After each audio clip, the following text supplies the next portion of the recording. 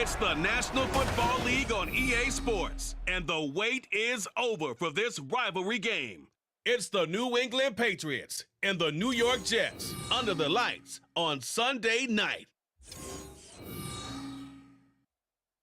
The bright lights of Broadway just to the east of us, and we are under the lights as well at MetLife Stadium in East Rutherford. Tonight we've got a great Sunday night matchup in town, as it'll be the New England Patriots taking on the New York Jets. Brandon Gaudin and Charles Davis with you from our broadcast perch. And Charles, as we get this thing started, what are you going to be keeping your eye on? Special teams. Field position is always a big determiner in a ball game. Who sets their offense up for success the best, that team will win the game.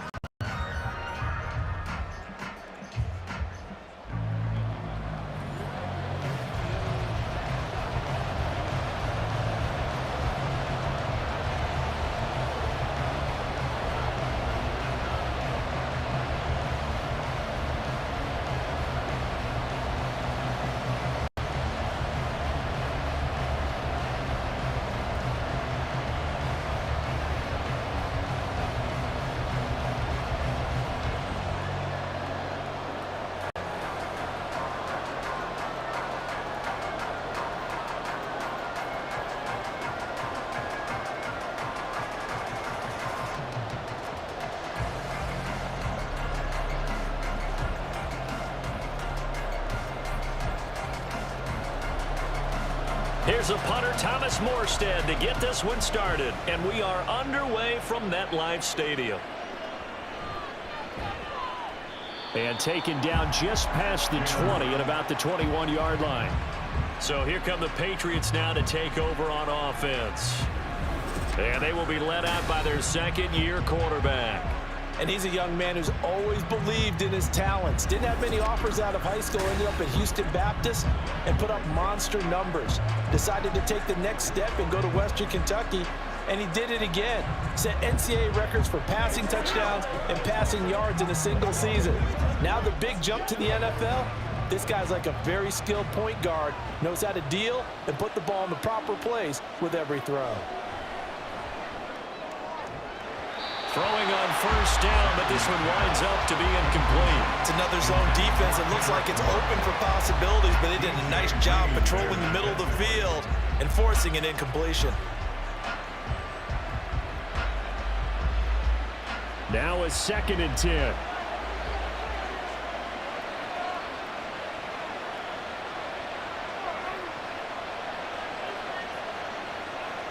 Zappi. He'll find Smith-Schuster. That's complete. 5 yards. Now it's 3rd and 5. Oh, I see you nodding your head along with me, partner, because it's pretty obvious what they were trying to do there on the drag route. With his speed, they're hoping he can turn the corner and maybe take this to the house. But that was excellent work defensively to make sure once he caught it, he wasn't going anywhere.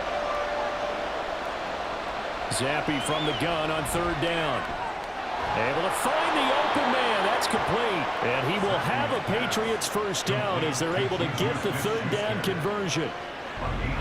Would it be safe to say that as precise as routes are supposed to be run in the NFL, maybe they're not quite as precise in college ball? That's accurate, yeah. And I think we saw a college route in the NFL there. Just find the soft spot, find the dead zone, and find the first down. And that's what he just did. They'll throw again with Zappi.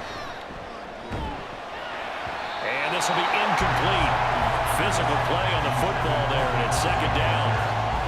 Not a great start dropping his first target, but let's face it, it won't be his last chance because he'll get opportunities to make up for that one throughout this game. 2nd and 10.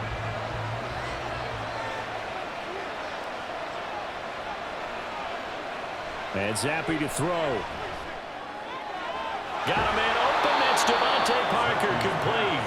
And that's going to be another first down as the tackle made at the Jets' 43. They got 18 yards out of that one, and it gets them a new set of downs. Well, that certainly has to feel good. And it's not all the time that the play caller should get all the credit. Sometimes I think in the huddle, the quarterback just says, hey, who's going to make a play for me? I just need something right here. And the end result there, nice first down. Drive keeps moving. No score after one on EA Sports. Start of the second quarter, and it's the Patriots in control of the football as they've got it with a 1st and 10. Zappi back to throw. Open man is Kendrick Bourne. And he will reach the 8-yard line before going out. A big play there on the catch and run. 35 yards. And the offense is saying to itself right now, if only they were all this easy, because he was wide open. And once he made the catch, plenty of room to work his way downfield. That was a breakdown on the defensive side of the ball, one that they want to fix immediately. The chain gang hustling to catch up. Here's 1st and goal from just inside the 10. Another throw coming for Zappi. Checking this down to Stevenson. And he'll get this down inside the 5 to the 4 before he's out of bounds. Nice job defensively to hold him to 4, and now it's 2nd and goal. And a good sign for them right now to have their young quarterback looking confident on the opening drive. Now, we haven't met a young quarterback, a veteran quarterback. It doesn't matter. We haven't met a quarterback yet that doesn't tell us he's confident about his abilities, right? That's true. But when you're young, it's really important to get off to a good start because it does build up that confidence that allows him to play better as the game goes on. Especially crucial here on the road. Great coverage down in the end zone. He's scanning the field, looking. No one ever came open. So in the end, he makes the best decision and just fires it over the end line. 9th play now, this long opening drive. Can they cash it in on 3rd and goal? Now Zappi. This is caught.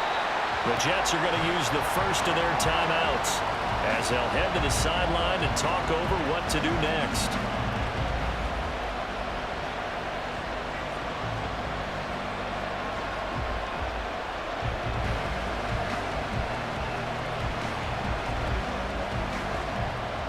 Here's Chad Ryland now on for the field goal.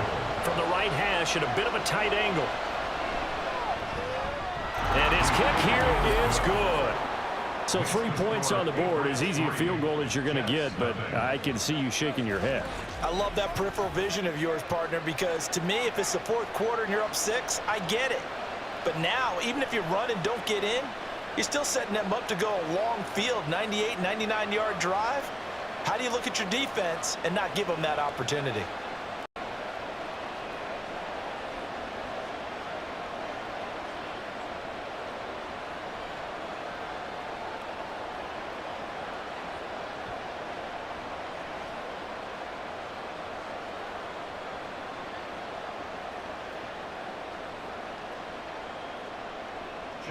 Ryland now following the touchdown, back out to kick it away. On the return is Xavier Gibson. The lane opens here. He's past the 30. So here come the Jets for their initial possession of the game. They're led out by a former number 2 overall pick in the draft from BYU, it's Zach Wilson. And the first possession isn't until the 2nd quarter, but what's nice about it, it's only down 3. So what you sell your team on is, look, 1 possession, 1 drive, we put it in the end zone. We're in the lead in this game. Let's go, guys.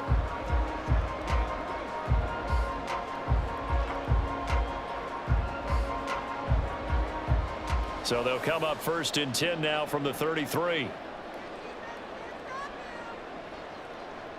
Now it's Wilson.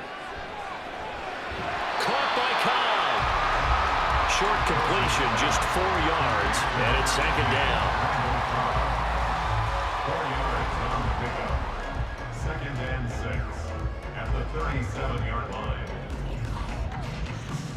And it's a rush to the line right now for the Jets. On 2nd down, here's Wilson.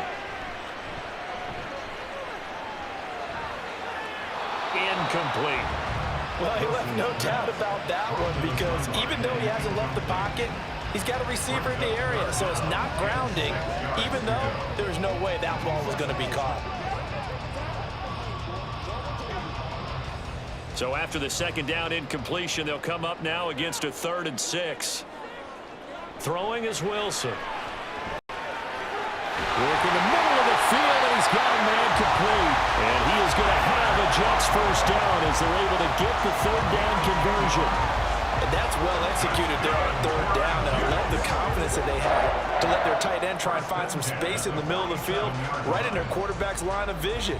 And QBs love to make that easy throw, and they hooked up there for a first down. Open man, here's Kwai. Now the Jets going to use the second of their 3 timeouts as the clock will stop with just under 30 seconds to go in the first half.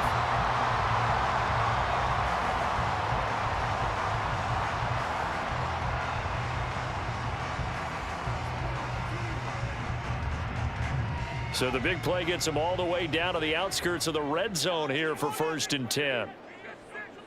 Here's Wilson. He dumps this one off here to Hall. 2 yards on the pickup there, and that will bring up 2nd down. And that's a good job there by the corner. We do talk about this a lot, that a lot of corners see their job as simply covering receivers. Tackling isn't everyone's thing. But in this case, he came up quickly and made a nice, sure tackle. And with just 4 seconds left in this first half, a timeout call.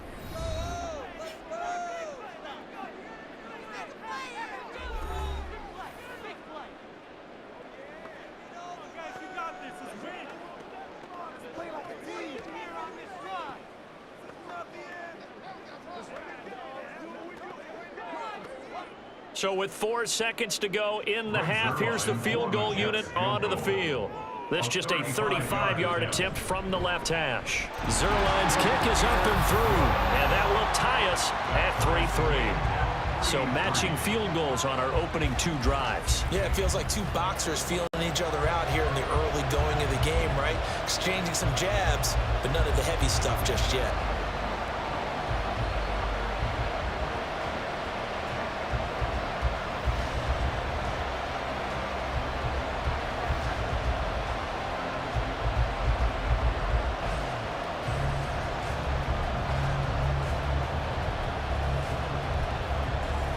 Each team with a possession, each team with a field goal as the kick is away.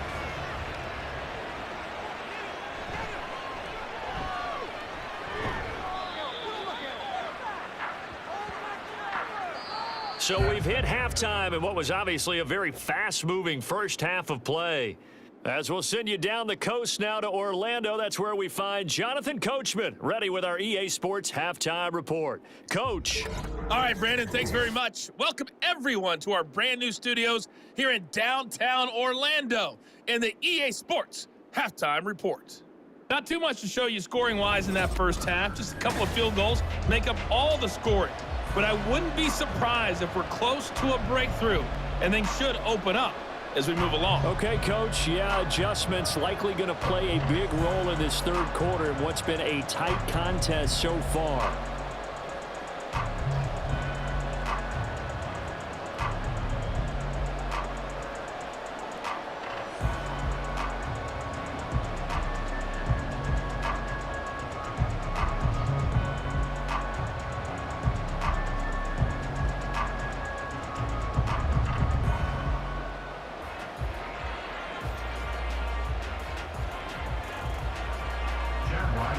Second half ready to roll. 2 field goals, the combined output in half number 1. Could be first touchdown wins. Xavier Gibson now from his end zone. And they'll get him down right around the 25, actually the 26 officially, so a net gain of 1 there. Back onto the field come the New York Jets for their second drive. Well, the first half very even. I mean, really in all facets, this ball game tied, Charles, so as we start the third quarter, curious to see what the second half brings us. Certainly am. I'm with you on that one, and we all know a lot of coaches from the NFL all the way down to the Pee-wee level. They love to spin it to their teams. Hey, we're starting a brand new, shorter ball game. It's all even. Let's go out and seize it. This is ours. first down. They start out with Abanikanda. And he will lose yardage and be backed up to the 24. 2 yards the loss, 2nd and 12. This defense is just flat getting after it. They have not given up much of anything in the run game. Case in point right there. So the opening play of the drive goes backwards. Now they'll come up on 2nd and 12. To throw is Wilson. That'll be complete to Alan Lazard. And able to break one tackle, but then quickly brought down. But a nice little gain. So the completion results there in 9 yards. And now it's 3rd and 3. Coming up here looking for 3 yards to pick up the first.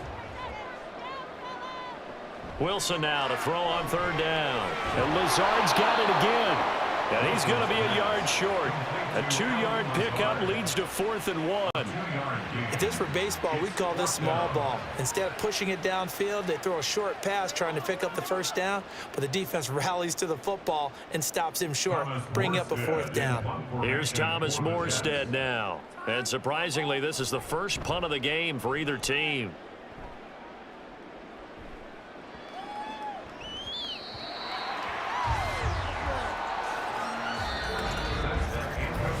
One quarter remains here on a Sunday night. You're watching the NFL on EA Sports. Back now here at MetLife Stadium. All even as we get ready to start the 4th.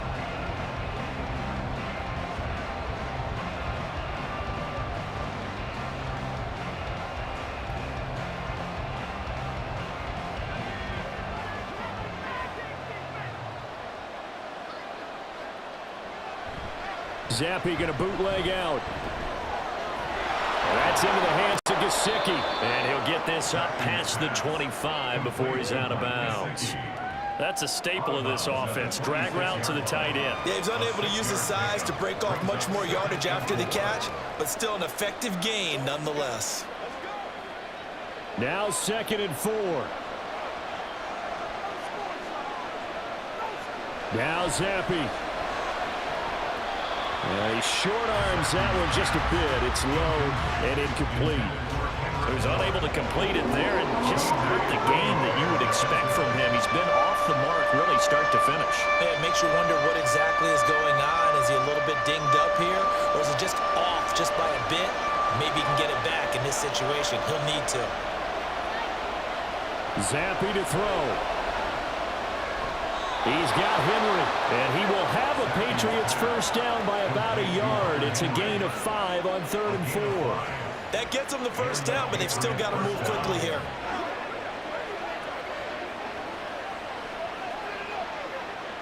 Plenty of time. All 3 timeouts still remain. Here's 1st and 10 now. Here's Zappi to throw. He's got Smith-Schuster, and they get him down, but not before he takes it across the 40-yard line. But he picked up a little bit of yardage there, and now, in this situation, should be in no hurry to run a play really fast. Let the clock wind down. They'll come up 1st and 10 here. Now Zappi. And his throw is incomplete.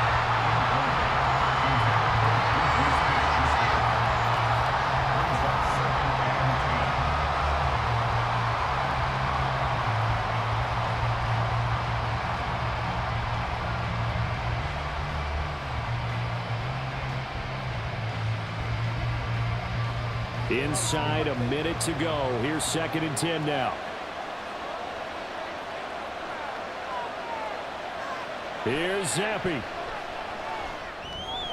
To Henry. And that's going to be another first down as the tackle made at the Jets' 42. They're making steady progress, but I see your face. You're worried about that clock. I'm worried about the clock, and at some point, you have to have a splash play in there as well.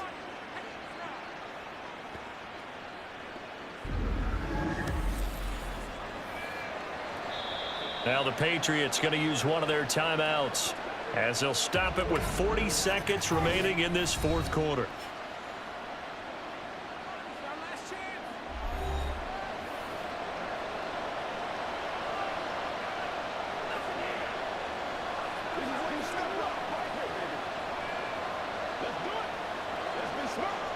2 timeouts still available in this final minute. It's 1st and 10 now. Zappi. Open receiver here. Complete. It's Parker. And he gets it all the way down inside the 10 and mark him at the 5.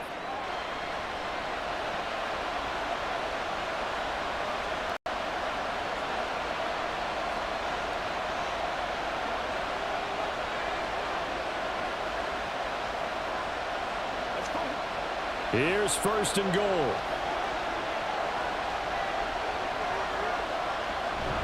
Here's Stevenson. And he's going to press this one forward as they stop him right around the 1. It's largely been the air attack that's gotten them down here, but now is where you start to lean on that running game. That's a good pickup there on 1st and goal. Now the Patriots will use the second of their timeouts as he'll stop it with 11 seconds remaining in the ball game.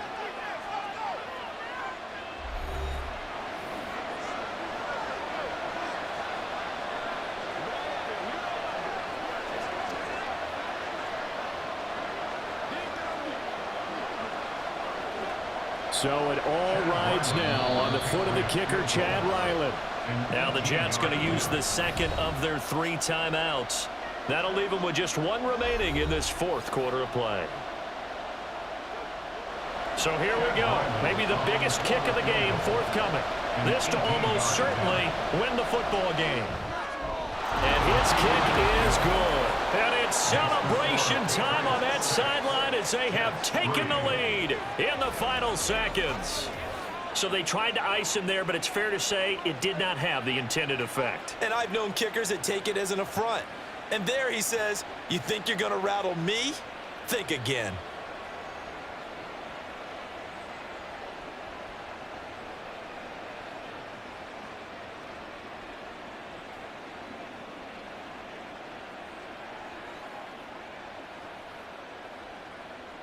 Back out is the kicker, Ryland, and he'll send this one away.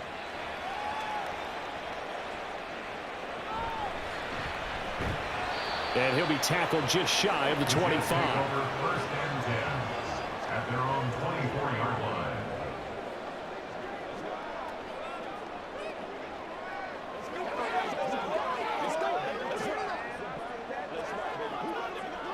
This is 1st and 10.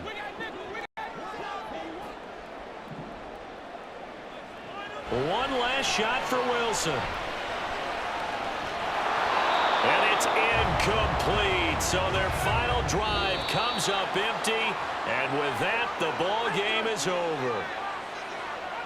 Well, it took us until the final play, Charles, to officially decide a winner. Although on that last play they were so backed up, it would have taken a miracle, and they couldn't get that miracle done. Well, I like how you stayed with it because we both knew that this had to go down to the last play, and neither side was going to exhale until that play concluded because we've seen the improbable before. A couple laterals, maybe some poor defense on the back end.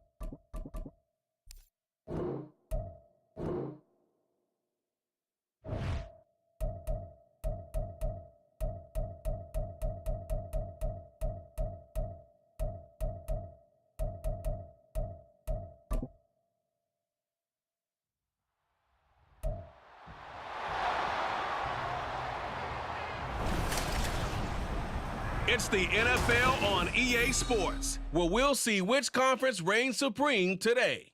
It's the New York Giants and the Cleveland Browns on Sunday night primetime. From just off the shores of Lake Erie, EA Sports brings you coverage of the NFL from Cleveland Browns Stadium in downtown Cleveland, Ohio. Tonight we've got a great Sunday night matchup on tap, as it'll be the New York Giants taking on the Cleveland Browns. From up top next to Charles Davis, I'm Brandon Gaudin. And, folks, we were already excited for this game. And then before the contest, you and I are down on the field outside the white lines. Yes, we were following the rules. We were following the rules, and a ball comes over our direction, but we can't see it. Somebody yells heads up, and instinctively you turn around and you snare it one-handed with your off left hand. So now we're really ready for football. No gloves either. No gloves. No gloves. Not like what the guys are wearing playing the game now. But wasn't that a whole lot better than that time we were down there? And I got the coffee spilled on me when I got nailed by the punt returner. That happened to the Vikings, right? Yeah, it's a much better job of being heads up this time. Thank you for the notice.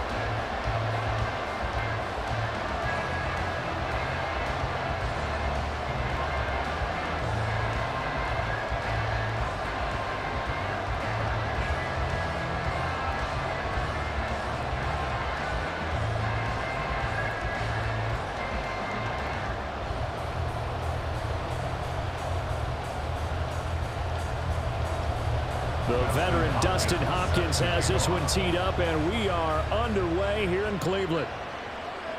From a yard or two deep, here comes a return. And he's up past the 20 to the 22-yard line. The former number 6 overall pick of 2019, Daniel Jones, trots out to lead this New York Giants offense. I still remember when he was drafted, there was a little bit of controversy about how high he was selected by the New York Giants, but his talents were revealed. He can make every throw in the book. Surprisingly good athlete. As long as he takes care of the football, doesn't turn it over, he can really make plays.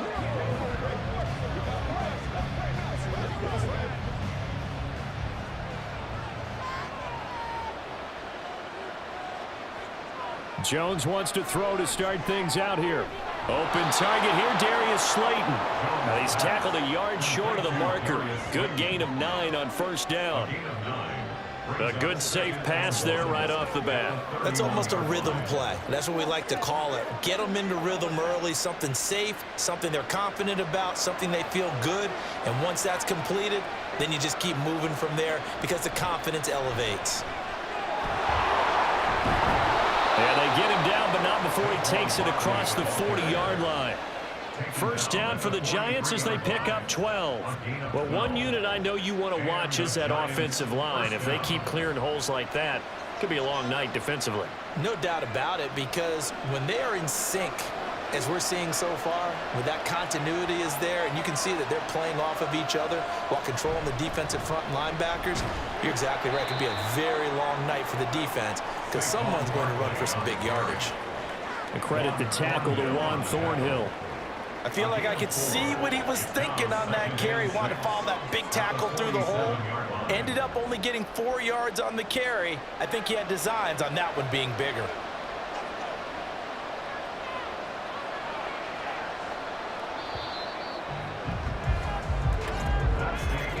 We're scoreless after 1.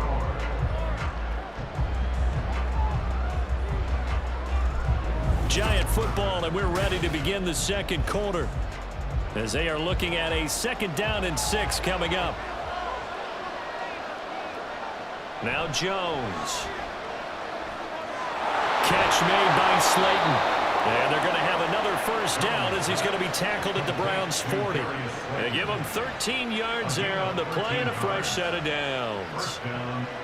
I think that's a big pickup for a first down because when you run a drag route against zone, you're sometimes asking for trouble because you might run into a defender. Yeah, well, there they ran into a first down, executed it to perfection.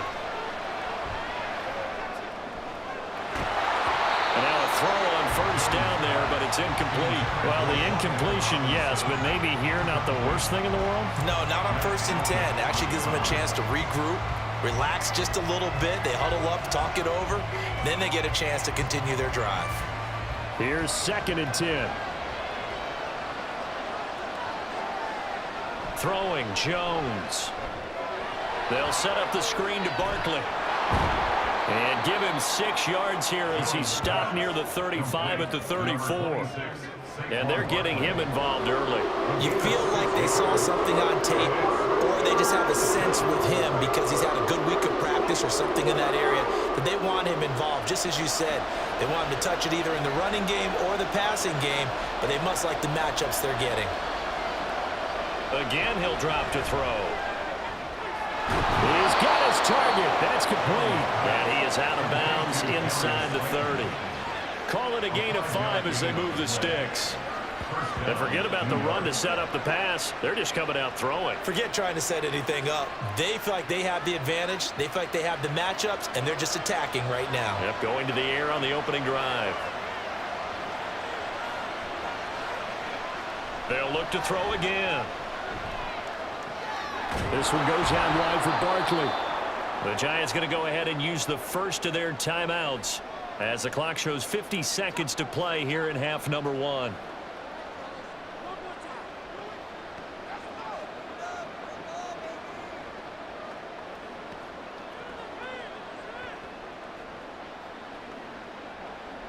Now 2nd and 3.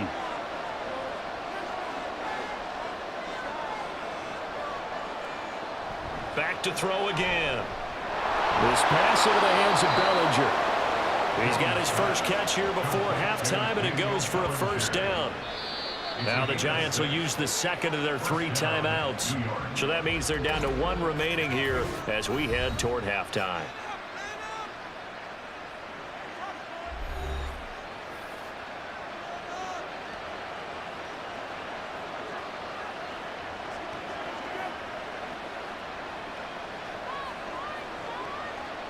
Could we get a touchdown in this first half after all? It's 1st and 10. They'll stick with the passing game as he looks to throw. And he is going to slide to a halt inside the 5-yard line. A nifty bit of scrambling there. 12 yards, first down. Certainly not the way they drew it up in the playbook, but that's why they love this guy back there. He sees things breaking down, and he's more than capable of finding an escape route and still getting a decent gain. Jones fakes the give to Barkley. Incomplete, and we're down to 8 seconds now. Play action supposed to be used to slow down pressure, slow down blitzes. In this case, though, if it takes a little too long to develop, you got people right in your face. And lucky just to get rid of the ball with the arm going forward. Could have been a fumble. They'll go again from the 3 here on 2nd and goal. Looking to throw. Jones. And that'll be incomplete with just 6 seconds left on the clock. Good coverage yet again down here by the goal line. Everybody's breaking it, and he's forced to throw it away and try and come up with something on 3rd down. So on 3rd down, the field goal unit will come out as they'll try to get 3 before half. From the left hash, he'll have to cut this at a tight angle. Gano's kick is good, and we have action on the scoreboard just before halftime. It's 3-0. So a long drive gets him down inside the 5, but ultimately they settle for just the field goal. And I have to think that if maybe they were a yard closer, that would have made their decision tougher, and I think they likely would have gone for it. But in this situation, they just decided to take the 3, and I think it was a smart move.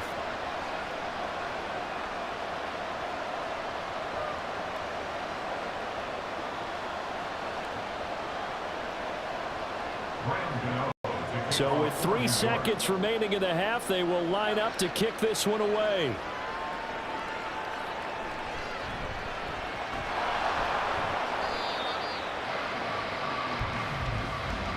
So we come upon halftime here with the visiting Giants out on top. As we'll head down to Orlando, that's where we find our man Jonathan Coachman at our EA Sports Halftime Report. Coach. Okay, Brandon, thanks very much. Back to you guys in a bit. But first, we welcome everyone to our EA Sports Halftime Report. This one's been all about the defense. Just a lone field goal in that first half. And as a result, not too much available in terms of highlights. But that's okay. We've got a full half to go. And to bring it your way, let's get back out to to Brandon and Charles. All right, Coach, thanks. Yeah, both teams likely to make some changes in what's been a closely fought battle to this point.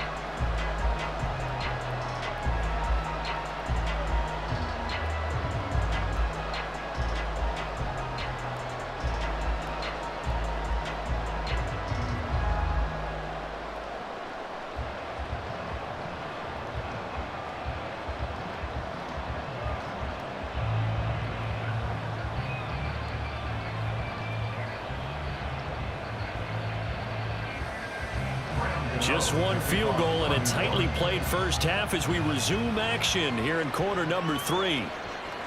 And no run back here as the third quarter will commence with a touchback.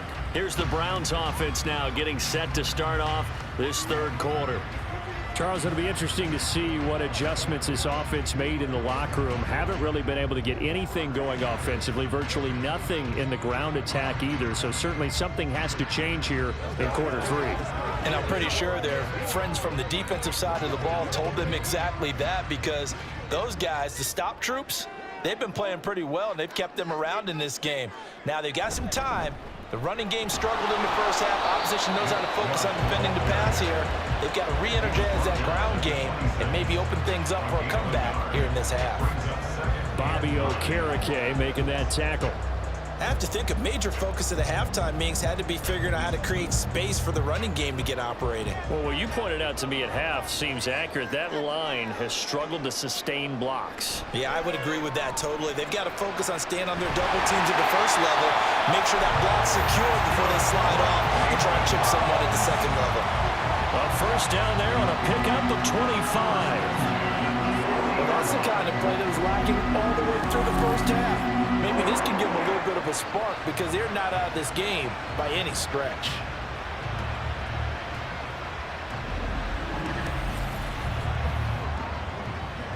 Under a minute to go in this third quarter as they come up 1st and 10. Faking the give. Now Watson. Looking for and finding Amari Cooper again. And they're able to work this to the 25 before it's all said and done. Back-to-back receptions for him, and it's another first down.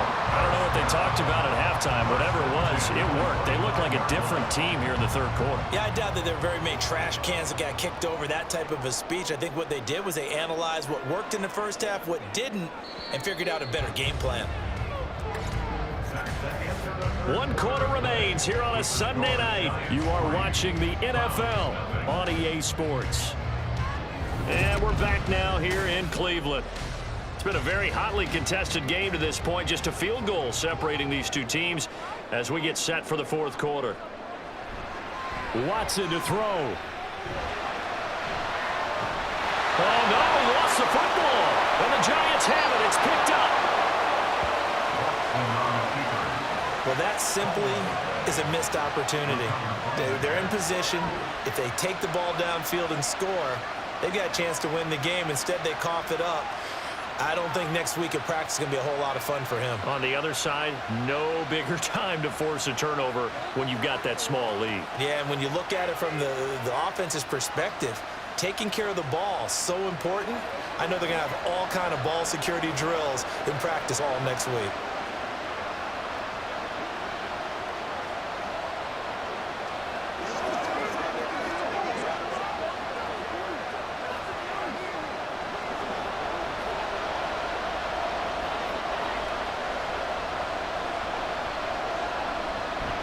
We got to have two hands on the football here as they run on first down. And now we're going to get a timeout defensively.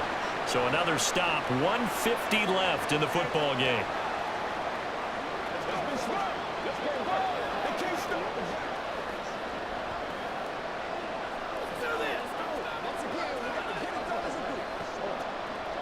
This, in all probability, another run here on 2nd and 8.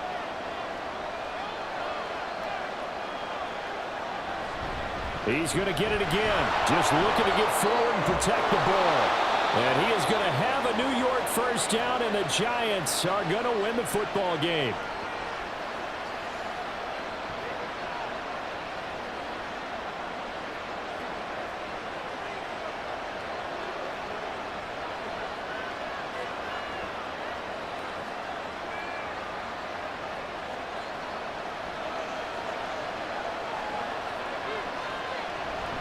They'll try and run some clock here with Barkley. And nothing much materializing there on the first down run. He'll get a couple, and that's it.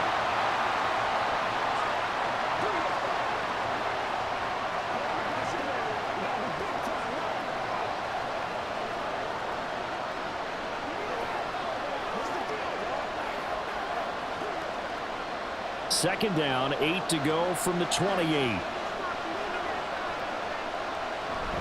They'll run it again with Barkley. And they get him down, but not before he takes it across the 40-yard line. I tell you, they didn't give it to him much through the first 3 quarters, but when they have, he's been efficient. Maybe they ride him more here down the stretch. Yeah, not sure it was actually in the game plan for him to have as few carries as he has, but it might play out really well for them now. As you noted, if they want to ride him down the stretch, he should have fresh legs. And they'll take a knee as the clock runs under a minute to play.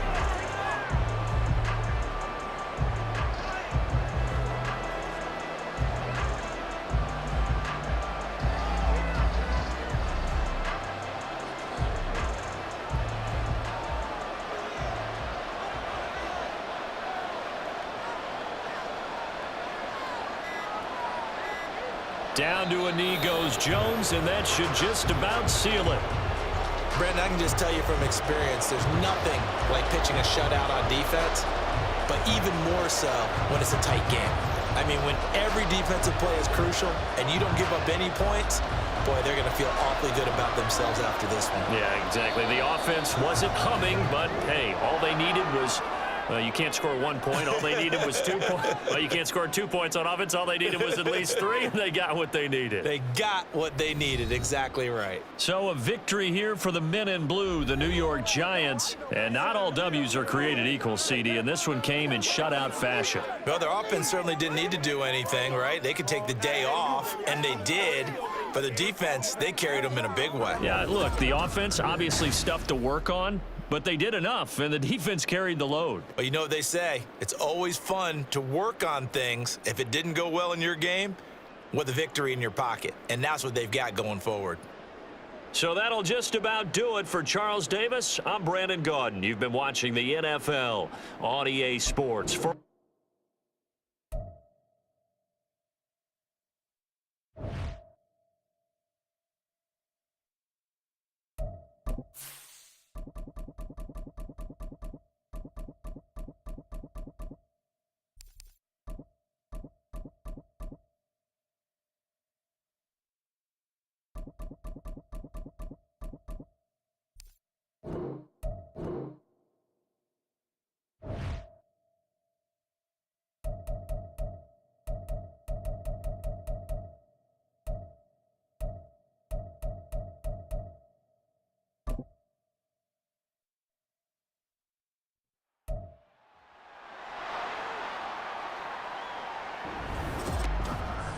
It's Madden NFL 24, and the question is, are you ready for some football?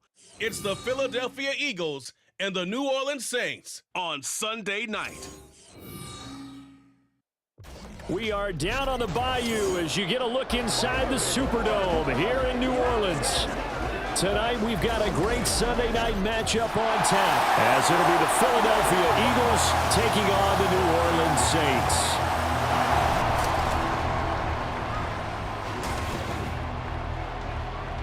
Up in the booth with Charles Davis, I'm Brandon Gaudin, and kickoff straight ahead, CD. What's one thing that you're going to have your eye on? I think about what the great coaches of the past always said.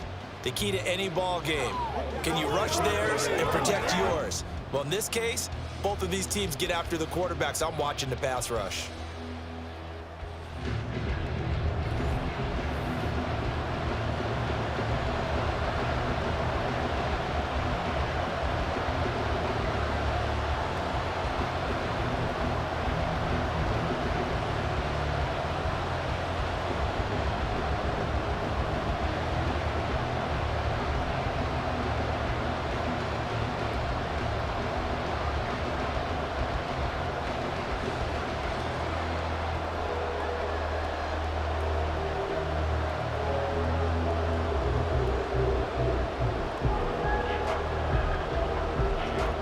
Here's the kicker, Jake Elliott, ready to get this one started. And we are underway from the Superdome. And we will not get a run back here to start. It's a touchback, and it will come out to the 25. Here come the Saints for their opening drive. They're led out by their quarterback out of Fresno State, Derek Carr. It's been fun to watch his development through the years, and right now what you see is a very confident quarterback who has a strong sense of self, totally understands the offense, and knows how to get the ball to his playmakers on the run.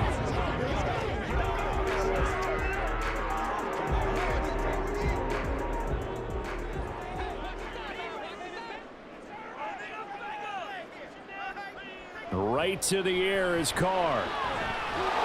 Pressure comes, and down he goes. The Eagles get there for the sack. Zach Cunningham from his outside linebacker spot, forcing the sack for a loss of 8. Okay, partner, a couple points of interest right here, all right? Offensively, we see that they came out throwing the football, but maybe more importantly, the blitz that came defensively, they got right after him. And you were telling me pregame before we came on air, you think this is something we could see a lot. Yeah, there's no doubt about it, because this is a unit that wants to play the game on their terms. That'll go for a gain of 7, and that's going to lead to a 3rd and 11.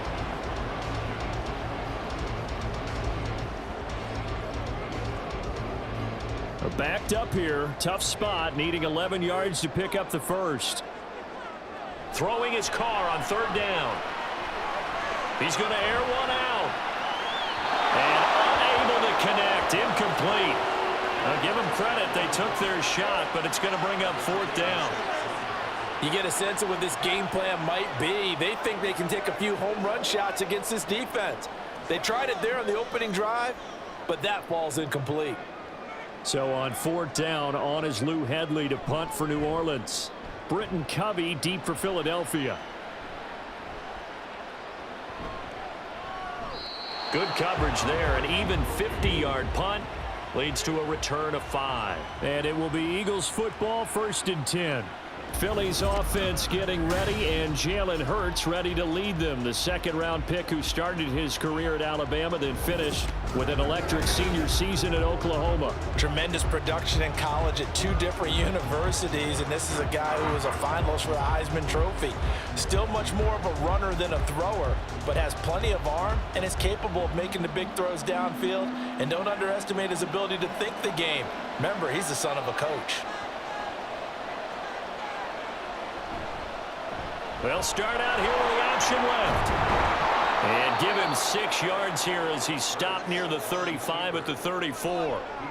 A little do-it-yourself run right there, and a nice gain. And I like that he knew that that was about all he was going to get. So he did a nice job of protecting himself, took care of the football, took what the defense gave him. If they continue to allow him to do that, they'll find their way taking what they can all the way to the end zone.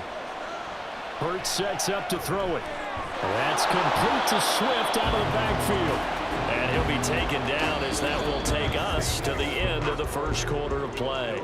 No score after 1 on EA Sports. Start of the 2nd quarter, and it's the Eagles in possession as they've got it with a 1st and 10.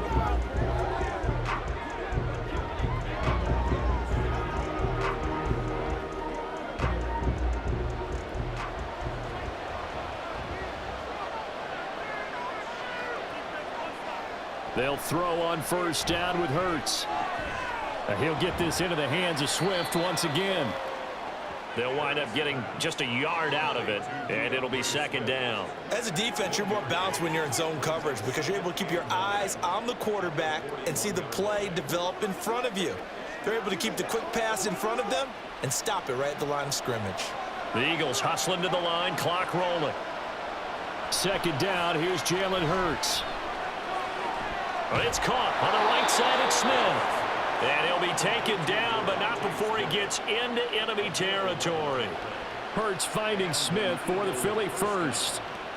As long as you go through your proper reads and progressions, the drag route can be one of those old reliable plays because usually it's good for a good chunk of yardage as we just saw there. And those guys like it, right? They can get the ball with a full head of steam. Especially against man coverage, because man coverage, you're typically running away from someone and not worried about traffic coming out on the other end. The Eagles going to take the first of their timeouts as they'll stop it with just over a minute to go before halftime.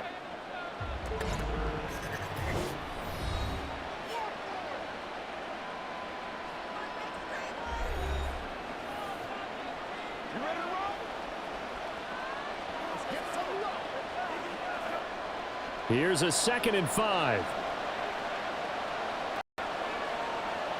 Hurts.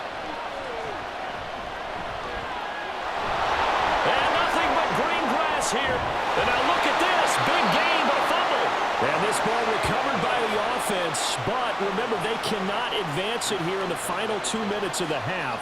So this will be blown dead, and it'll come back to the spot of the fumble. Much like a running back going through the line, quarterbacks have to be aware of protecting the football as well. He left it exposed that time, wound up having it knocked free, but fortunately, had an alert teammate who was able to get it. And it's caught. Touchdown. Devontae Smith on the receiving end from Jalen Hurts. And the Eagles will take the lead here in the final minute of the first half. So that really an almost perfect drive as they chew up some clock and wind up scoring late in this first half. And remember, they've got a chance to double dip here because they're going to get the ball first to start the third quarter. So they potentially could go up 2 scores before the other guys get a chance to do anything.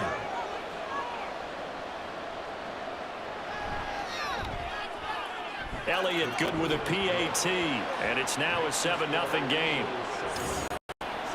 So that drive 7 plays in length. And it was finished off by a touchdown from Devontae Smith.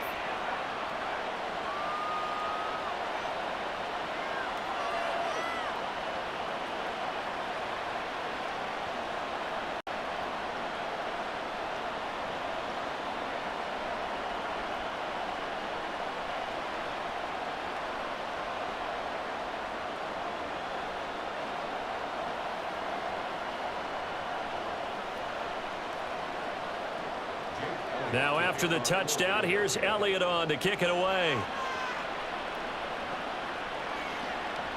From his end zone, here's Rashid Shaheed. And in hindsight, probably should have taken a knee as he only gets this out to the 16-yard line. And the Saints going to go on offense one final time in this first half. And the ball backed way up, so thinking with this amount of time on the clock, probably just sit on it, and we'll see these two teams go to the lockers. Yeah, I don't think you want to overthink it in this situation. Either side of the ball. Just go ahead and finish up the half and get on out and talk about it. Clock at 20 seconds to go in the half as they come up 1st and 10. And they'll indeed start on the ground to run that clock. And he's able to get up here to the 26.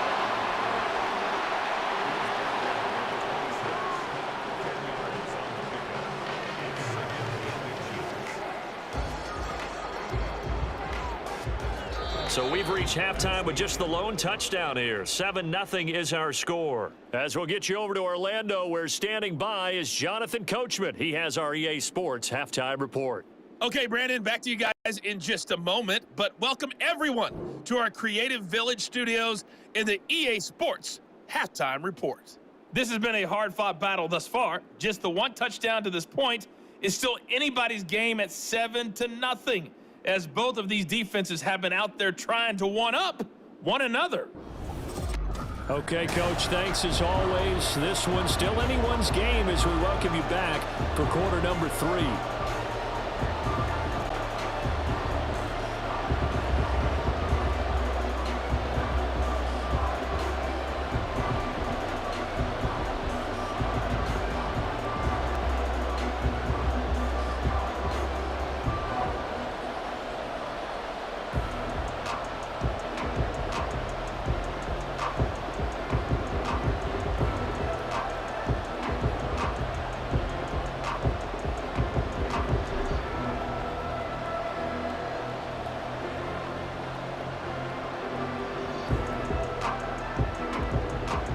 Just the one touchdown in that first half. 7-0 our score as we get going in quarter number 3.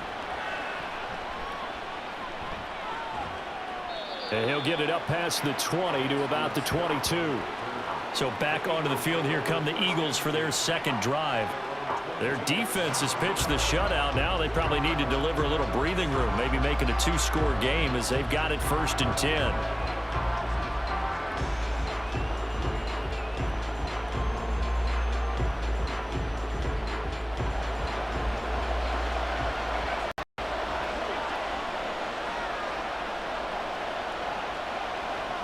Here's Hurts to throw. Steps away to his left. Juke into space. And he'll have this past the 30 prior to going out of bounds. Give him 10 that time, escaping the danger, running with it, and picking up a 1st down. Partner, the good ones have a clock running in their head, okay? Because it says something like this. I've got this many seconds to find the target. After that, I have to tuck it and try and get some yardage on this 1st down snap. He doesn't just get some yards, though. He gets a big gain, and he'll come right back with another 1st and 10. Yeah, that's good for a gain of 6, and it's 2nd down. A 6-yard pickup brings up 2nd and 4 at the 38-yard line.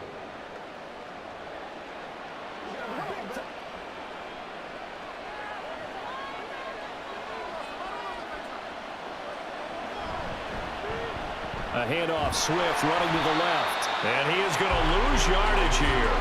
It'll go down as a 2-yard loss, and it brings up a 3rd down. Well, we saw a lot of negative plays that resulted in plenty of lost yardage in the 1st half, and that trend is continuing here. They are in need of 6 yards here if they hope to move the chains. Throwing is Hurts. He's going deep for Brown.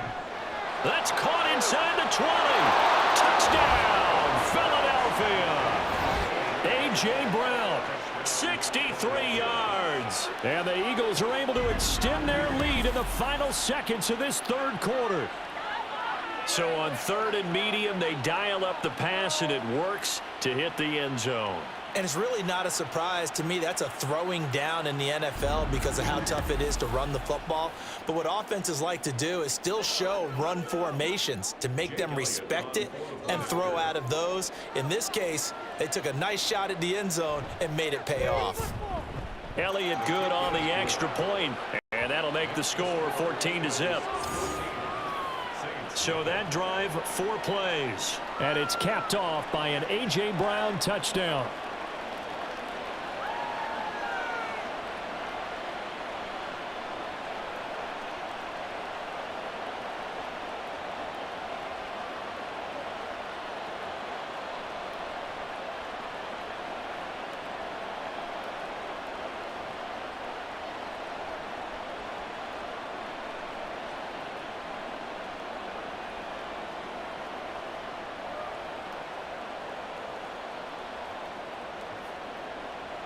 Now after the touchdown, here's Elliott on to kick it away. From a couple yards deep, he'll bring it out of the end zone. And he will be taken down here on the return on what will wind up being the final play of this 3rd quarter. 1 quarter remains here on a Sunday night. This is the National Football League on EA Sports. Back now here live in New Orleans.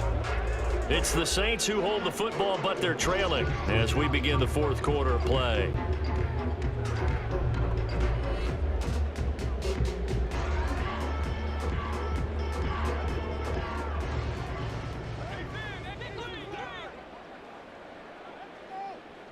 Carr now on 1st down.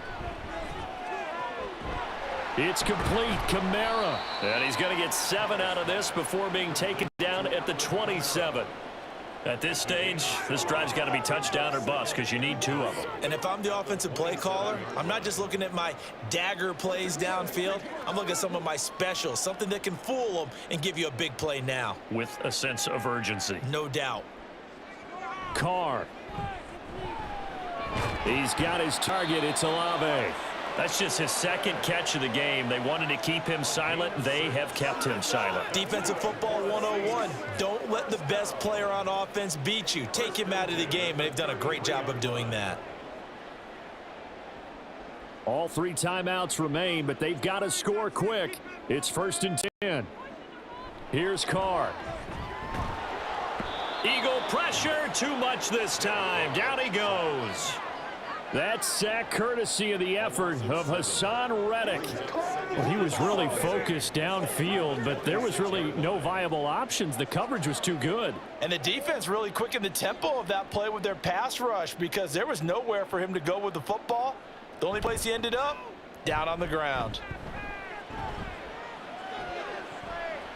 Connecting with Johnson. And he'll be taken down, but not before they reach the 50. The Saints going to call the first of their timeouts as they stop it here with just under 40 seconds to go in the game.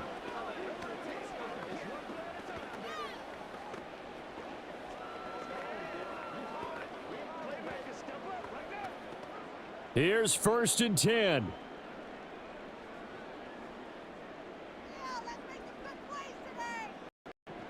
Throwing his car. Over the middle and complete to Shaheed. Now we'll get a quick timeout called by New Orleans, number 2, as they'll stop it with a little over 30 ticks to go in the football game.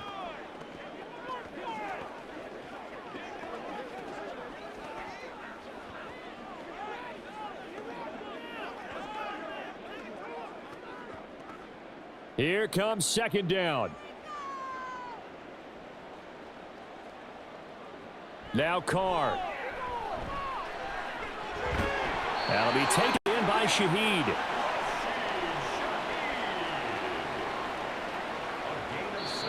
Now the Saints will use their 3rd and final timeout as the clock will stop with an even 20 seconds left to go.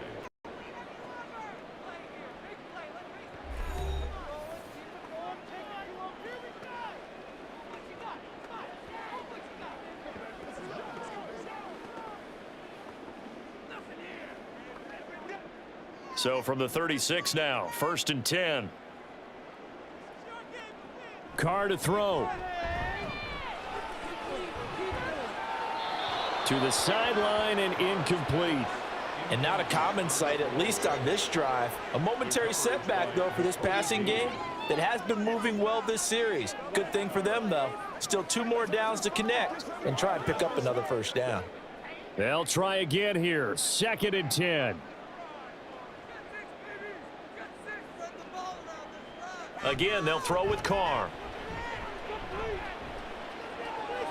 That's to the right sideline, and it falls incomplete.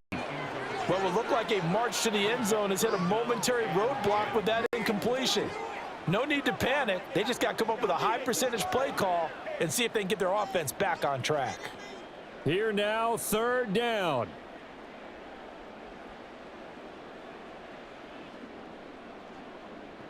To throw, it's Carr. And that'll be incomplete with just 6 seconds left on the clock. With no timeouts left, that's a dangerous proposition work in the middle of the field. Fortunately for them, that one fell incomplete.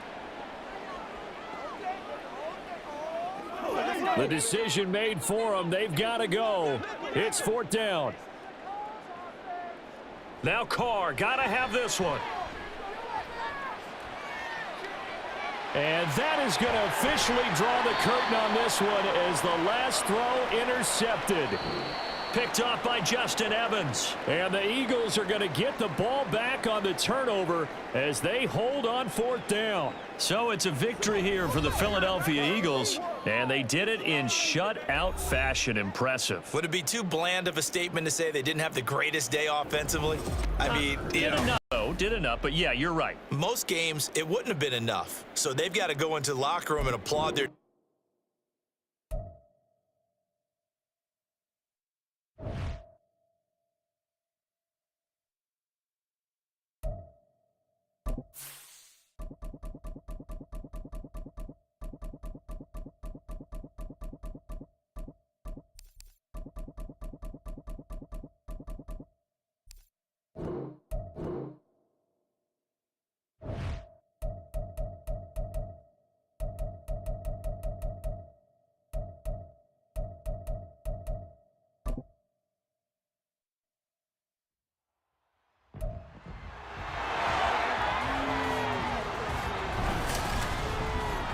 It's Madden NFL24 on EA Sports. And coming up next, it's a cross-conference showdown.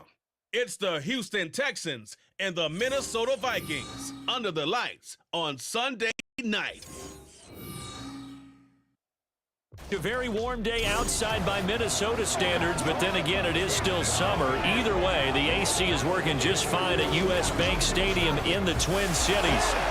Tonight, we've got a great Sunday night matchup on tap, as it'll be the Houston Texans taking on the Minnesota Vikings. Alongside Charles Davis, I'm Brandon Gaudin, and Charles, kickoff moments away. Quickly, what are you watching in this one? The offensive line for both teams, because both teams have a terrific pass rush. They've got to keep their passers upright. If they have a chance to do that, they can both thrive on offense and move the ball downfield.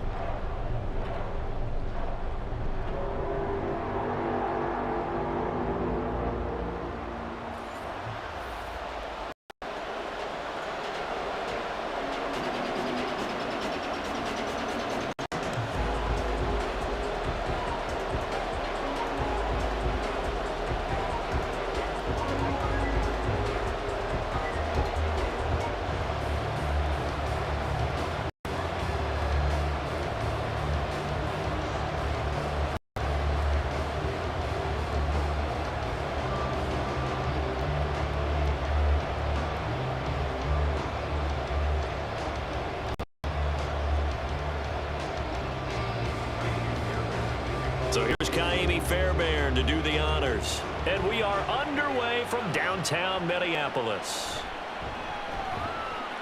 Fights forward at the 20. And he'll be brought down right on the chalk of the 20.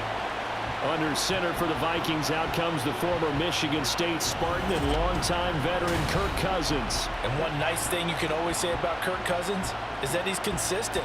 Always puts up nice numbers each and every year. If there is a downside to his game, it's been the lack of playoff success. All in all, though, a formidable starting quarterback at a time in the league where it's tough to find your franchise guy.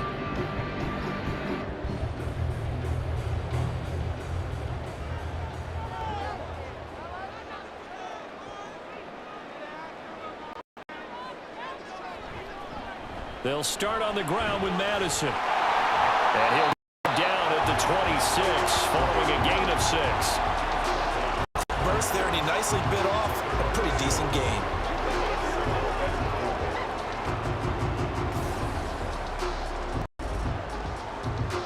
From the 26, they'll line up on 2nd and 4.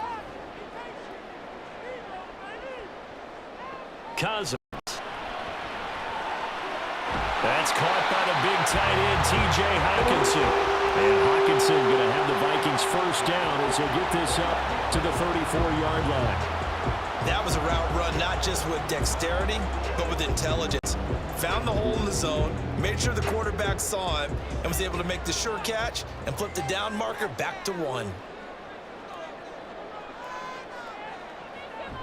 Here's Madison running on first down. Shoves him aside. And they'll get him down after a pickup of 8, 2nd and 2. Well, you often say that sort of opens the playbook now, 2nd and short. What do you think, early shot here? I like where you're going. Obviously, we've been together for a while because you know me. I want to take that shot early and loosen things up.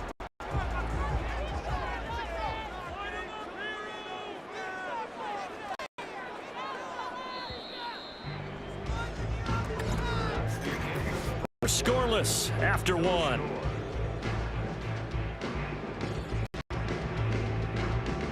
Second quarter now from Minnesota. It's the Vikings in possession of the football, as they've got it with a 2nd down and 2 coming up. Cousins to throw it. That's complete to K.J. Osborne. And he'll be taken down, but not before he works it past the 50. He's got his first catch here before halftime, and it goes for a first down.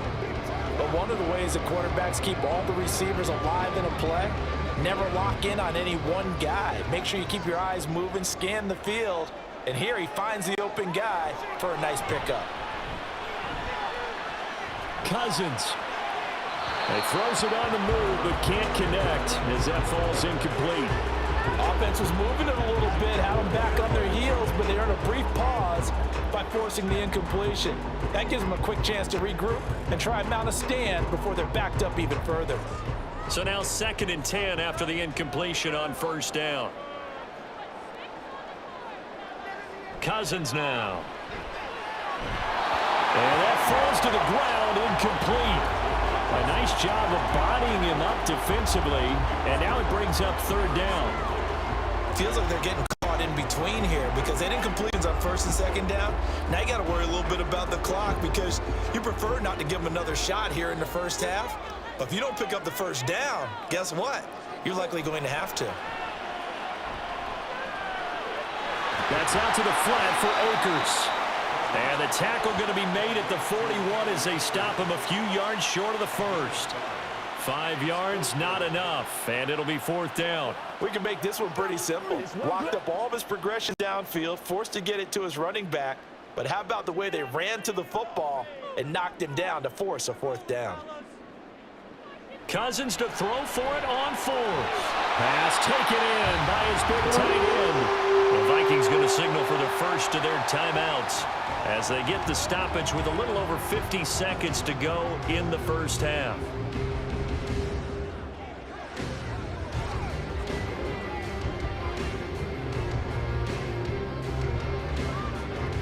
So now following the roll of the dice, they've got a 1st and 10 inside the 35. Again, it's Cousins. And his throw's going to be incomplete. We know it's not an easy job to go out and catch passes when people are trying to tackle you and knock the ball away. But the bottom line is, that's a pass he's got to have and a pass he should have caught. From the 34, they'll come to the line on 2nd and 10. Here's Cousins. Oh, that's into a double team, and it's intercepted. Derek Stingley picks it, and the Texans are going to take over once again at their own 37-yard line. That throw, Charles, over the middle of the field, and a few too many bodies in there got picked. That's a normal situation, too, isn't it? No matter how hard you try and spread the field sometimes, there's always going to be a traffic jam, it feels like, towards the middle. And if there's any type of a missed throw or maybe the ball's tipped or just too many bodies in the area, an interception can result. So out come the Texans for their opening drive. And they will be led out by their rookie quarterback. I tell you what, when he is on schedule for that week, secondaries take notice because you've got to stay alert back there on every snap. A truly powerful arm, one is capable of challenging any level of the defense on any given play. That's why so many scouts preach arm talent when preparing for the NFL draft. A quarterback with arm strength to make every throw in the book, he's an asset to have in any offense. On 1st down, here's Stroud. He'll get this to Devin Singletary out of the backfield. Now the Texans will burn the first of their timeouts as the clock will stop with 37 seconds to play in this 1st half.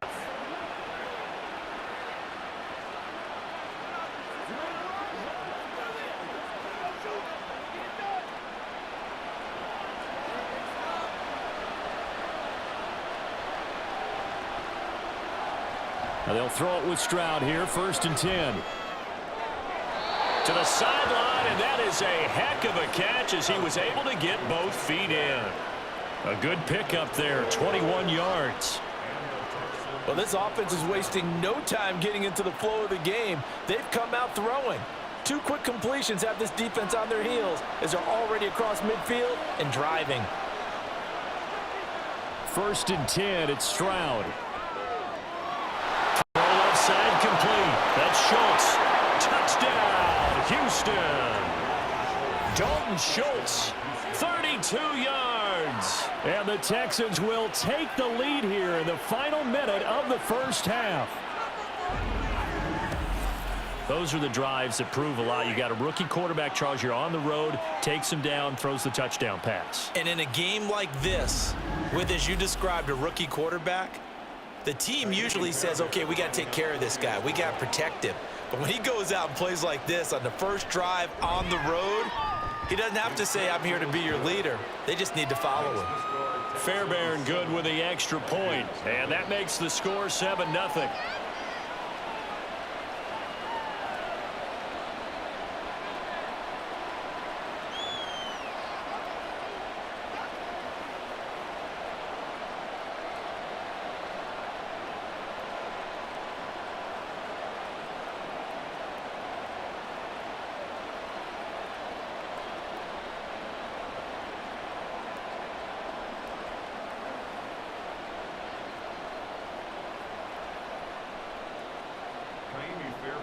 So after the touchdown, here's Fairbairn now to kick it away. Keneduagu now out of his end zone. And he will be brought down here inside the 20. Good coverage as he's dropped at the 17. And the Vikings going to take over here one more time before the half. And the ball backed way up. So thinking with this amount of time on the clock, probably just sit on it, and we'll see these two teams go to the lockers. Yeah, I don't think you want to overthink it in this situation. Either side of the ball. Just go ahead and finish up the half and get on out and talk about it. And just 25 seconds to go in the half now as they've got it 1st and 10. Trying to shake off the interception. He'll look to throw. Complete. Jefferson the target. Now the Vikings will use the second of their timeouts as they stop it with 19 seconds to go in half number 1.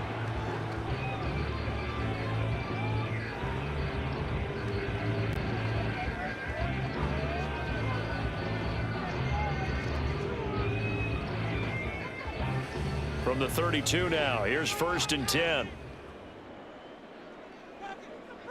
Throwing, Cousins. This one brought in by Jefferson. The Vikings going to use their 3rd and final timeout. And with halftime on the horizon, they'll be out of timeouts from here forward.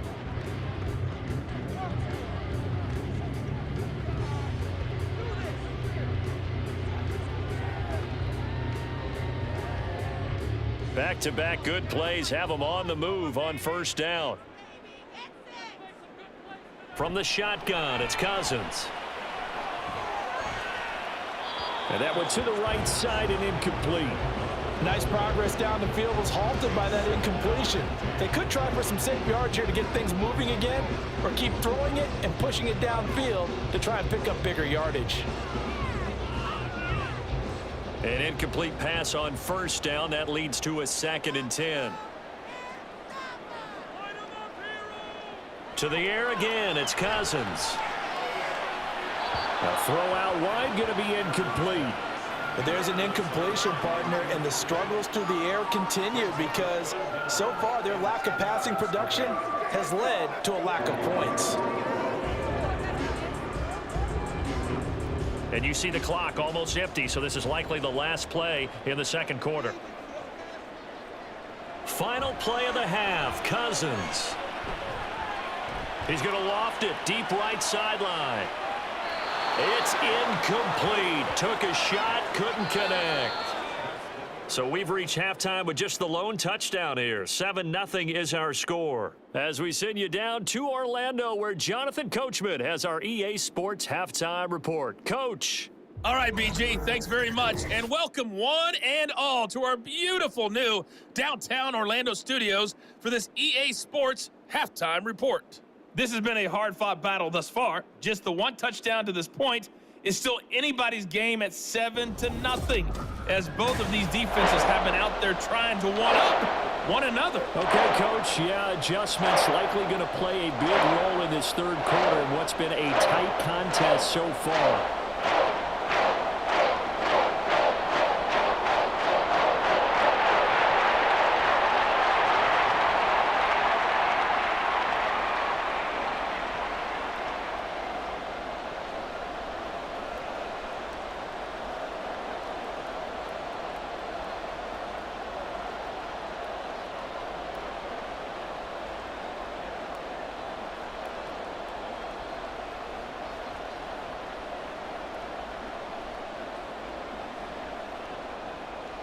Just the one touchdown in that first half. 7-0 our score as we get going in quarter number 3. Taken at the goal line. And he brings us out past the 20 to the 24.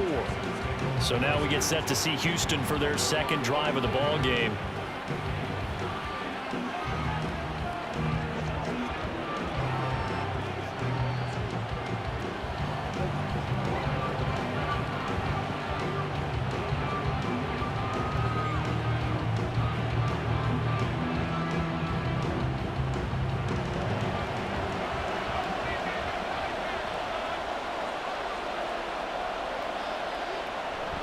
On the bootleg, Stroud.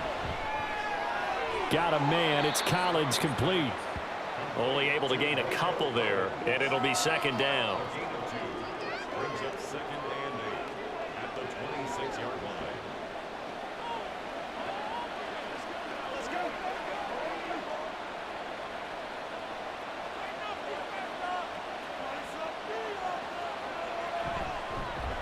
They'll run out of the gun with Singletary. It'll be a gain of 5, but still about 3 yards shy of the first down marker, and now it's third down. In the first half, he was held in check on the ground, but despite that lack of production, they still have the lead. And they've got to feel fortunate about that. If they could actually get production from their lead horse, that would help open up this offense and widen this margin, too. Now here's Stroud on third down. Work in the middle of the field, and he's got a man complete. And he is going to have a Texans first down, and he was able to get it by plenty. A gain of 8 on 3rd and 3.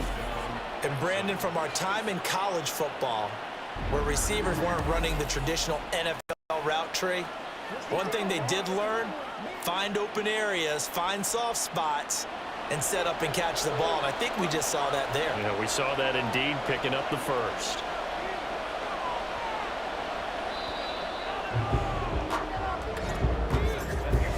One quarter remains here on a Sunday night. We'll return with more after this break. You're watching the NFL on EA Sports. And we return, welcoming you back to Minneapolis. It's the Texans in control of the football and leading this game as well as we start the fourth. A run on first down, but it's not going to get them much. Maybe a yard, and that's all. Now a timeout called for by the defense. It's just their first. They've got 2 more to use here in the final stages.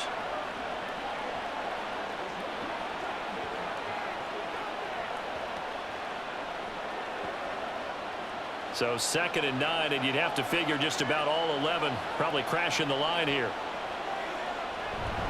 Singletary, they'll go up the middle. And he will be brought down at about the 43 that time. So fresh out of the 2-minute warning, and here's another timeout taken with 1:55 remaining.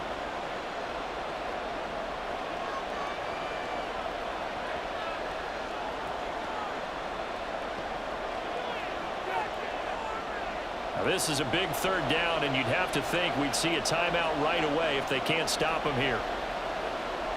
Here's Stroud. Throwing left sideline there, but it's incomplete. The frustration evident there because he couldn't find anyone on third down, and he left no doubt that he was throwing that one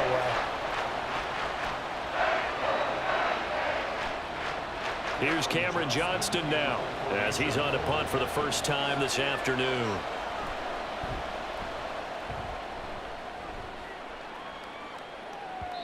And this will hit just beyond the goal line as it's into the end zone for a touchback.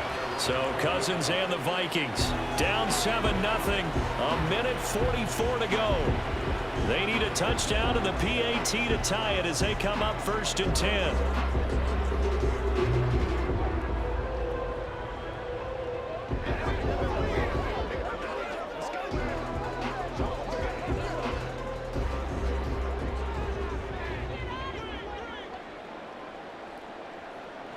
Here's Cousins.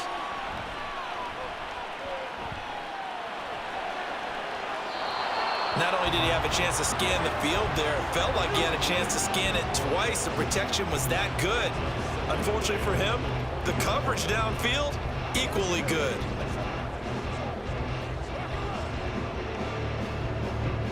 Another try, 2nd and 10 now. Cousins completes this to Jefferson. And he's going to get 7 out of this before being taken down at the 27.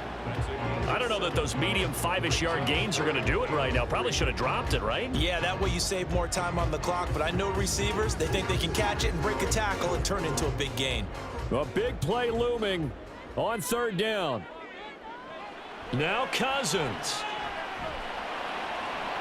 He's got his target. That's complete. And he's going to get out of bounds with the first down. So an ideal set of circumstances there. They move the chains, and they save that final timeout. Well, they got the yardage they needed there. Picked up the first down, got out of bounds. How about the urgency that they have, as well as they understand where they are in the field? Just the one timeout remaining as they try to navigate this 2-minute drill. 1st and 10. Cousins to throw. Firing quickly here, and that's complete. Boy, how do you let a guy get that wide open in the 2-minute drill? There's absolutely no way that that's coached or taught. That's an absolute complete breakdown on that play.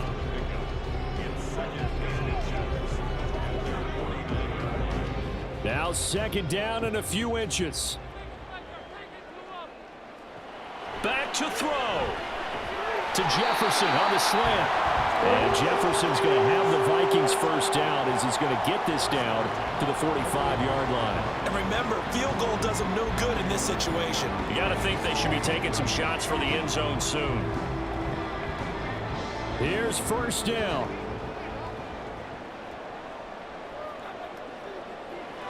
Back to throw. And incomplete on the deep ball.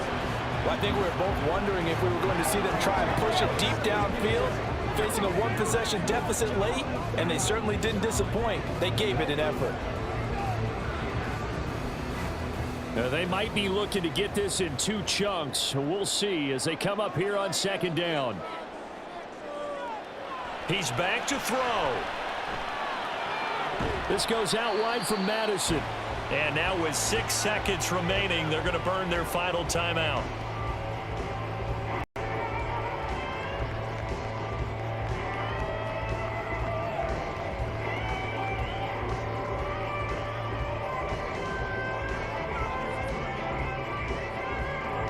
They'll come to the line now on a 3rd and 6. They'll look to throw. This to possibly force OT. And this is incomplete. So no miracles here on the final play. And this ball game is over. So Houston going to come away here with the victory. And not all W's are created equal, CD, and this one came in shutout fashion. Well, their offense certainly didn't need to do anything, right? They could take the day off, and they did. But the defense, they carried them in a big way. Yeah, look, the offense, obviously stuff to work on, but they did enough, and the defense carried the load. Well, you know what they say. It's always fun to work on things. If it didn't go well in your game, with a victory in your pocket. And that's what they've got going forward. So that's a wrap for Charles Davis. I'm Brandon Gaudin. And this has been a presentation of the NFL on EA Sports. For more, check us out at easports.com. From Minneapolis, good night, everybody.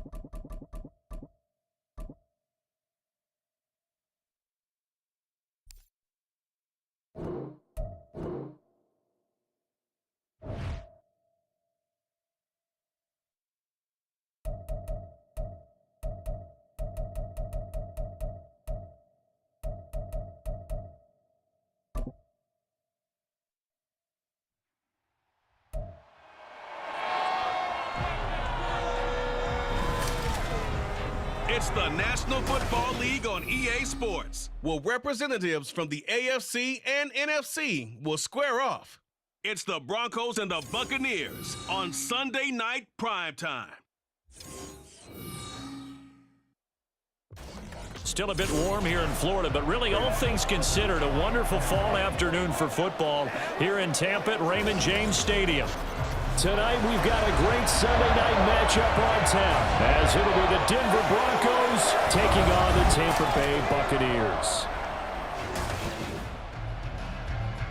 Brandon Gaudin alongside Charles Davis. And before kickoff, Charles, quickly your keys to the game. Well, partner, I could give you the standard ones, turnovers, special teams play. But here's one that doesn't get talked about much anymore, and that's time of possession. Whoever controls the football, gives their defense a break, and takes care of business, that's the team that's going to win this ball game.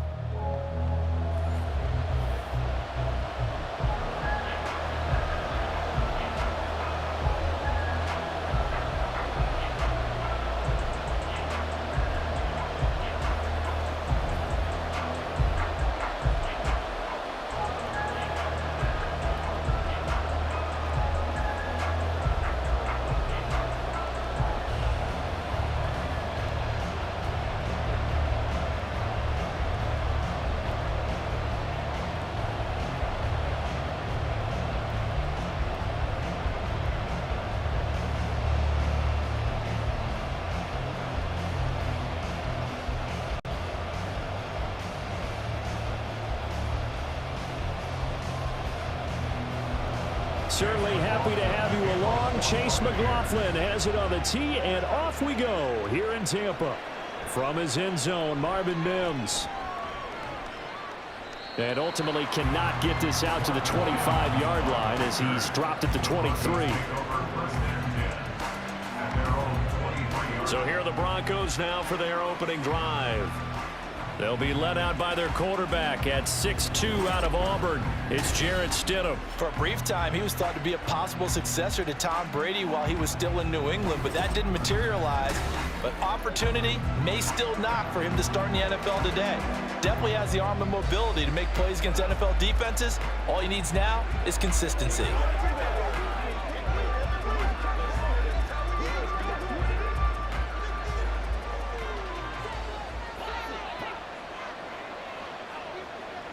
On 1st and 10, it's Stidham. Oh, this is taken in. It's complete. And he'll be taken down, but not before they work it across midfield.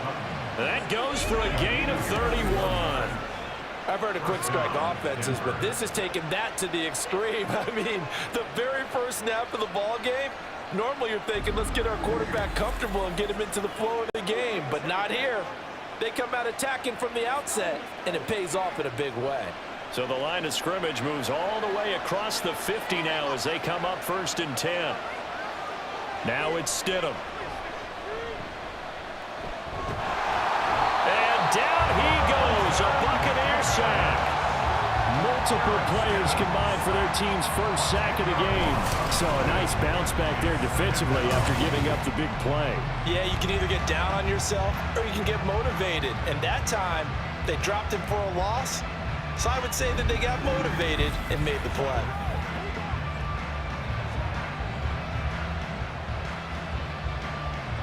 So now 20 yards to go on 2nd down after the sack. Work to be done. Now a first carry for the former Tar Heel, Javonte Williams. And he'll be taken down at the 44-yard line. It's a pickup of 12, and that'll set up a 3rd down. I don't think anyone thought we'd see a run facing 2nd and that long, and that element of surprise, I think he'll make that play so successful. Nice effort on that carry, and it took what seemed like 2nd and impossible, now has him within throwing range of a 1st down.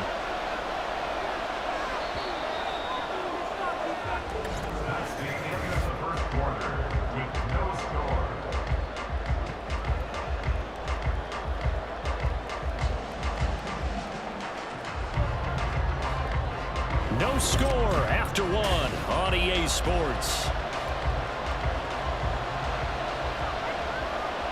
Broncos football as we begin quarter number 2, as they've got it with a 3rd down coming up. And that is incomplete. They really had a good drive going there, but a nice recovery by the defense these past few downs, able to knock that one away on third down and bring up what I think for the offense, an unexpected fourth down here. Fourth down, so on is the punter, Riley Dixon. Back deep for the Bucs is Devin Tompkins. And he'll get this away into the humid Florida sky. And this will be out of bounds at the what here? The 12-yard line. So here the Bucs backed up to start their initial drive. They'll be led out by the #1 overall pick in the 2018 draft, the Oklahoma Sooner, Baker Mayfield. And he's a guy who plays with a lot of emotion. He's learned how to channel it really positively, because when he throws the football downfield and makes a big play, he'll be the first guy downfield to celebrate with you. But also, when his team needs that confidence, when they need that jolt, they turn to him, and he's ready to provide it.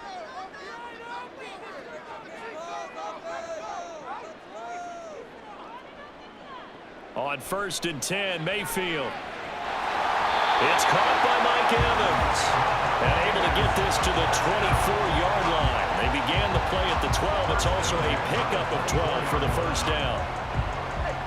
And we see the emphasis early here. Get your star receiver involved. Able to do it successfully. Not a bad start to begin with, that's for sure. And to me, this play says our guy is better than your guys. Because, you know, a player of his stature, he won't just be single covered all game long. He's going to involve multiple people. And right away, they told the other team, guess what? He's just better. Well, that's a defensive coordinator's got to be happy with that result. They took away all options downfield and forced the incompletion. After the incomplete pass, here now is 2nd and 10. To throw, Mayfield. Here's White. They set up the screen. And he takes us beyond the 35 before going out of bounds. That's good for a Buccaneer first, a pickup of 12 yards. They ran that one well, and not only did they pick up a nice chunk of yardage on the screen, they sent a message to the defense. Rush the passer all you want, but you better be careful. We can hit you going back the other direction. A first down throw for Mayfield. He's going to have the hook up to Gage. Now the Bucs going to use the first of their timeouts, as the stoppage will come with a little under a minute to go in this first half.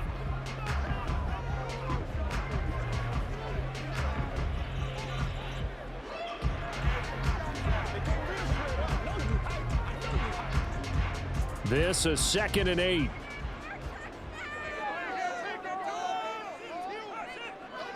Mayfield looks to throw. And that's going to be incomplete. He already came through for them on this drive. No surprise that they were hoping he could do it again.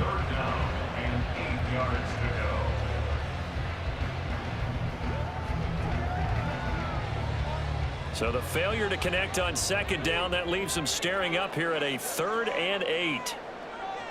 Mayfield. Oh, he had him. He was open, but he couldn't get it to him. It's incomplete. The coverage keyed in on him since that last completion his way. He earned a little more attention on that route, and that made it a lot tougher to get a clean throw his way. A 4th down. Here's Jay Camarda on to punt for the Bucs. And Marvin Mims deep for Denver.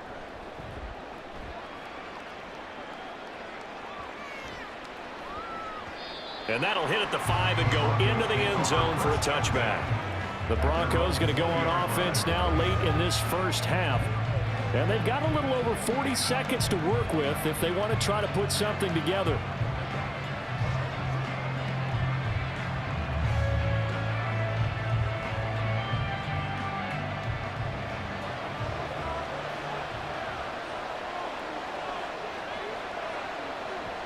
On first down, Stidham. That's complete. It's Greg Dulcich.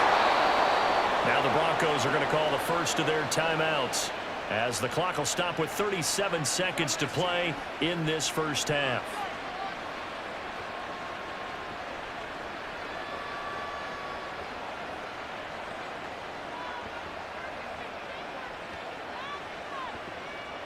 Took just one play to move all the way to the 44 as they try again on first down. Stidham. Oh, the Buccaneer pressure pressure too much. Down he goes. Yaya Diaby, he's the one who got in there. He gets the sack. I think a lot of time when you see a sack, you say, well, you blame it on the offensive line, the quarterback, but here, maybe you just tip your hat to the defender. What a play. Yeah, and I think sometimes they just get a sense of the play before the ball's even snapped. Kind of like a sprinter anticipating the gun in a race. They're off. And guess what? The quarterback's down. And now this throw incomplete, and that is how this first half will come to an end. So we've hit halftime here in what obviously is a very fast-moving first half of play. As we send you a stone's throw away across I-4 to Orlando. Not They're too much to standing show by you in as terms of Jonathan scoring Coachman plays. ready In with fact, our EA Sports there's halftime nothing to report. show you. Coach? A scoreless tie here at the half. Both of these defenses have been outstanding thus far. All right, Coach, thanks. Yeah, both teams likely to make some changes in what's been a closely fought battle to this point.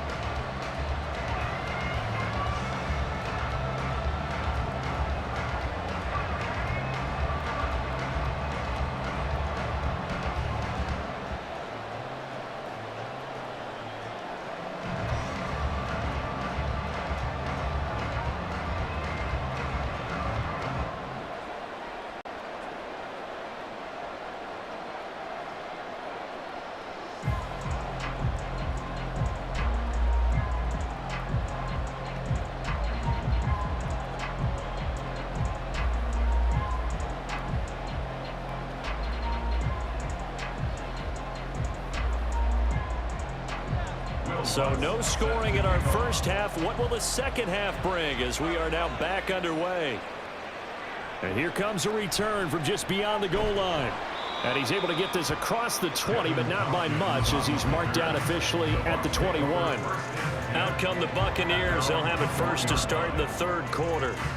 And we thought this game had the potential to be tight. Maybe not this tight. Scoreless as we start the third quarter. And I love the way you use the word tight. I'm going to take it a little bit different direction here because it's not just tight on the scoreboard. I think both offenses have been tight in how they've played this game. No one's been loose. No one's been free. They've got to find a way to make some plays, and I don't think you do it if you're really tight in everything that you're doing in the game. And he's going to get this one across the 30-yard line. Just his second catch of the game so far. This one moves the chains. That's a good start to the ball game. Maybe a little bit of a tone setter offensively. They come out throwing right away, and it's an early completion and a quick first down. Mayfield on first down. Completes it again to Gage. The result, only 4 yards there on the play. And that's going to bring up second down. Second and 6 at the 37-yard line.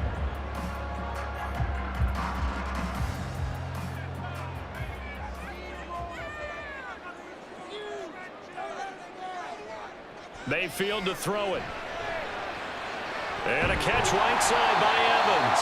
And Evans will have a Bucs first down as he's up to the 43. Just his second catch of the game so far. This one moves the chains. One thing you're hoping for when you run drag routes, you're able to hit a receiver in stride, and he can pick up a lot of yardage after the catch.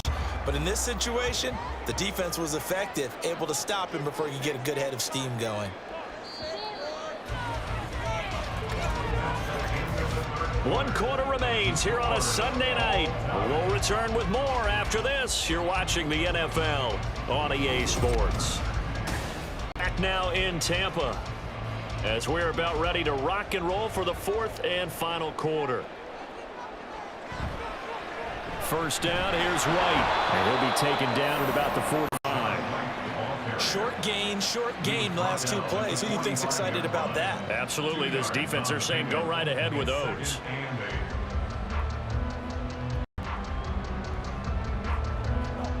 Second down, 8 yards to go.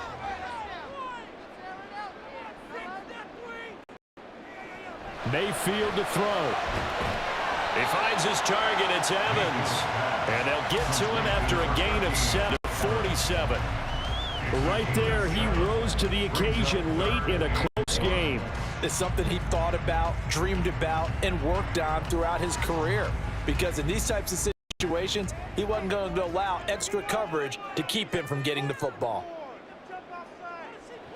Mayfield. This is White on the screen.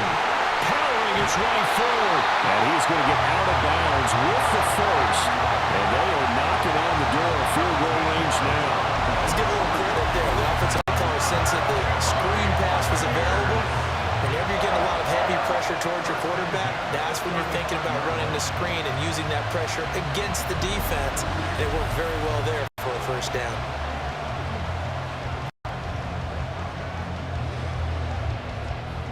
Plenty of time left, plus all 3 timeouts. Here's 1st and 10. Now back to the ground game with White. And he'll work his way inside the 30 now to the 28. Now the Broncos are going to call the first of their timeouts as they get it with under a minute to go now in the football game.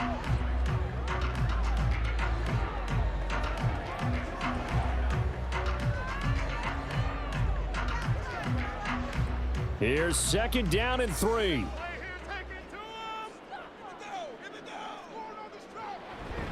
They stay on the ground with White.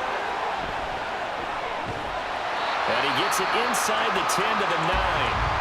Now the Broncos going to use the second of their timeouts as they get the stoppage with a little over 50 seconds left to go in the game.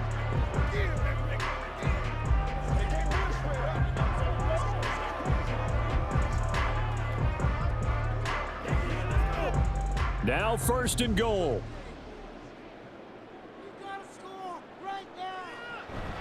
Here's White.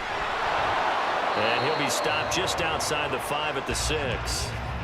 Now the Broncos will use their 3rd and final timeout as they get the stoppage with just under 50 seconds remaining in the 4th.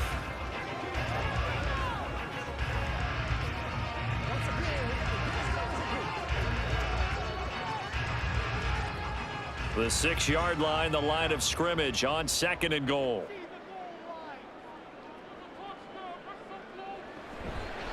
White running to the left. And he goes backwards on this one, losing yardage to the 7. Well, they would have loved to have scored a touchdown there, but this still sets them up for a game-winning field goal attempt.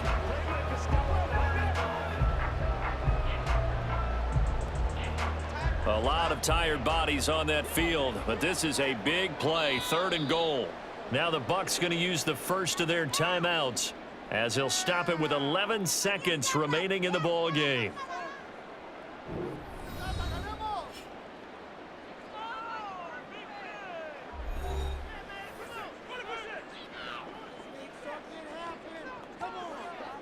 So the field goal unit is on the field as this is a big spot right here. This to almost certainly win the football game. And his kick is indeed good. And it's celebration time on that sideline as they have taken the lead in the final seconds. The home crowd here absolutely loves it, as they should, getting the field goal in the closing moments and likely going to get out of here with a W. A W, celebrations all around. How about how everyone's going to leave this stadium, right? And you know something? He probably makes more money than most of the 60,000 people here, but they're all willing to buy him dinner tonight, aren't they? Oh, they don't care. He's a man of the people right now.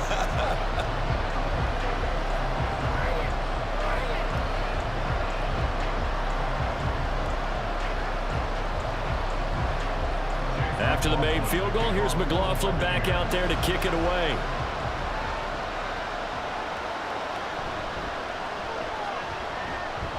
And a decent return out to the 27-yard line.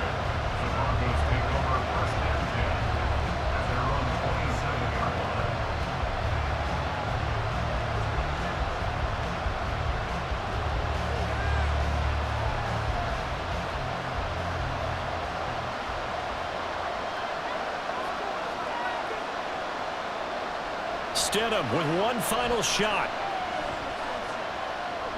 Now a desperation throw deep downfield. And it's incomplete. So their final drive comes up empty. And with that, the ball game is over. So fire the cannons. It's a victory here for Tampa Bay. And not all W's are created equal, CD. And this one came in shutout fashion. Well, their offense certainly didn't need to do anything, right? They could take the day off, and they did.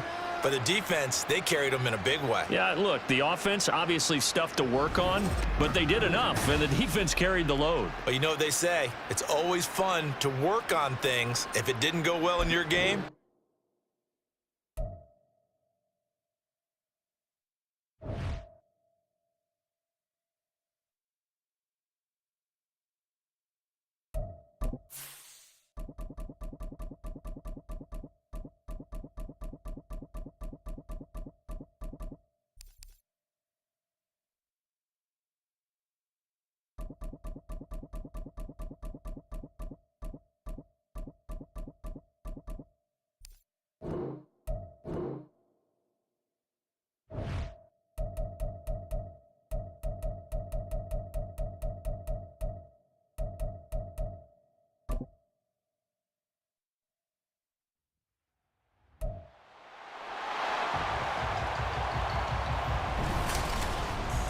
It's Madden NFL24, and we'll play host to a battle between conferences.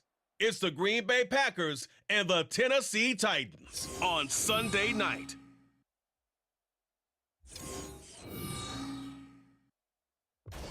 We welcome all of you to Nissan Stadium on the banks of the Cumberland River in downtown Nashville, Tennessee. Tonight, we've got a great Sunday night matchup on tap, as it'll be the Green Bay Packers taking on the Tennessee Titans. Alongside my broadcast partner, Charles Davis, I'm Brandon Gaudin, and as we look at this matchup, every time there's something different to focus on. So I'll just ask you, what do you see here in this one? well, Brent, you've given me a pretty blank canvas to focus on, haven't you? Yeah. Where do you think I'm going to go with this? Oh, secondary? You know me well, right? In a game like this, it's always about the secondary. Can they handle the passing attack and make a few plays?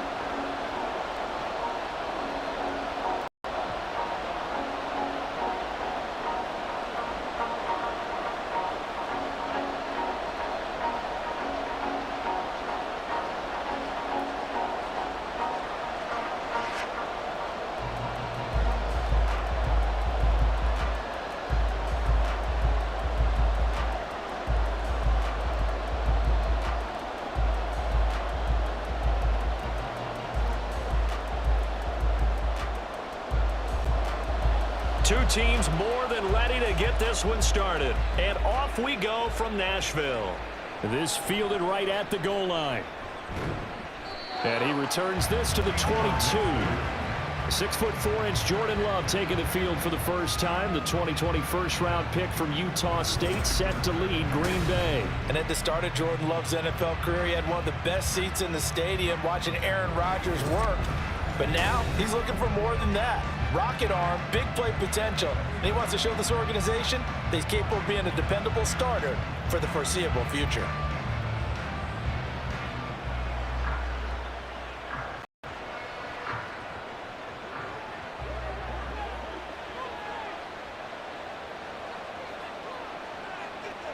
Love going to throw right away. And that one's going to be off target and incomplete. I think he's got to be careful not to force anything into coverage right there. There weren't really any throwing lanes, but the best part for him, he's got second and third down to fall back on. Now a 2nd and 10.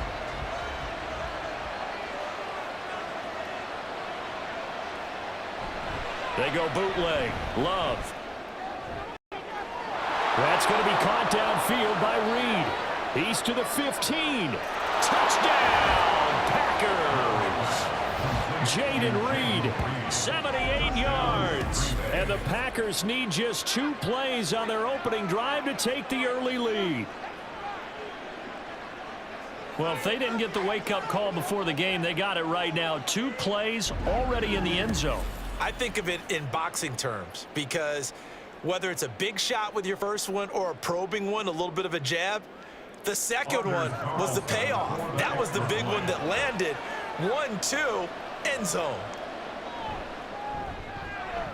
Carlson's extra point up and good. And it's now a 7-0 game. Pretty clean and simple there. Just 2 plays. The long pass resulting in the touchdown on play number 2.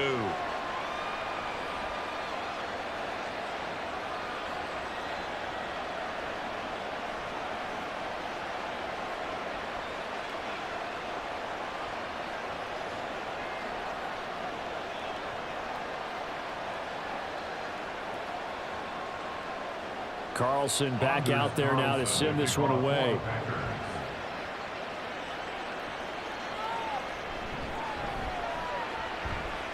Now a crease here as he's past the 30. And good starting field position. He'll get this one all the way up to about the 35-yard line. So now the Titans get their first shot on offense. And they will be led out by the youngster, the rookie, their QB. For every rookie prospect, there are always nerves involved in this moment. Running your team out to start a game. But there's a reason they brought him in. We're willing to make him their starter today. They believe he can overcome those nerves and lead his team to a victory. We saw him do it at the collegiate level and really make himself into a leader and someone you can envision doing the exact same thing here in the NFL. Play action now. Levis. That one into the hands of Hopkins downfield. And he'll be taken down, but not before they work it across midfield. Just like that, a pickup of 20 on their first play from scrimmage. Defense gives up a touchdown on the opening drive. Offense, you got to want to get out there and get those points back right now. And that's a sharp throw there to get this drive off to a good start. On the ground, this is Derrick Henry. And he'll fight forward on the straight-ahead running for just a couple of yards. Second down. You've got to be impressed by that defensive front on reps like those. They were not being moved off the line, kept their shoulders square, and gave their teammates time to fight to the ball and limit that gain. From the 43, here's a 2nd and 8. Back to throw, it's Levis. That'll be completed to Okonkwo. And this is going to result in another first down as the tackle's made at the Packers' 25-yard line.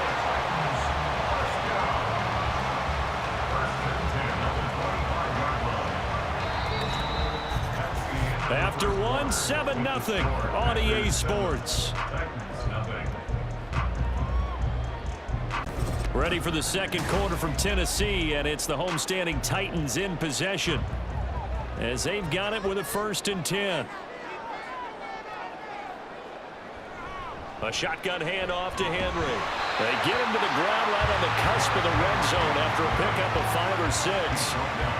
And that's exactly what you want on a first down run. Pick up 5 yards, bring up 2nd and 5. The defensive line, though, they've got to figure out a way to out-leverage the guys up front because the offensive line is winning at the point of attack. Now 2nd and 5.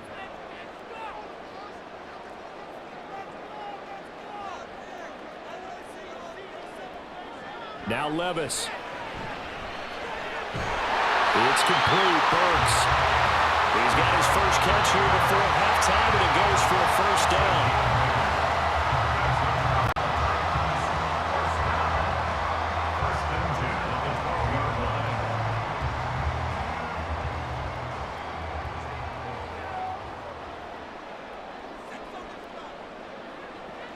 Levis sets up to throw here.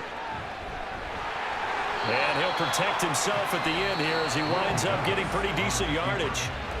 The Titans going to use the first of their timeouts as the clock will stop with 45 seconds to go in the first half.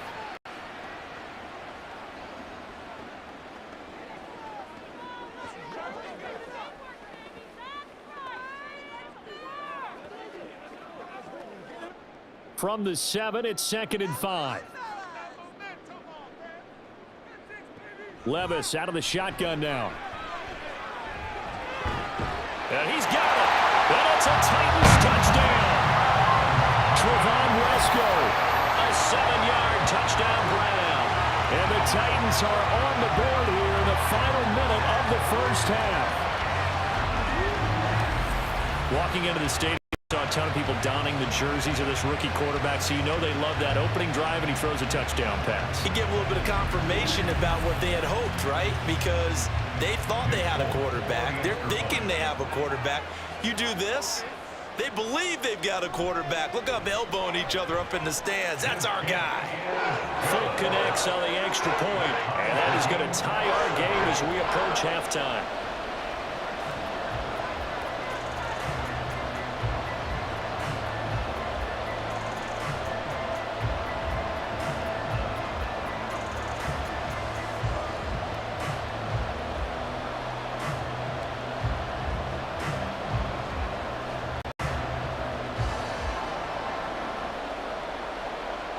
Each team's had it. Each team has scored. 7-7 here as the kick's away. Keyshawn Nixon now from his end zone.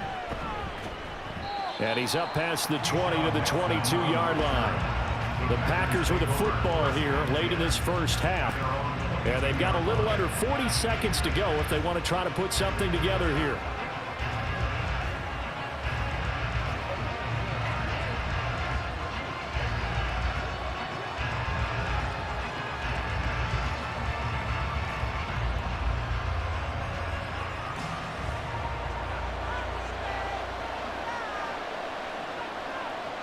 Jordan Love ready on first down here.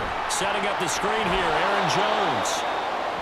And a really nice play call there to start the drive, especially if you're a team that has a little bit of a reputation for throwing it downfield. You come out and you think maybe you can catch them off guard a little bit, and they did. Little screen pass, backdoored them, and that time worked well for a solid gain. Final play of the half, Love. He has it complete to Christian Watson. And he'll be tackled right on the chalk of the 45.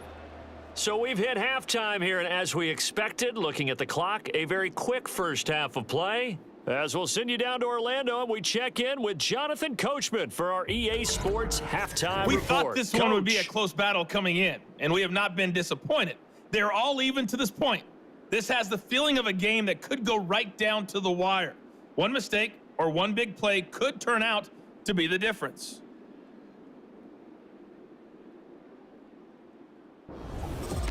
Okay, Coach, thanks as always. This one's still anyone's game as we welcome you back for quarter number 3.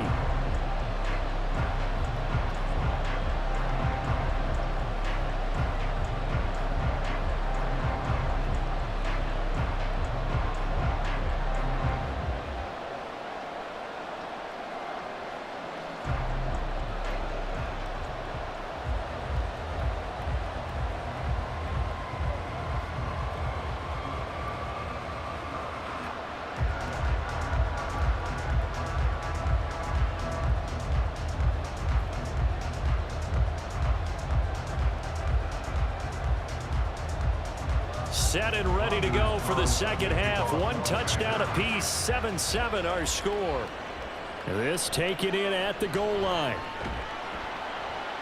And he'll go down as this drive will start at the 25-yard line. The Titans coming back onto the field for their second drive. It's a tie football game here. What do you think, Charles, the message was at halftime? Well, I think that they probably just looked at things and said, we're fortunate that this is a tie game. No need to panic, no need to change a whole lot. We didn't play anything close to our best in the first half, so we don't have to go out and win one for the Gipper. Let's just go out and play our best football and win one for us.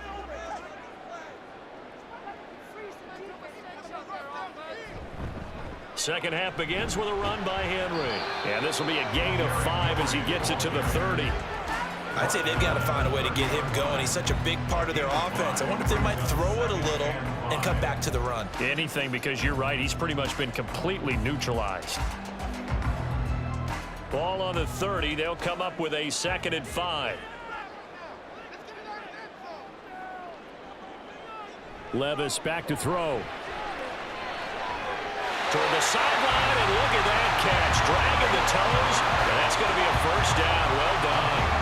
Just his second catch of the game so far. This one moves the chains. A little football 101 there. You just see the receiver try to run down the defender, meaning he goes right at him, and really trying to move him a little bit towards the center of the field so he can put his foot in the ground and break to the out, to the sideline, and make a catch. Derrick Henry all alone. And he takes this one down almost all the way to the 30.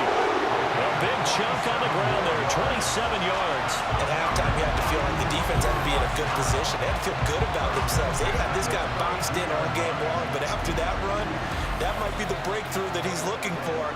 Now they may have some difficulty dealing with him the rest of today.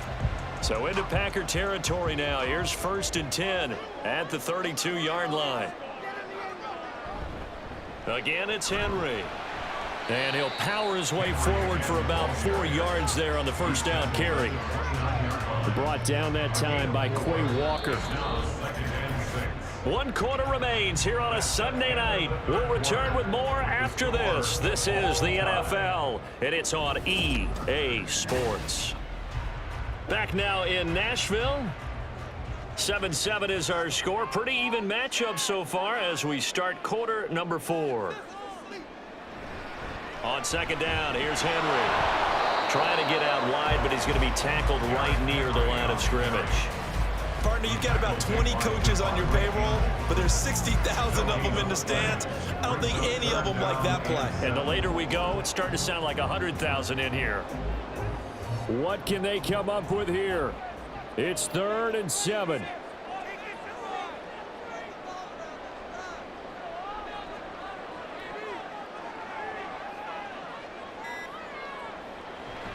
Henry up the middle. And he'll be stopped at the 27-yard line, well short of the first down marker. The Packers going to use one of their timeouts as it comes with 1:15 left to go in the second half.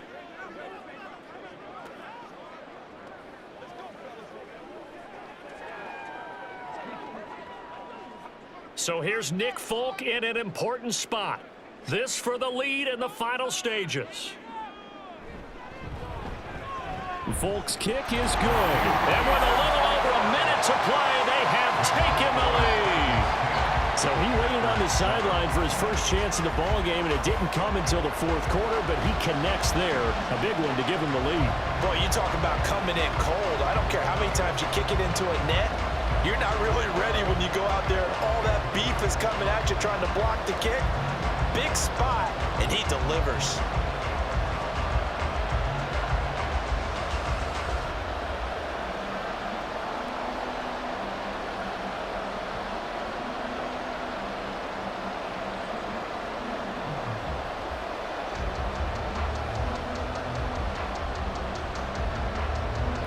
There's the Titan kick team as they run up and send this one away.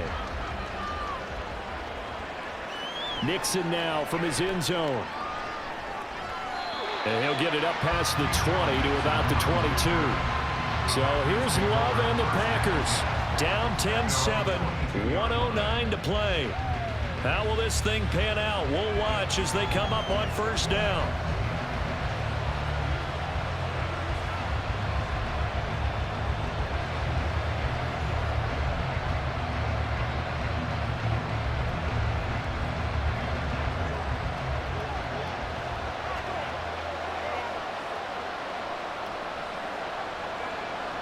Now Love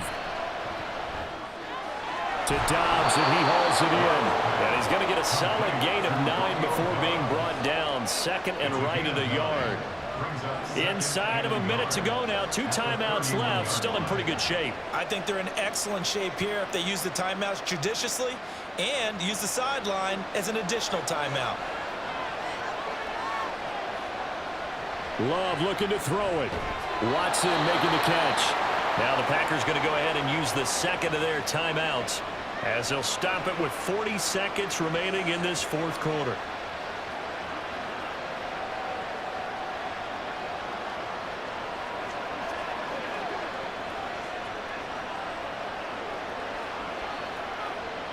Final minute, 1 timeout remaining. 1st and 10. Here's Love. Able to find Jones. Sometimes it's hard to figure, but you can live with incompletions in this situation. You can't live with these short gains that take time off the clock. You know who loves it? This defense.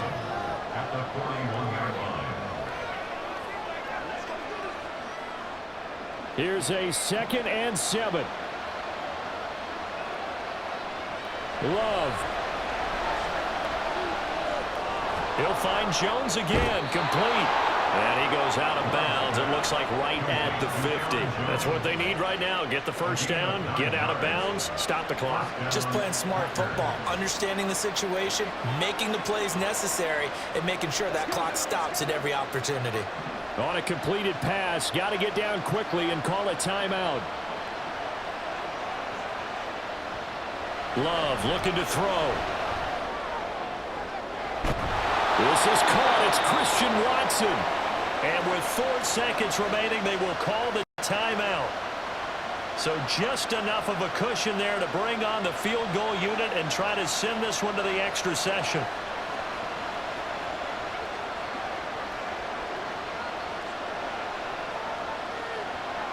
So now one of the biggest kicks of the night is forthcoming. And now with 4 seconds left, we get a timeout call.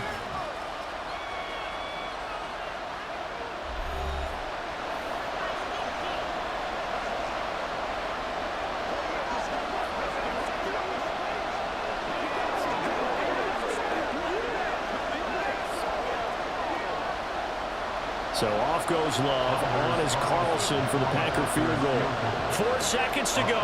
This would send us to overtime. And his kick is good. And they will tie this game here in the final seconds. I tell you, the life of a kicker. He has not been called on the entire game. He's over there by the net, but they send him out here in the 4th quarter and say, hey, go tie the game, will you? And guess what? He comes through.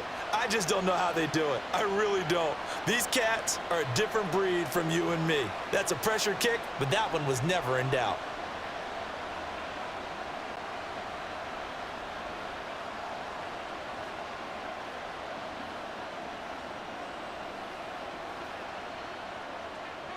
So overtime on the horizon, barring a wild finish here as the kick's away.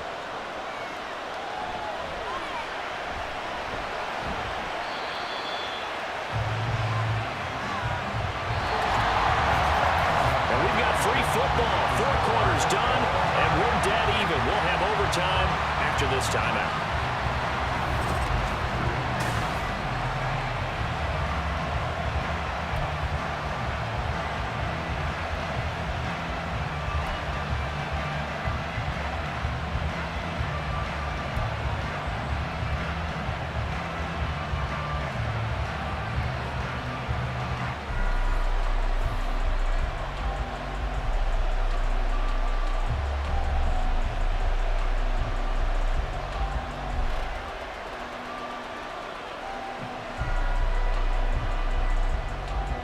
So it's the Titans who will control the football first here in overtime as we're back underway.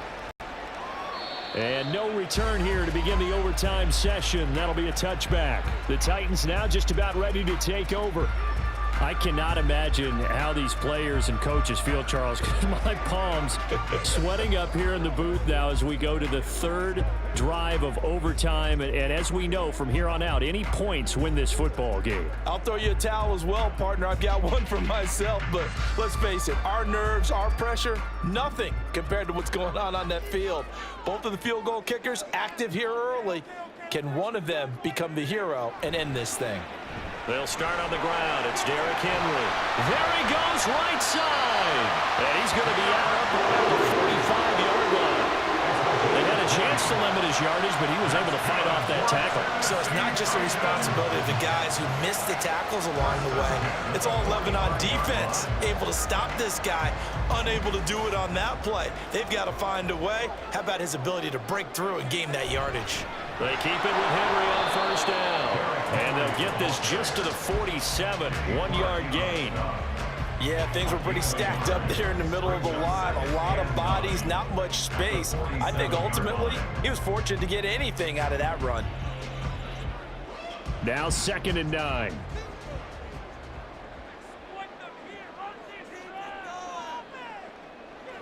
First throw of overtime for Will Levis. And he will slide to a stop. He does have the 1st down. I haven't met a quarterback yet that didn't enter the league with a massive chip on his shoulder. If he wasn't a 1st-round pick, they want to show the league that they made a big mistake. Determined to get the 1st down there, no hesitation at all to tuck it and go. I bet he would have tried running through their entire defense if it meant reaching that marker. 10th carry now for Derrick Henry. Down at the 35, it'll be 2nd down.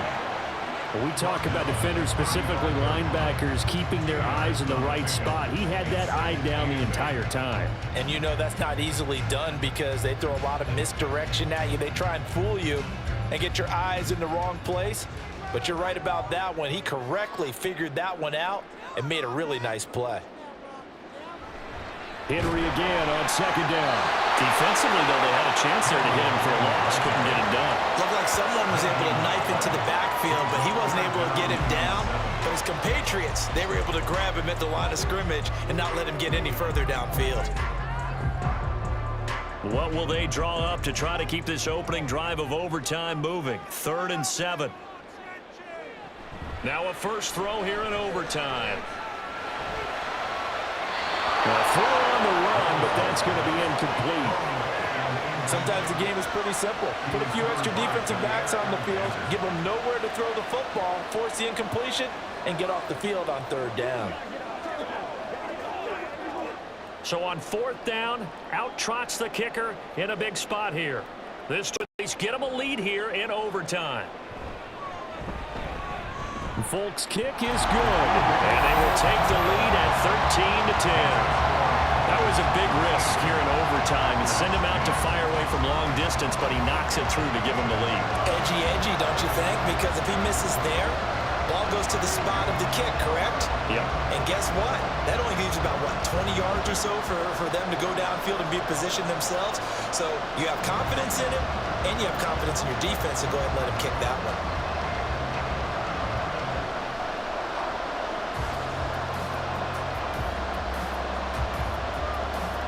So only a field goal on that opening drive of overtime. Will that hold up? We'll find out as the kick's away. Taken at the goal line. And he returns this to the 22.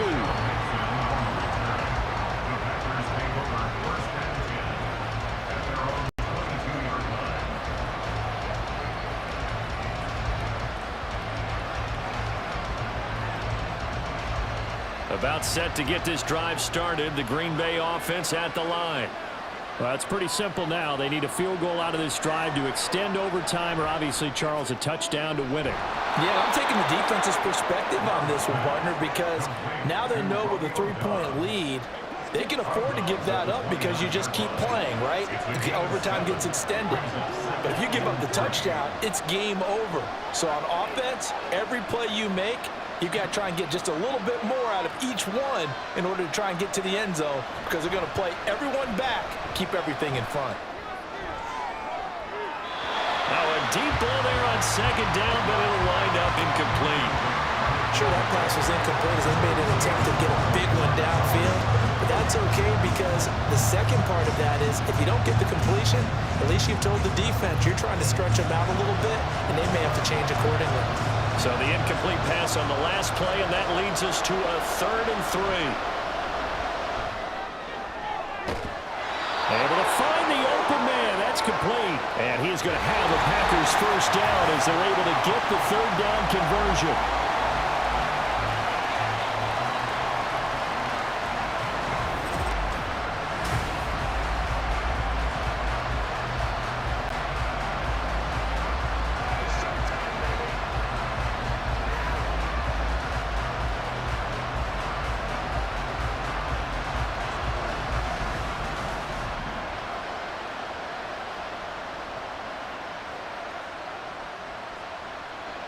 Love now. On the out route, Dobbs brings it in. And he is out of bounds inside the 35. Partner, this is a pretty good drive they're putting together. And I know if I'm on the other sideline, that offense, kind of helpless, isn't it? Because they may not touch the football at all, because if they go down and score a touchdown, this thing's over. Absolutely. That would write an ending to this script. We'll see what happens.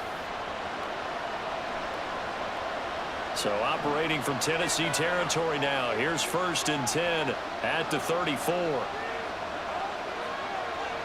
To the air again, Love. And this one too low. Yeah, their backs up against the wall a little bit, and they come through by forcing an incompletion. Now they've got to continue to ratchet up the intensity a couple of more times and get off the field before giving up any more yardage. 2nd and 10.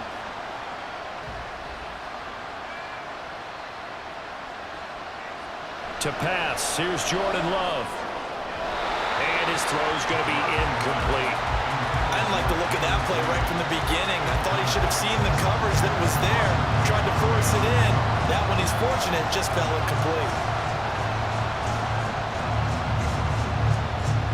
This offense was on the move. Now 2 straight incompletions have them looking at 3rd and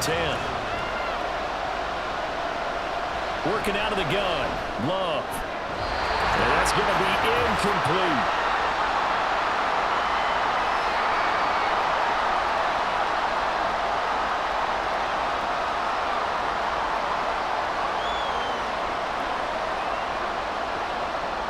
So off goes Love. On is Carlson for the Packer field goal. Now another timeout here called by the Titans. They'll be down to just 1 remaining as we step aside here in overtime.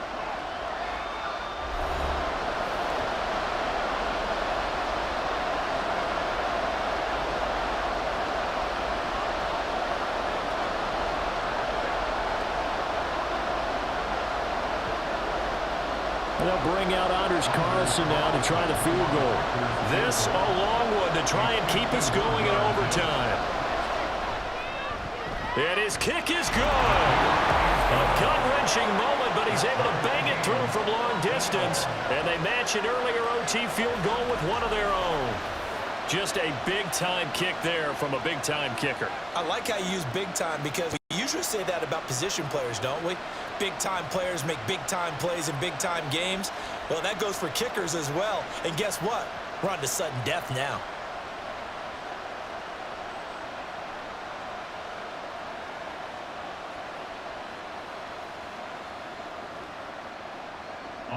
So a tie ball game here as the kick's away. And no effort to bring this one out. It's a touchback. Here's Tennessee ready to begin this drive offensively. Last time out, you remember their drive stalled, but thanks to their kicker, booted a long field goal to at least get them 3. Now here they'll try to do better and find the end zone. And in our experience, how much fun is it for coaches to know that they've got a kicker who can nail it from long distance?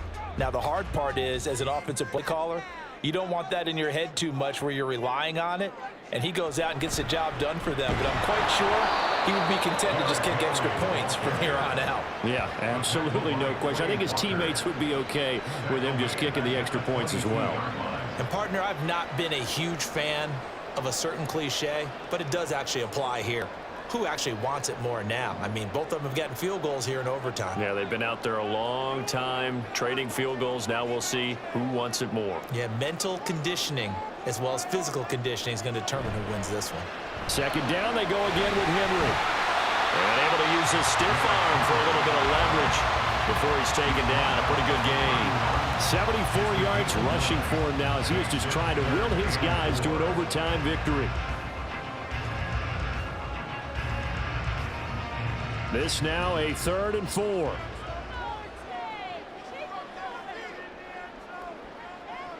Levis, he'll look to throw it. Work in the middle of the field, and he's got a man complete. And he will have the Titans first down as they're able to get the 3rd down conversion.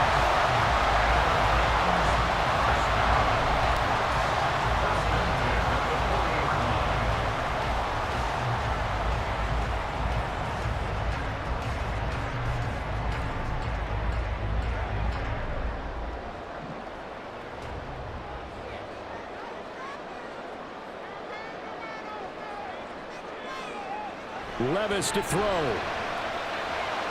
Gets it to Burks. Oh, and a nice tackle, a 6-yard pickup, but they need more than that. A 6-yard pickup brings up 2nd and 4 at the 46-yard line. From the 46, here's the 2nd down and 4. Here's Levis. The throw here right sideline falls incomplete. Another nice job there defensively. They've really stymied their passing attempts, and it continues in overtime. And for them to do that, that means they've had to be cohesive on defense. Pressure in the quarterback's face. Good coverage of not just the wide receivers, but the tight end, the running backs when they try and slip out, and making sure they're at the point of attack. When the ball's in the air, they get there and help force some of those incompletions.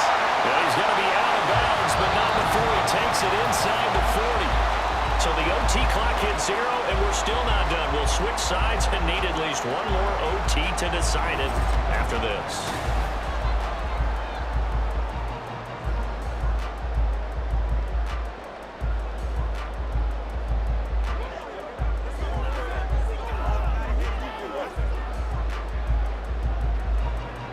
So into Packer territory now. Here's 1st and 10 at the 38.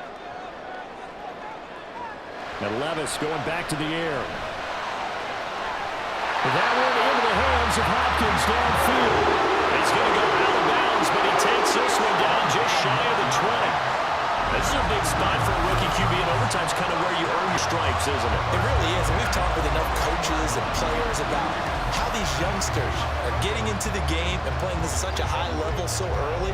But overtime, that's an entirely different animal, and he's handling it well. Yeah, starting to put together a nice drive. And the defense is going to let him think about it a little as they use their 2nd timeout here.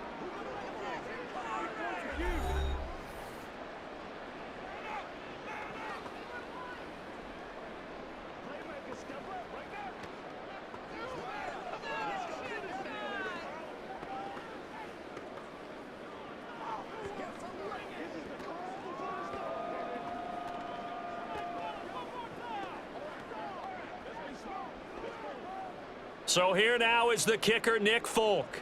This to win it in overtime.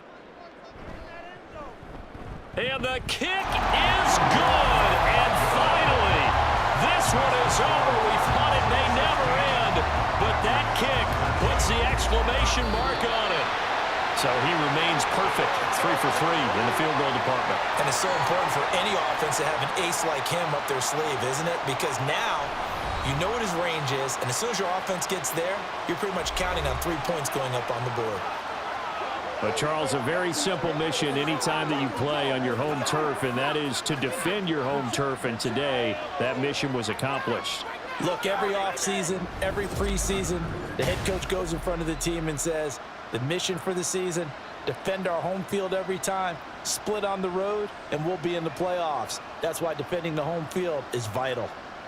So that'll do it for my partner, Charles Davis, and the best darn crew in the industry. I'm Brandon Gaudin. This has been a presentation of the NFL on EA Sports. The Titans are winners here as we say so long from Nashville.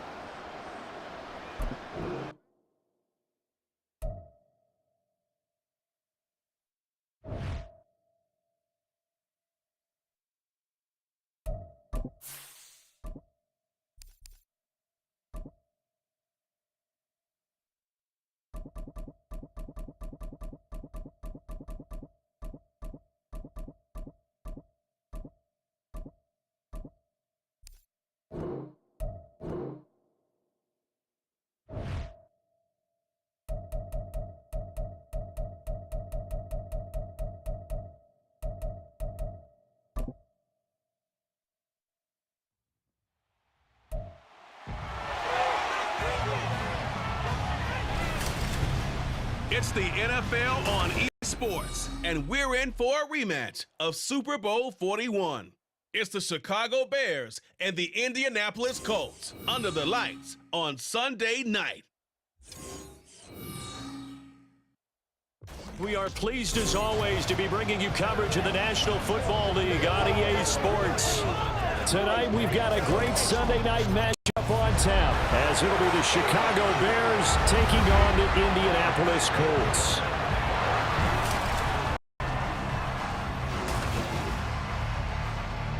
Brandon Gaudin and Charles Davis on hand. Kickoff just moments away. Charles, quickly, keys to the game. For me, it's coaching. Who prepared his team the best going into this one to give them the confidence to believe that they would win the game? That's who's going to come out of this one on top.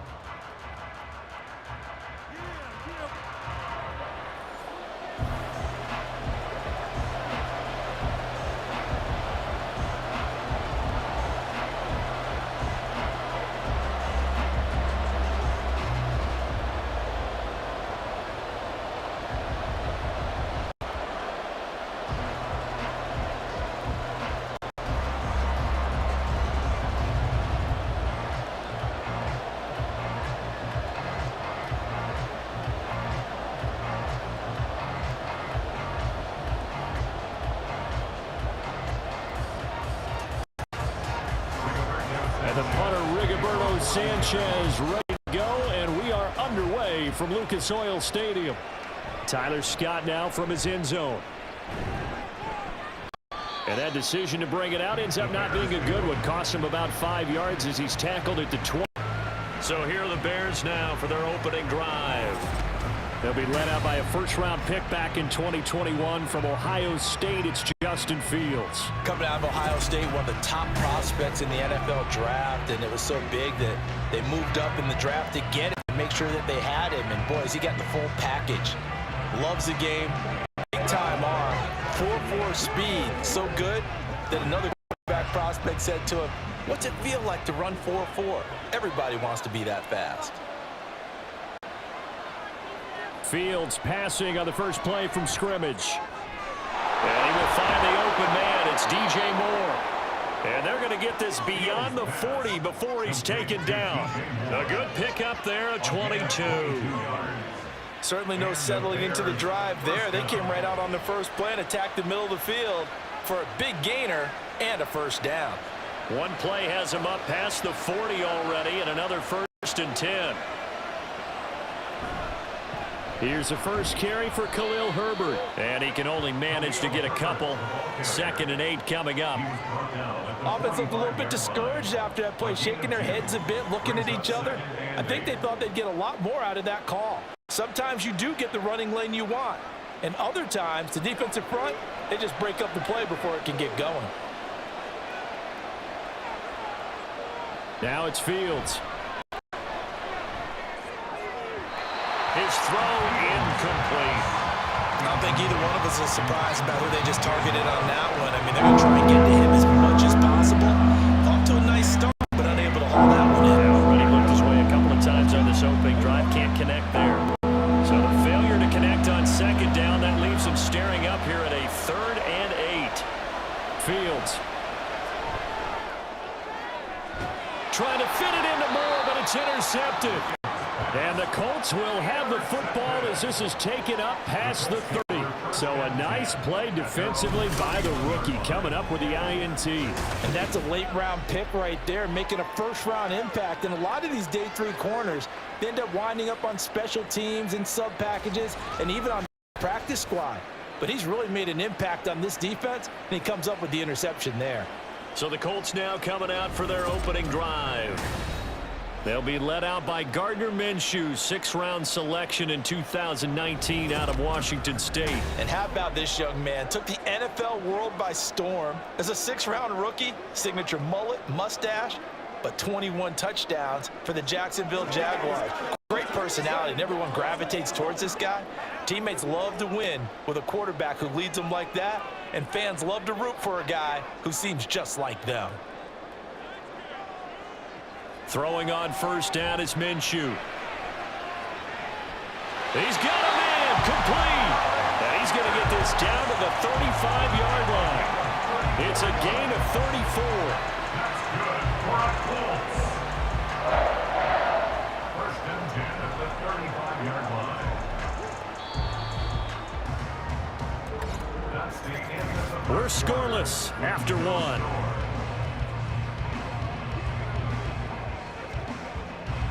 Second quarter now from Indianapolis with the homestanding Colts in possession as they've got it with a 1st and 10.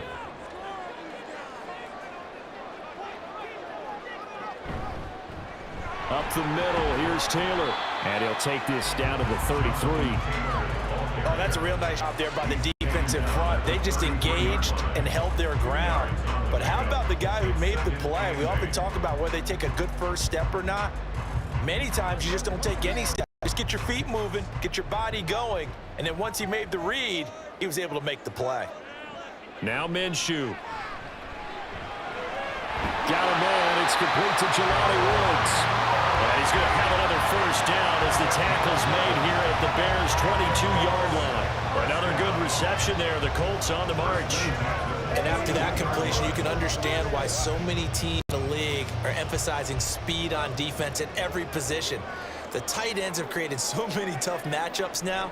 If you can't run with a tight end as a linebacker, this is going to be the result every time. And a couple of yards as they move it from the 21 to the 19. The Colts going to use the first of their timeouts. So as they talk it over, we step aside.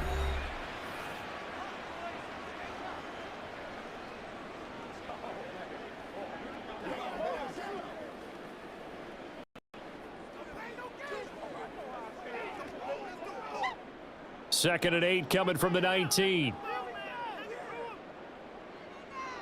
Minshew sets to throw. And his throw here's incomplete. A lot of times it's that first read that you have. Maybe you get it in pre-snap, and he locked in on his target, but he was covered quite well, and that one's incomplete. So the failure to connect on 2nd down, that leaves him staring up here at a 3rd and 8. Looking to throw it, Minshew. He's got his target. That's complete. And the Colts are going to have 1st and goal as they try to finish off this drive with 6 points. That's a sharp throw right there on 3rd down. They're looking to get the first points of the game, and they certainly don't want to be on a field goal. So that's a nice job to get the hook up and set up a 1st and goal. 1st and goal, a chance to convert that early turnover into points. Again, Minshew looking to throw. And he's got his target. It's caught for a Colts touchdown. Jonathan Taylor, a 7-yard touchdown grab. And the Colts will take the lead here in the final minute of the 1st half. And that touchdown gives them a touchdown lead before they attempt the extra point. What a great way to end the half. Yeah, great job to put themselves in front, and now see on the sideline, special teams defense scrambling, saying we want to preserve this for the final moments of this 2nd quarter. Extra point by Gay is up and good, and that makes the score 7-0.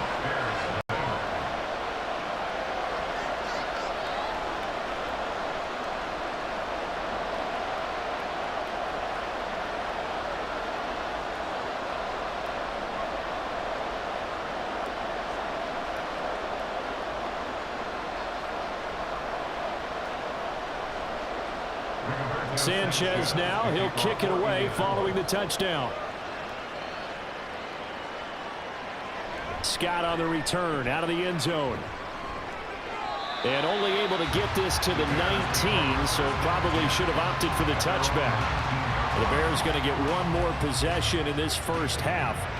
And the ball backed way up, so thinking with this amount of time on the clock, probably just sit on it, and we'll see these two teams go to the lockers. Yeah, I don't think you want to overthink it in this situation. Either side of the ball. Just go ahead and finish up the half and get on out and talk about it.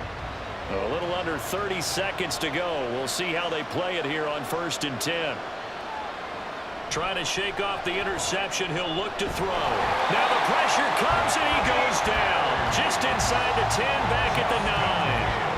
Quiddy Pay getting in there and burying him behind the line.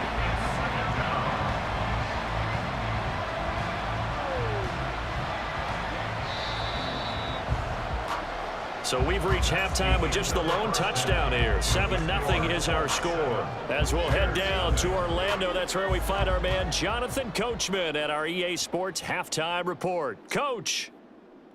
All right, Brandon, back to you two in just a bit. But first, welcome everyone to downtown Orlando and our EA Sports Halftime Report. It was a strong 1st half for the well-traveled quarterback, Gardner Minshew. His touchdown pass is the only score of the game thus far, as his guys hold a 7-0 lead to this point. Okay, Coach. Yeah, adjustments likely going to play a big role in this 3rd quarter in what's been a tight contest so far.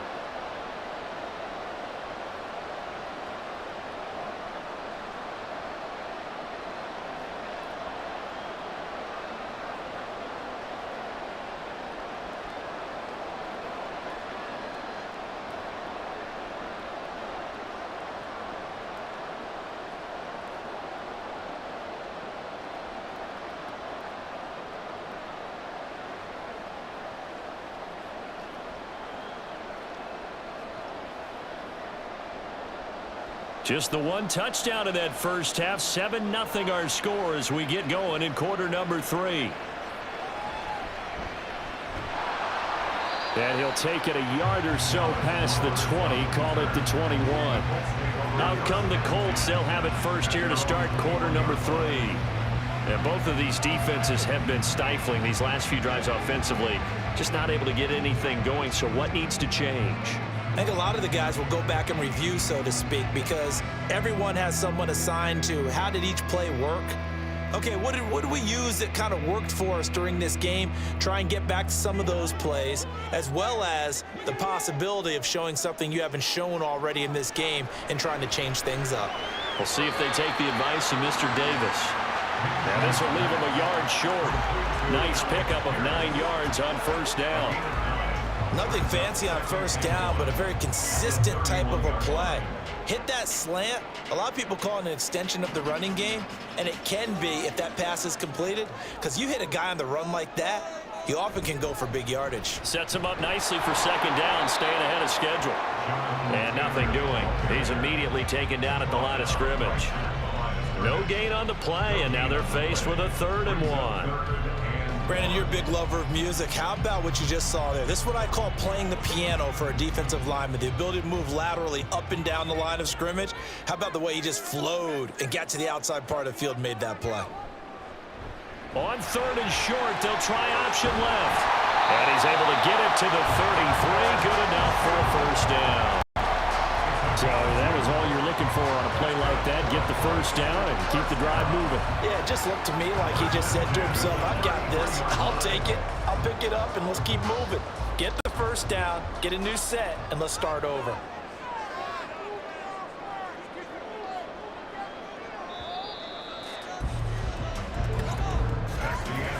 One quarter remains here on a Sunday night. You're watching the NFL on EA Sports. Back now in Indianapolis. It's the Colts. They've got control of the football. They also have the lead as we start the 4th. Minshew, 1st and 10. A short throw. This is caught by Cox. And now we'll see a timeout used on defense as they stop it right out of the break with 1:57 to go in the ballgame.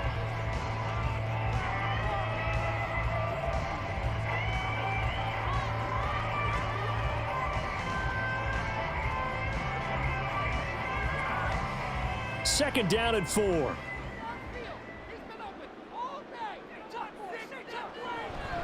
Running straight ahead, Taylor. And he'll get it out a couple yards shy of midfield at the 48. Now the Bears going to use the second of their timeouts. That'll leave them with just 1 remaining in this 4th quarter of play.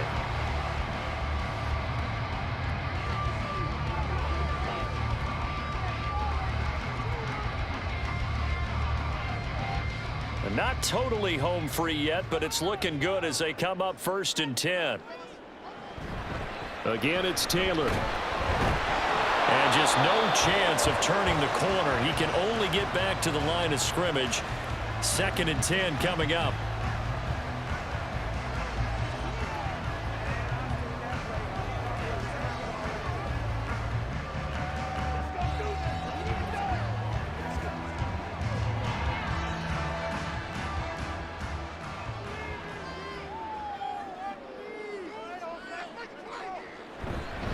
Now a handoff. Taylor with it. And he's got it across midfield and into Bear territory. And now the question everyone's wondering, look at the clock, late 4th quarter, do they put the ball in the air here on 3rd? I don't. I run the football and I tell my offensive line, no leakage up front. I don't want my running back hit as I hand the ball off to him. I don't want any type of an issue. But if I am going to throw it, quick throw, out to the perimeter, maybe one of my best receivers running a quick slant or something like that. On 3rd down, here's Taylor. And he's got room. He'll get this one down near the 20-yard line, just shy of the 20. A big pickup there. Without question, that should be more than enough to wrap this one up. As I take a look at the clock, I realize that this drive has eaten up a good portion of the 4th quarter already. Got to tell you, partner, when you're trying to salt away a game, this is exactly what it's supposed to look like.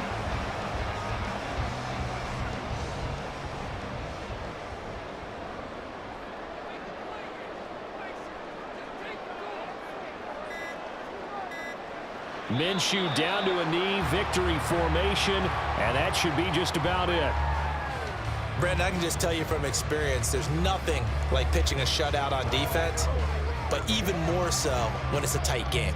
I mean, when every defensive play is crucial and you don't give up any points, boy, they're going to feel awfully good about themselves after this one. Yeah, exactly. The offense wasn't humming, but, hey, all they needed was You can't score 1 point. All they needed was 2 points. Well, you can't score 2 points on offense. All they needed was at least 3, and they got what they needed. They got what they needed. Exactly right. So this one winds up in Indianapolis victory. And not all W's are created equal, CD, and this one came in shutout fashion. Well, their offense certainly didn't need to do anything, right? They could take the day off, and they did. But the defense, they carried them in a big way. Yeah, look, the offense, obviously stuff to work on, but they did enough, and the defense carried the load. But you know what they say, it's always fun to work on things if it didn't go well in your game with a victory in your pocket, and that's what they've got going forward. So that'll do it for us. For Charles Davis and all our crew, I'm Brandon Gaudin. You've been watching the NFL on EA Sports. The Colts are winners as we say so long.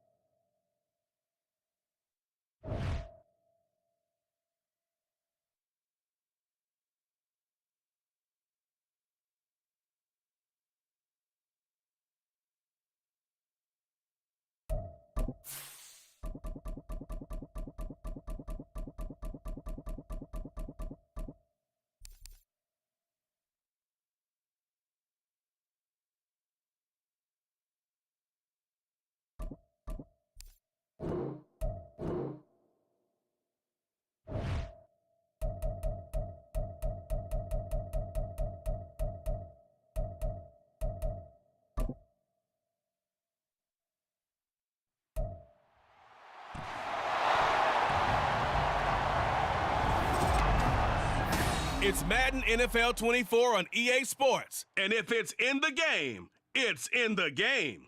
It's the Los Angeles Chargers and the Pittsburgh Steelers on Sunday night primetime. At the confluence of the three rivers, the Ohio, the Allegheny, and the Monongahela, we are here at Pittsburgh's Acrisure Stadium. Tonight, we've got a great Sunday night matchup on tap, as it'll be the LA Chargers taking on the Pittsburgh Steelers. With Charles Davis, as always, I'm Brandon Gaudin. Now, Charles, you and I, we've done a lot of games together. Always seems like we're rehashing the same storylines. Turnovers, of course, always a big story. Quarterback play, running backs, yada, yada, yada. But getting ready for this one word kept coming to mind, and that's preparation. Well, it's critical to be prepared physically, mentally. When you think about getting ready for an NFL game, you have to wonder, what will they throw at us that maybe we haven't seen before? 2-minute drill, maybe different things like that. Got to be prepared. You're exactly right.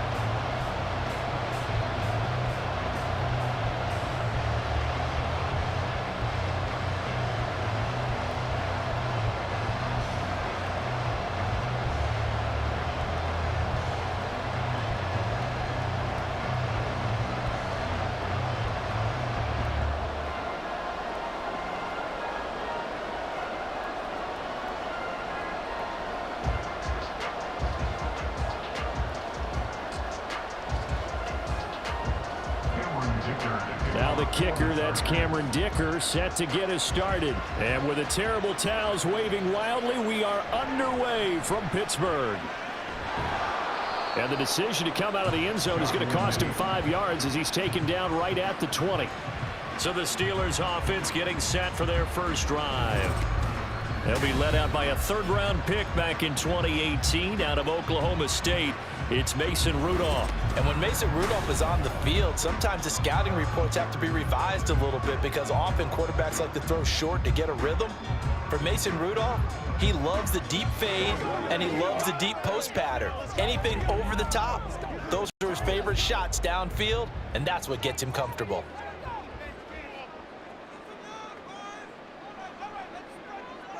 Throwing right away is Rudolph. And that is incomplete. And that might have been a situation where even though you don't hit on the deep throw, you at least put in the defender's minds early in the game that we're going to press the ball deep against your secondary. And that can have a ripple effect on how they function throughout. They'll try again from the 20 on 2nd and 10.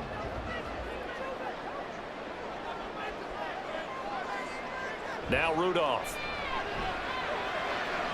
And that is going to be incomplete as he let him a bit too much. Man coverage is certainly a staple of their defense, and it's built for plays like that. forcing that incompletion.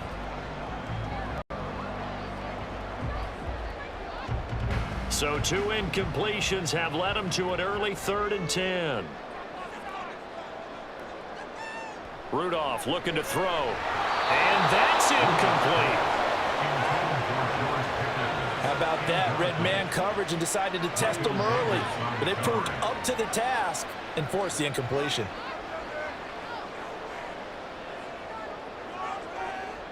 Now on 4th down, Presley Harvin on to punt for the Steelers. Back deep for L.A. is Darius Davis. Pulled in at the 24. Good footwork at the 30. That'll be put in the books as a 53-yard punt. And it'll be Charger football here as they take over. Here are the Chargers ready to go on offense, led by their first-round pick in 2020. The man out of Oregon, Justin Herbert. And it certainly has taken Herbert long to earn his status as one of the league's best and most entertaining passers. Locked and loaded at every snap. And the second he sees an opening, that ball is soaring downfield. You better be on your toes against him on defense. The second you turn your head, he'll burn you. Herbert and the Chargers now with a 1st and 10 at the 31-yard line. They'll try and start this drive in the air. And he slides and covers up at the end as he's going to be able to pick up decent yardage. He'll get 10 there all on his own, but it'll be 2nd down. This early in the game, it's all about making steady progress downfield, hoping to lead to early points. And you can do it with your actual play calls or sometimes something a little more improvised, as we just saw there. Here's the first carry for Austin Eckler. And Eckler is going to pick up a Chargers 1st down as he'll take this up close to midfield. How best to describe that one? I'd say right down Broadway on that run. A straight-ahead running. I think that might be something we see a lot of between the tackles today. Well, he's enjoying things so far here this afternoon. Sees a crease and bursts through it for a solid gain. 1st down, and they stick with Eckler. Now he is going to be stopped cold behind the line of scrimmage. Cameron Hayward getting upfield to make the stop.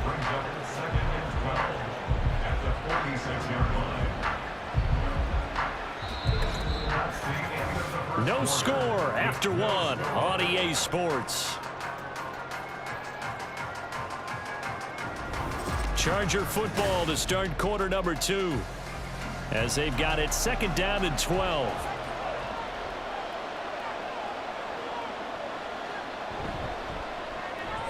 Throw right side is into the hands of his tight end, Everett. And he'll be down at the 46. So they go from 146 to the other on a pickup of 8.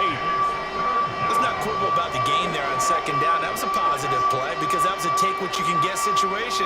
Got out to the tight end. Now it gives a much better opportunity to convert on 3rd down. They'll get to the line here, but remember, it's also 3rd down. Herbert now. And he will slide to a stop. He does have the 1st down. Give him 7 on the tuck and run, and it'll get him a new set of downs. Certainly not a positive sign if you're the D coordinator and you see your guys give up that space so early in the game. 3rd down, that's when the clamps are supposed to come out, but his ability to create things with his legs makes things difficult. On 1st and 10, Herbert. He dumps it to Eckler underneath. And the result here, a pickup of 8. Leaves him with 2 to go on 2nd down. The Chargers going to signal for the first of their timeouts as they'll stop it with just over a minute to go before halftime.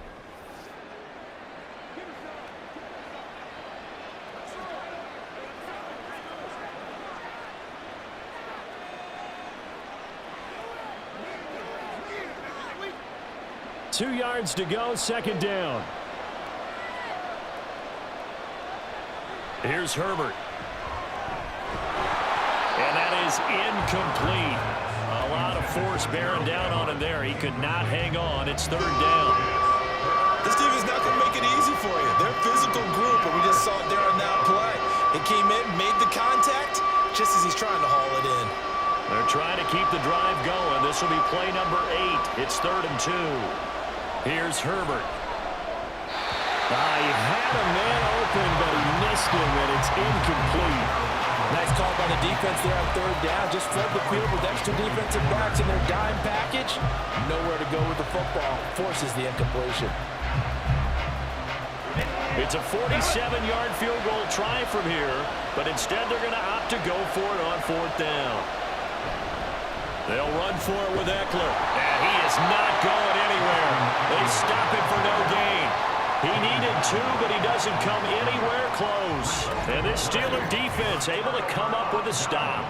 And defensively, they were ready for that, a full-on blitz on fourth down, and they stop them short of the marker. Oh, and someone's got to feel really good about that, and that's the defensive coordinator. He dialed up a great run blitz defense, and they hit it just right. Stack that thing up. They're going to feel awesome going to the bench after that big play.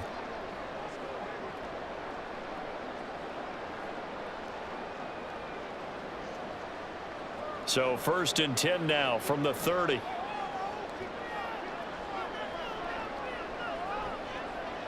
Back to throw, Rudolph. He gets it complete to Harris. Now the Steelers use the first of their 3 timeouts as the clock stops here with 46 seconds remaining in the first half.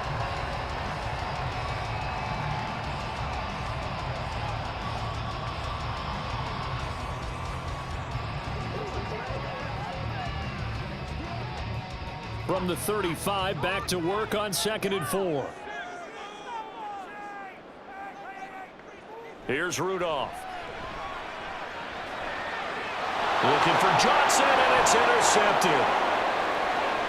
Inside the 10. And he brings this one back. It's a pick 6 and a Charger TD. Well, it turns out it's not their offense who gets him on the board first, CD. It's the defense coming through right there with a pick 6. And I know from experience throughout the week when you go against the offense, you're challenging them all the time. You're letting them know, hey, don't worry about scoring this week. We'll take care of it. We'll get a few pick 6s and score ourselves. You're just kidding?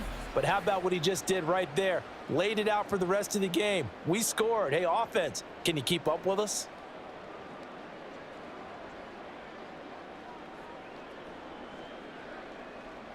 For the extra point, Cameron Dicker.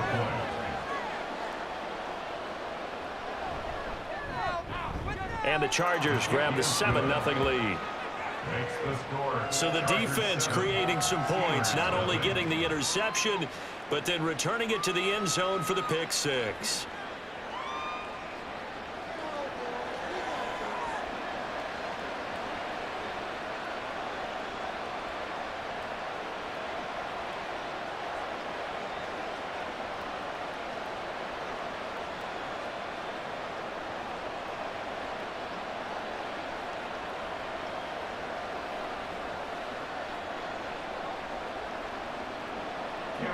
So they throw the pick 6. They'll get another shot at it now as this one's in the air.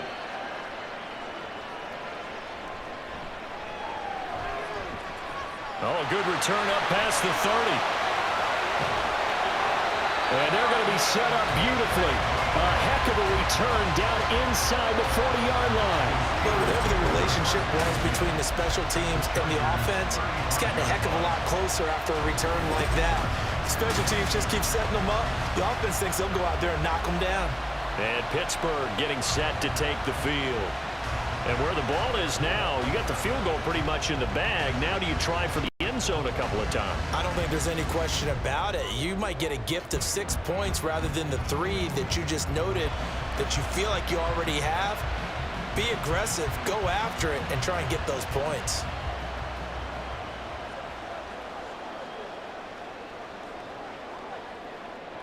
Fresh off the pick 6, it's Rudolph. And that's going to be incomplete. Too tough to hold on to that one. It's 2nd down. I have to give some credit to the defender on that when he read all of his keys perfectly and got a great break on the ball and able to force that incompletion. Here's 2nd and 10.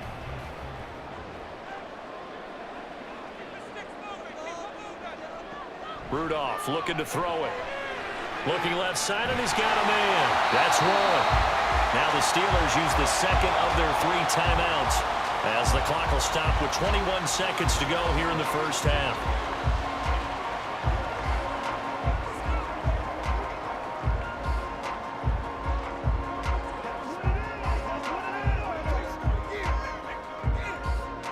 haven't made much of this great starting field position they had. Here's 3rd and 6. Now it's Rudolph. Got his man complete over the middle. It's Warren. And this won't do it. He needed 6. He only got halfway there. 3 yards, all they could muster there, and it'll bring up 4th down. And we're going to get a timeout with 2 seconds remaining in the second quarter.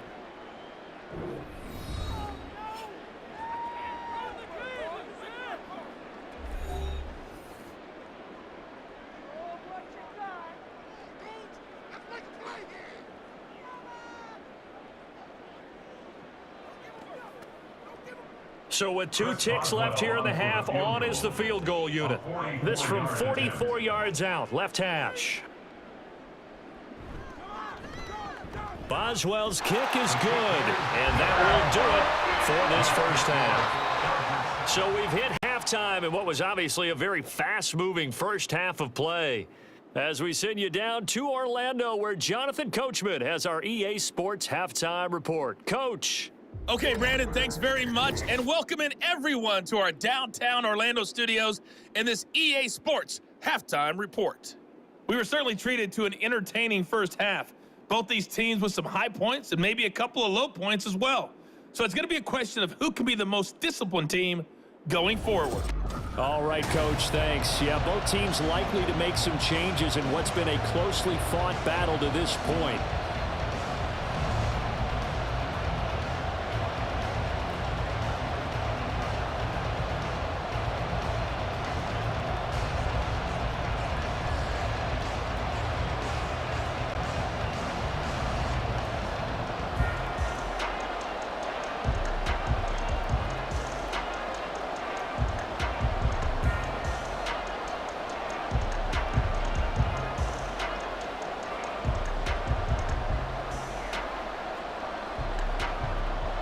So the Chargers will start the second half with the lead and the football as we're underway in the third quarter. And we will not have a run back here as the second half starts with a touchback. The Chargers get set to go here for their second drive. Now this game, it has obviously been all about the defense on both sides of the football. Which offense is going to break through here? We'll see if they can do it on this drive.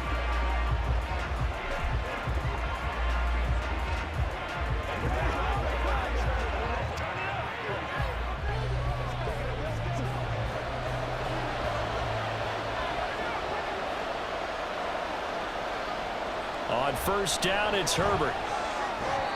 He's got his man. That's Everett, the tight end. First play of the drive, a success, 19 yards. As they began this drive, I was wondering how they were going to attack since they're playing with the lead. Would they continue to try and push the ball downfield? Well, after one play, it appears that the answer is yes. Took just one play to move all the way to the 44 as they try again on first down.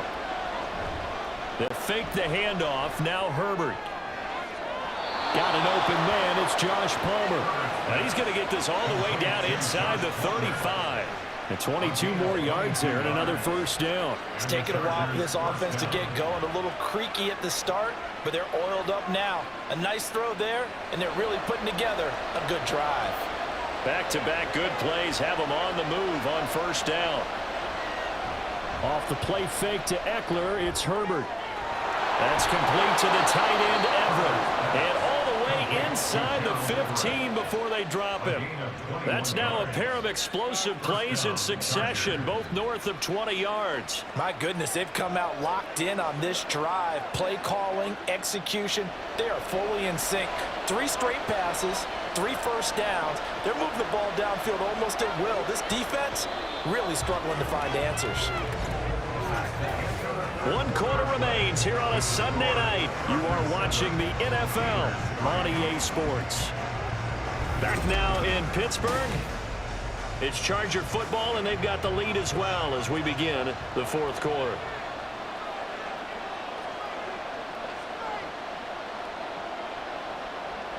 To the air again, Herbert. Quick hitter here, it's complete. And now we'll see a timeout used on defense as they stop it right out of the break with 1:57 to go in the ball game.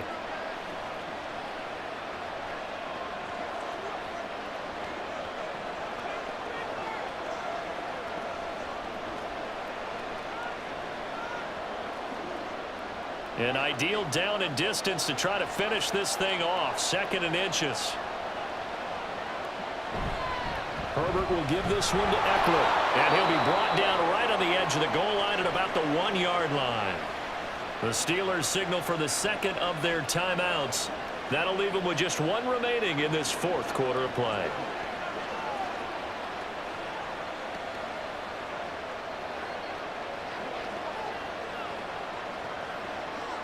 It's 1st and goal, and a late touchdown at this stage could officially salt this one away. Eckler will score. Touchdown, Chargers. Sometimes offenses can get too cute down near the goal line, but there's nothing fancy about this one. As Coach Lombardi would say, we get a seal here, and we get a seal here, and we run this play in the alley. And that's good work to hit the hole hard and finish in the end zone. Extra point up and good by Dicker. And that pushes the lead up to 11. So that drives 6 plays, 75 yards. And it's Austin Eckler who finishes things off with a touchdown run.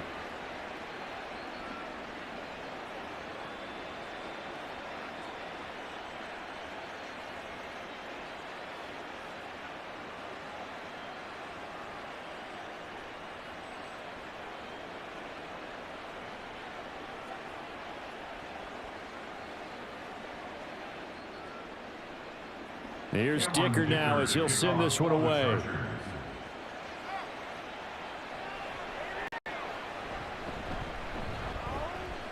Well, now how about this return? He's to midfield. And finally stopped, but what a return all the way down to the 40. There's no downplaying that we all knew that this was a critical possession, and to get a return like that to start things off, that's the spark that they needed. That's the spark they were looking for. So now the Steelers down by 11, 1:44 to go. It's been a struggle to score all day, and now they need to do it twice here late to have a chance.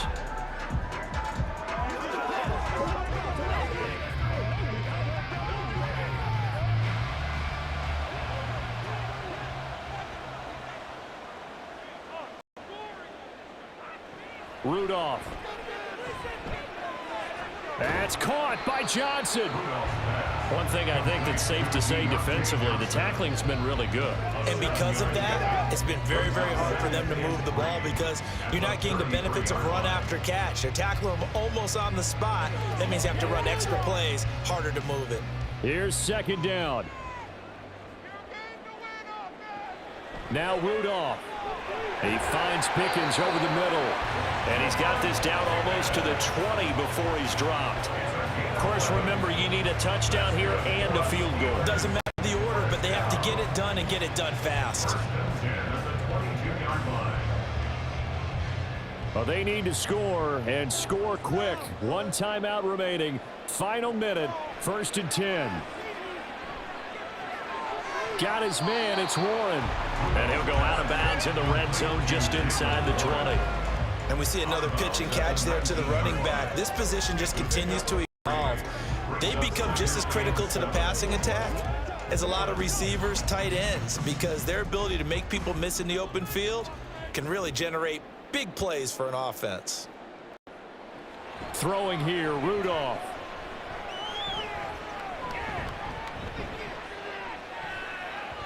To the goal line, but it's incomplete. He didn't just deny a big throw there. He broke that one up in the red zone. An excellent play, one that may help save points on the board when this drive is over. A big play looming on 3rd down. Again, it's Rudolph. And brought down, but not before they get it inside the 10 to the 7. A gain of 12 yards. Complete to Deontay Johnson. 1st and goal at the 7-yard line. Here's 1st and goal. Here's Rudolph off play action. And this is caught. So it's a late touchdown, but maybe too late. Still a little time left on the clock, however. Coming from where they were, they knew this was going to be tough, but they got the touchdown. Now they need the miracle, the onside kick and a little extra. Yeah, and you have to get the onside kick and not have the ball bounce around a lot and eat up time. You want to be able to grab it, possess it, and get your offense out there for what you just termed a miracle last chance. They're going to run it with Harris, but he will not get in here. He stopped up short of the goal line, and this will remain a 5-point game. I have to admit, I love the excitement of a 2-point try. You know, to see what's going to happen, and it happens pretty quickly, doesn't it? You get an answer, and in this case, it was unsuccessful for the guys trying it. Completely unrelated. I just realized that I stole both of your pins in this last game. My bad, partner. Hey, that's okay. Well, and just in the time they went for 2.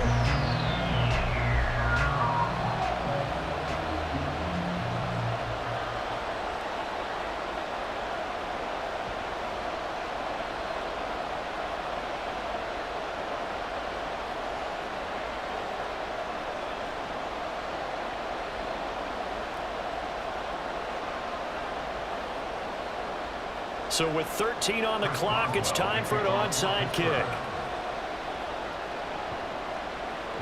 And this is going to be taken in by the Chargers, and it appears they're going to win this football game. By fourth quarter, it felt like they needed the football back. Unfortunately, they couldn't get it. And I know we brought analytics into the game, and someone has said here that the data says that when a team's expecting an onside kick, 80% of the time, the team expecting it, they do actually recover the ball, which is what we saw here. I just wonder if that number is much more of a anecdotal type of a number. Kind of like when the coaches tell us, well, when you score on special teams, 93% of the time you win the game. I'm still waiting to see that number is empirical.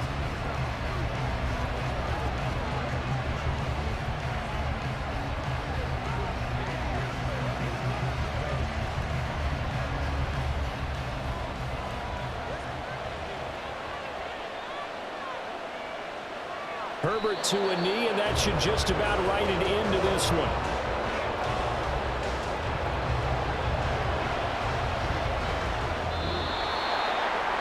So this one's over. It's in the win column for the LA Chargers. And I think the game balls need to be distributed on the defensive side of the football, and I bet that you would agree. Yeah, if you hold a team under 10 points, that's a job well done. Really well done. So I would say game balls for every starter and every key player who participated in this game. Now, see, I only like one game ball. You're handing out multiple. Although I set you up by saying game balls plural, but I like where we're going with this. Though you say one to represent, like the best player of all of that, and I say multiples so that you keep everyone motivated and involved. You're a man of the people. I'm a man of the people. I thought I was the only child. You get a game ball, and you get a game ball. Game balls for everybody. So that'll do it for us. For my partner, Charles Davis, and all the hard-working men and women on our crew, I'm Brandon Gaudin. You've been watching the NFL right here on EA Sports. With that, we say good night from Pittsburgh.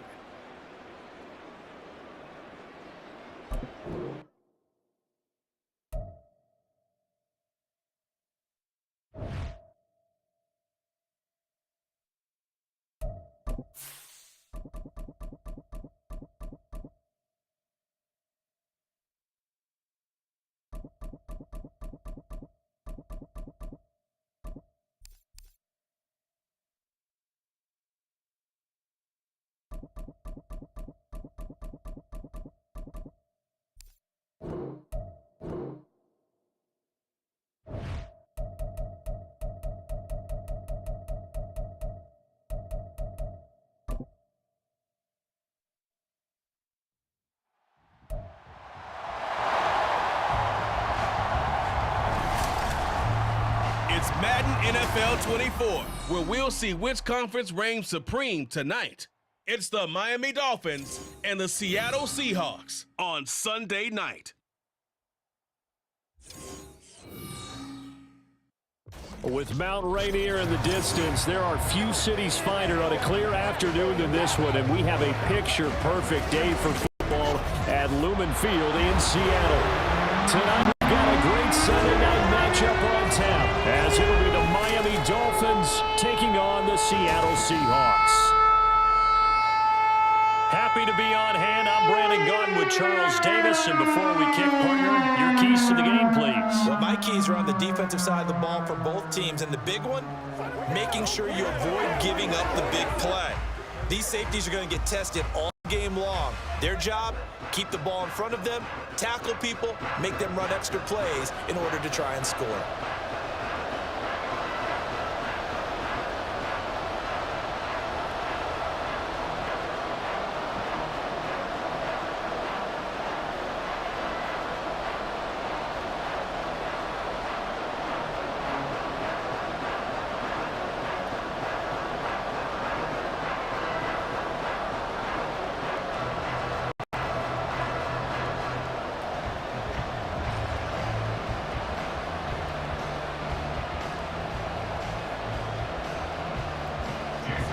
Here's Jason Sanders now to get this one started, and off we go from Seattle.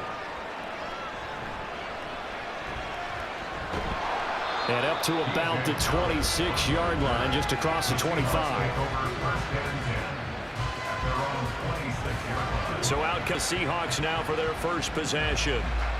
And led out by their veteran quarterback. He's been around a while. They don't celebrate birthdays for him. They just cut him up, see how many rings he's got around the middle. He has been in the league a long time. I still remember back in 2013 when he was drafted out of West Virginia. He was coming off a back-to-back 4,000-yard season for the Mountaineers. Hadn't seen as much game time in recent years, but at one point, capable starter in the NFL.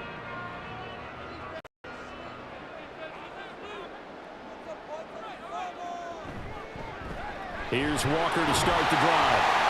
And able to stay on his feet past the 30 to about the 33-yard line. The game's first play produces 6 yards, brings up second down. If you're in the offensive huddle, you're smiling after that play because you've certainly got them guessing now. Second and short, could they just hand it off for another big gain, or did they take advantage of this spot to take a big shot downfield? Now quickly here to Smith and Jigba. And he'll be taken down, but not before he gets into enemy territory. That'll pick up the first down for Seattle on a gain of 18. If you're these receivers, you got to be ready, because when he's going to throw it quick on that RPO, he's going to throw it quick. And this is why you spend time with your guy either in the offseason, during the week, the whole bundle. Because sometimes just telepathy. You both see the same thing, and he knows get the ball to him right away. To the right side and complete to Metcalf. Another good gain. That's now 35 yards combined on those last 2 plays. Well, I think when they look at their offense, they think to themselves, weapons everywhere. And they want to move the ball around. They want to spread it to different people. But you absolutely know they want to get this man involved as well. And that's what they just did on that play.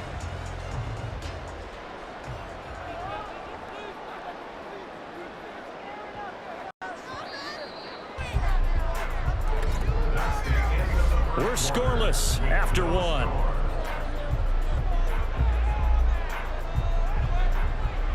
Second quarter now from Seattle, and it is the Seahawks with the football here, as they've got it with a 1st and 10.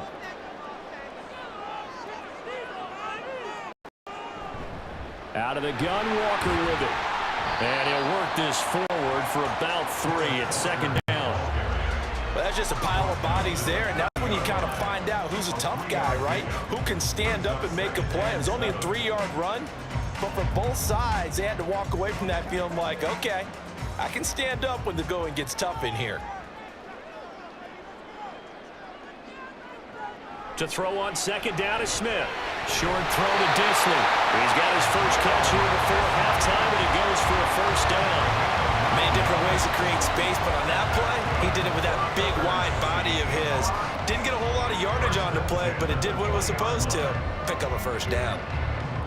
Creeping up on a minute to play in this first half.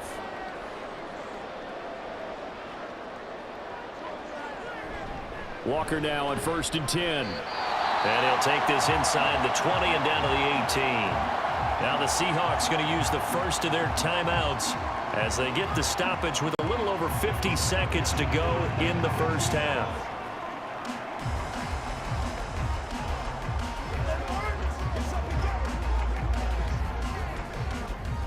Here's a 2nd and 8.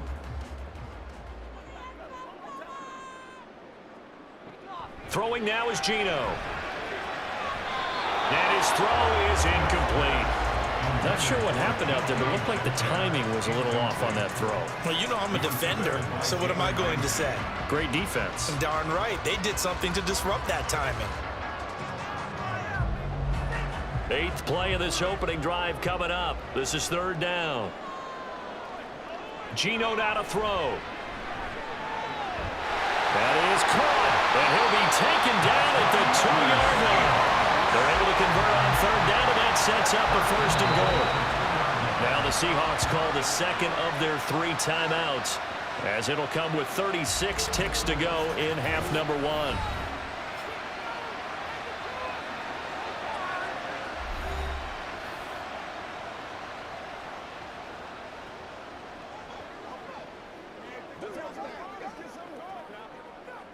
A terrific opening drive has them knocking on the door. 1st and goal. Walker. And they will stop him after a fairly minimal pickup. Give him 2 yards on that one. 2nd and goal now. Good work there, holding them out on 1st down. And this is going to be a battle down here on the goal line. Can they hold their ground for 2, maybe even 3 more plays? Smith trying to get him to the line quickly with the clock rolling. Now Geno. And this is caught. For the moment, it's a touchdown, but multiple flags down, so let's sort this out. Illegal touching. Offense. So reverse the celebration. We'll see if they have something else in their bag of tricks. And isn't that always tough to watch when they score and you see the excitement, and then when they realize those points aren't going to count? Can they get it back together and find their way back to the end zone?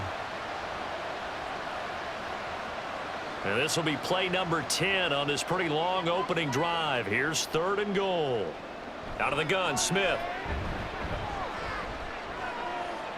Toward the line, but it's incomplete.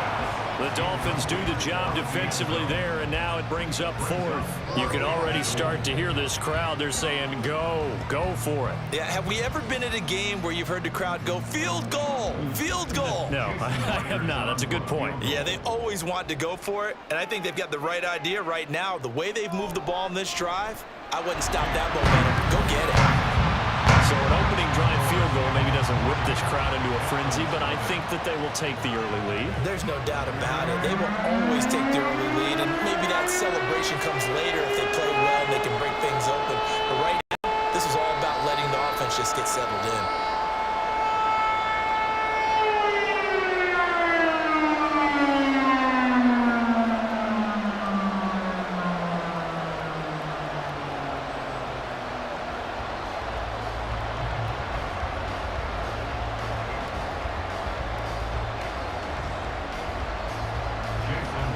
So with 3 seconds remaining in the half, they will line up to kick this one away.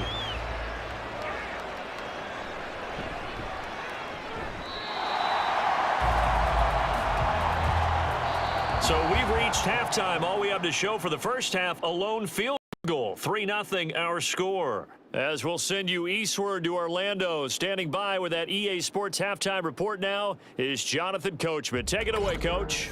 If you missed the first half, there's not much to get you caught up on. Just the lone field goal accounting for the entirety of the scoring. A 3-0 game to this point, as both defenses have been strong so far. Okay, Coach, thanks as always. This one's still anyone's game as we welcome you back for quarter number 3.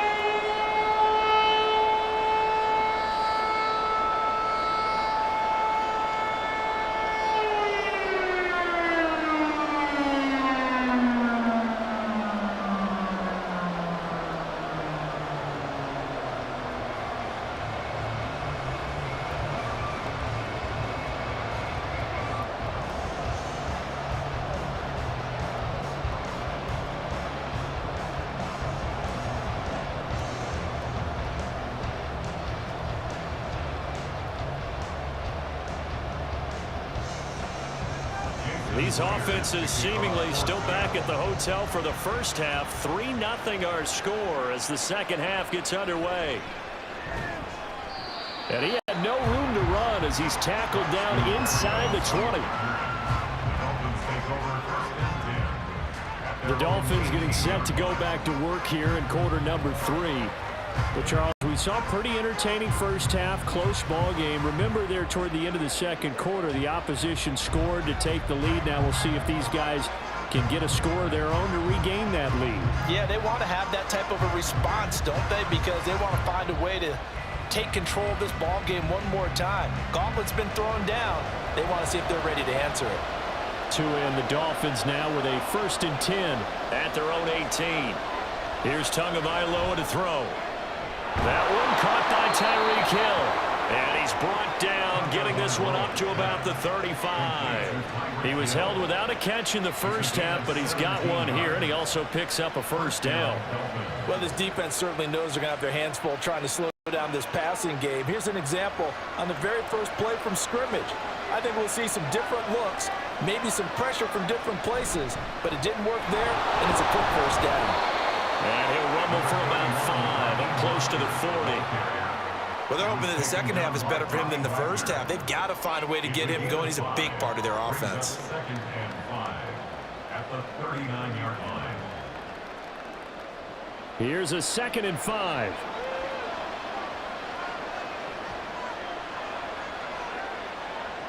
Here's Tua. Throw left side, taken in by Hill. So 5 yards here, 5 on the play. And they'll be faced with a 3rd and inches.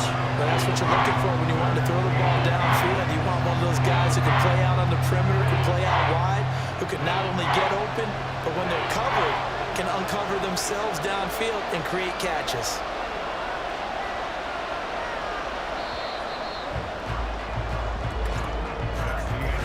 One quarter remains here on a Sunday night. This is the National Football League on EA Sports. Back now in Seattle, Washington.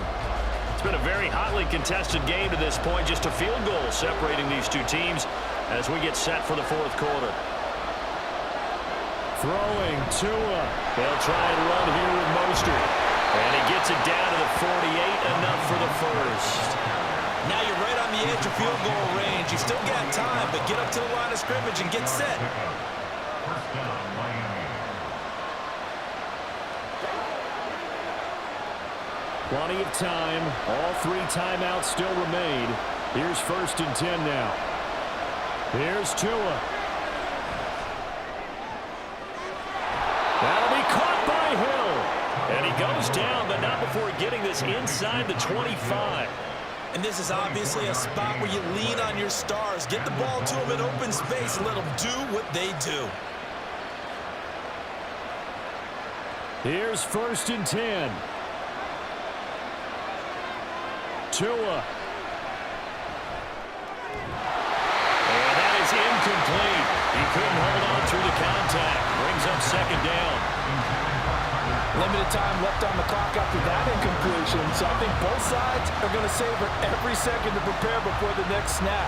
Because once the ball's in motion, it may be a non-stop push to finish this drive off.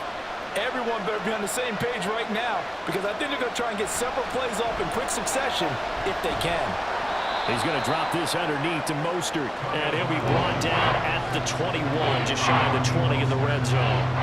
They drive some people crazy to see those short throws underneath. They've got to find a way to gash the defense downfield. No tougher place to be in a spot like this than Seattle. Here's 3rd down. Now Tua. Work in the middle of the field, and he's got a man complete. Now the Dolphins going to burn the first of their timeouts as they stop it here with just under 40 seconds to go in the game.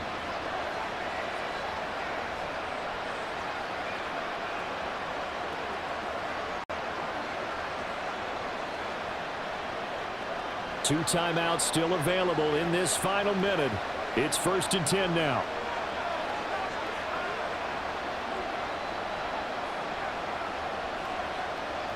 Now Tua. And this is caught. Touchdown. And they've taken the lead here in the final minute. What a game this has been, and what a drive that was, Charles, to take the lead here late in the 4th quarter. And partner, that's a job well done by everyone, from the players to the guys calling the plays. And if I may introduce just one downside to the mix, might be a little bit too much time left. Enough on the clock for a final last-ditch effort to try and steal this win away. Jason Sanders now for the extra point.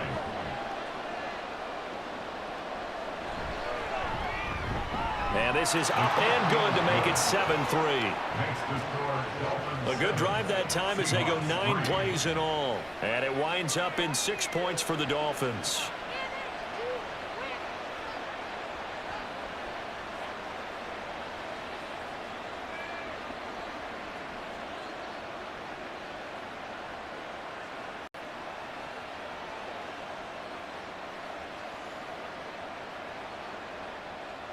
Now after the touchdown, ready to kick it away is Sanders.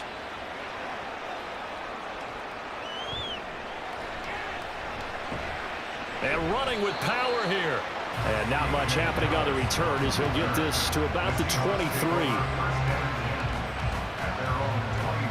So Geno and the Seahawks down 7-3, 30 seconds to go.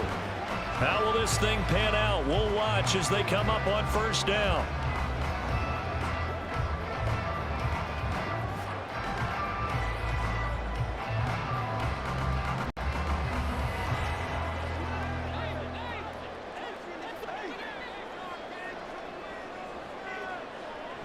Smith's going to throw it. Now the Seahawks going to use the first of their timeouts as they'll stop it with 25 ticks remaining on the clock.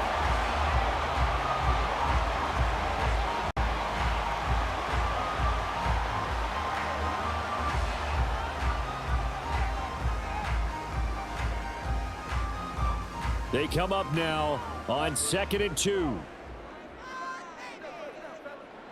Smith.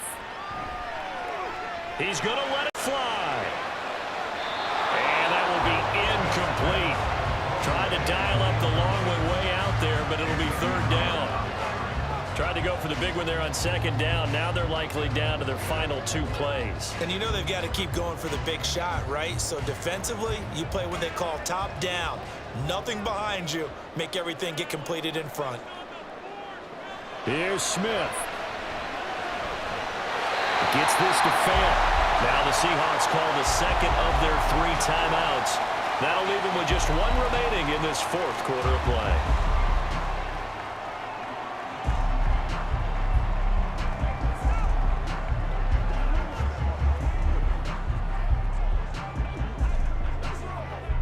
Well, this offense still has the 1 timeout here, remember. 1st and 10. Smith to throw. They'll find Metcalf. But he gets us to the other side of midfield across the 45 before going out. Absolutely ideal there. Get a good size play, get out of bounds. Well, you saw the coaching there. It is taught and it is emphasized. Get out of bounds, understand your situation, as well as just understanding the game. This is 1st and 10. Smith. Now wasted time going right back to DK Metcalf. And now with 6 seconds remaining, they're going to burn their final timeout.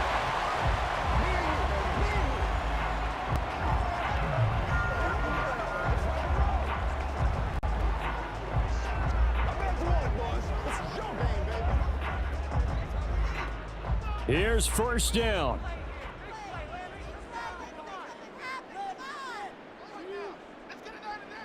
Now Smith. Looking for the end zone. And this is incomplete. So no miracles here on the final play. And this ball game is over.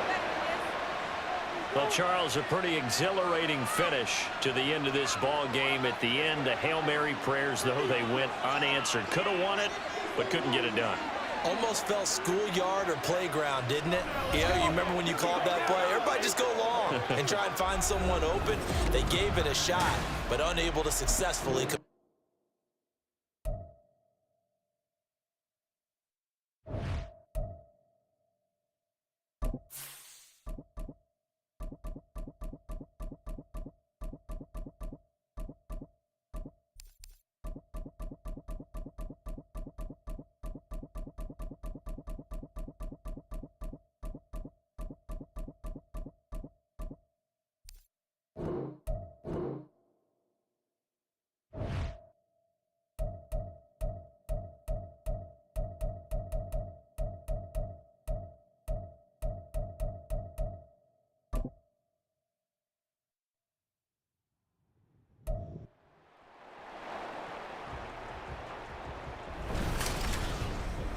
It's the National Football League on EA Sports, and we'll get to see a battle for conference superiority.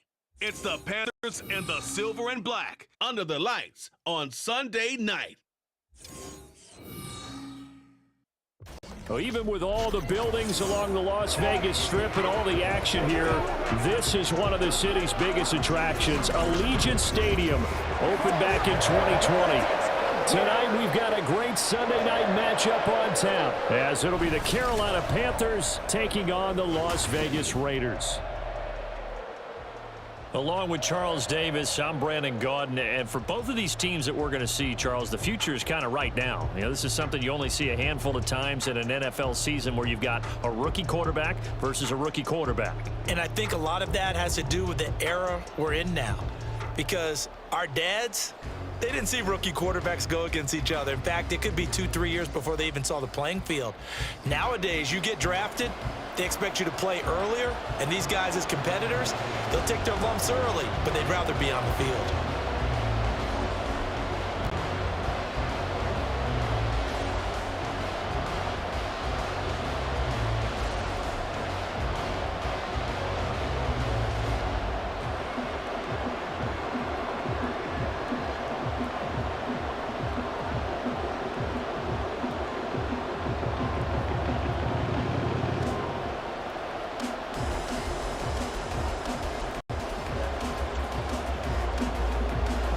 And we are underway here in Las Vegas.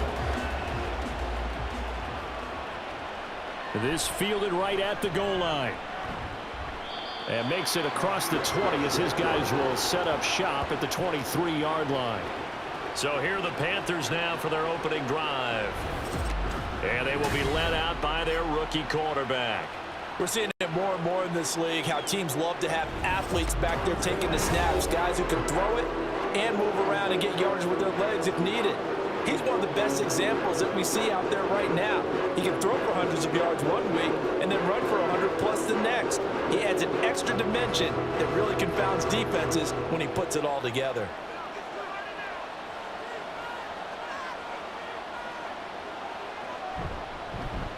On first down, they'll start out with Hubbard. Oh, nifty juke there. Not much fun for a guy trying to tackle him. And he'll be taken down, but not before they work it across midfield. A big run there, 29 yards and a first. I'm not sure exactly how they would phrase it in their own locker room, but that's a yardage grab right there. To be able to get that amount of yardage on the first play of the game and a change field position to the positive side, you got to love the way they're getting started. First down, they'll stay on the ground with Hubbard. And he'll work down inside the 45. When you find that kind of yardage, you couldn't be more confident as a ball carrier. And guess what? You're going to go back and tell your offensive coordinator, I'd like to keep carrying it, thank you. From the 44-yard line, here's 2nd and 6. And they'll go again here with Hubbard. They juked him. And he's taken down inside the 30. 48 yards rushing for him already. A terrific opening drive on the ground, and it's a first down.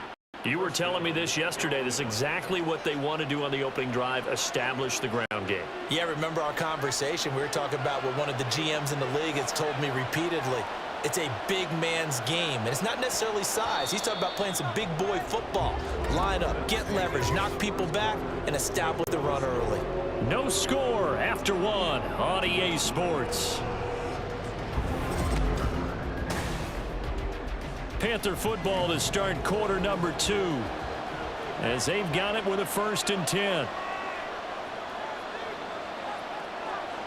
They'll try to throw now. Young. And this one is going to be off the mark, too far out in front. Well, a momentary speed up there with that throw, partner. The defense had other ideas, and they're trying to mount a small stand before this drive reaches the end zone. Young's incompletion on first down leads to a 2nd and 10. He'll look to throw. And that'll fall incomplete. He was hit just as he let that go. And now it's 3rd down. They haven't been able to stop them so far in this series, but getting a nice little stand from their defense now.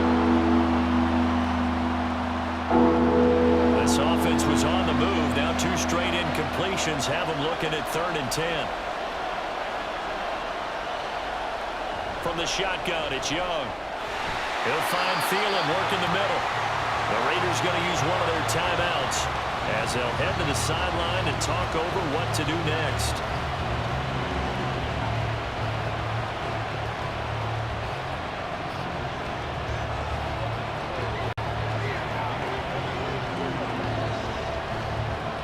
So Young will head to the sideline, and on is Pinheiro for the Panther field goal. This from 42 yards out. The kick by Pinheiro is good. And the Panthers stake claim to a 3-0 lead. So the opening drive stalls out, but the field goal does get them the first points of the night. And 3 points, not to be underestimated. How about this, right? You're on the road. You're under the lights. National television audience. This is not a dress rehearsal, partner. This is for real. And a pretty nice opening statement.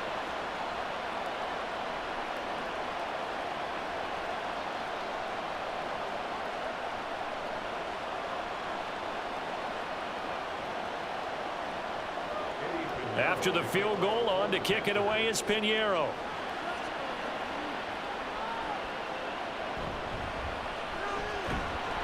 And he won't quite make it to the 25.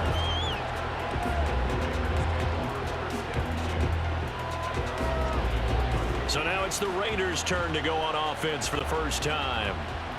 And they will be led out by their 6'3" quarterback. And the first possession isn't until the second quarter, but what's nice about it, it's only down 3. So what you sell your team on is, look, 1 possession, 1 drive, we put it in the end zone. We're in the lead in this game. Let's go, guys.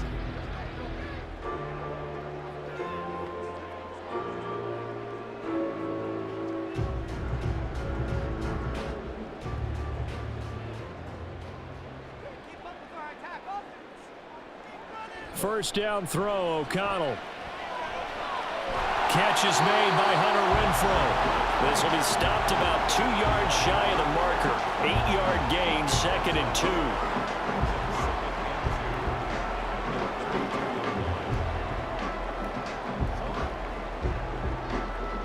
2. The Raiders try to move quickly, try to get everybody back to the line. To throw here, O'Connell. Back to Renfrow again, complete. A gain of 5, good enough for the first down.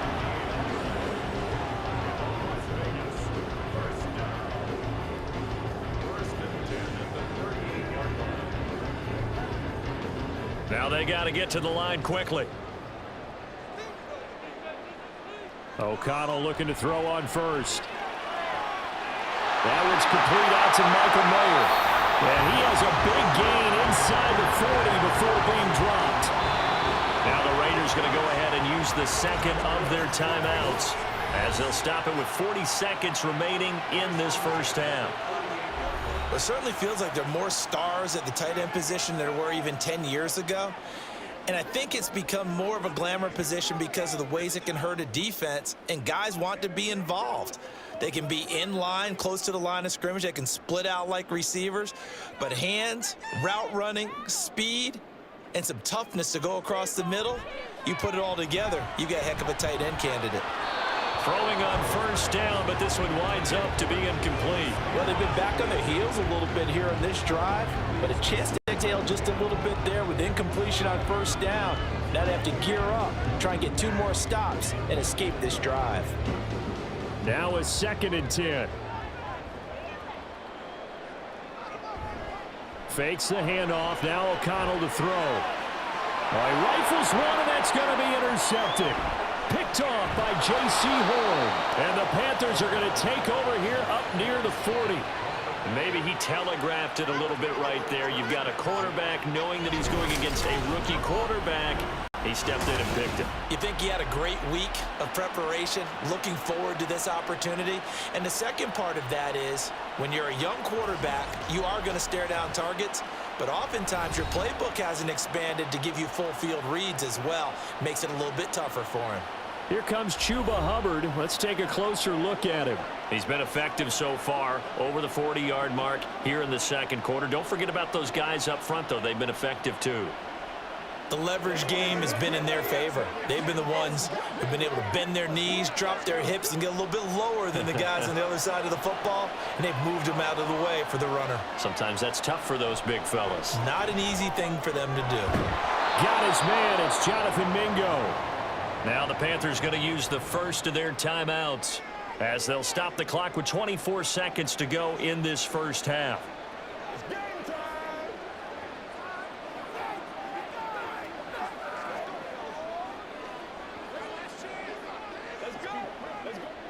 From the 44 now, here's 2nd and 4.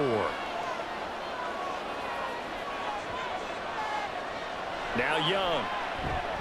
He gets this one to Hubbard, complete. The Panthers going to use the second of their timeouts. So that means they're down to 1 remaining here as we head toward halftime.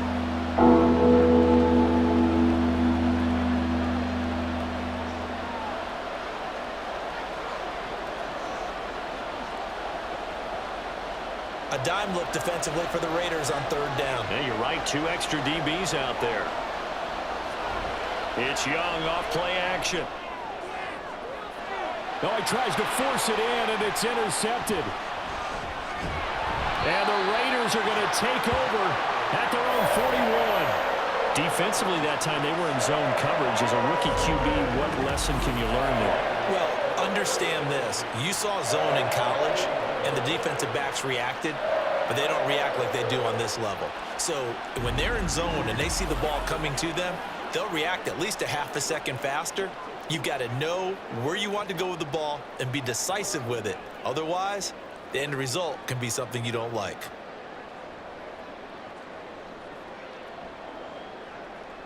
The Raider offense set to get this drive started.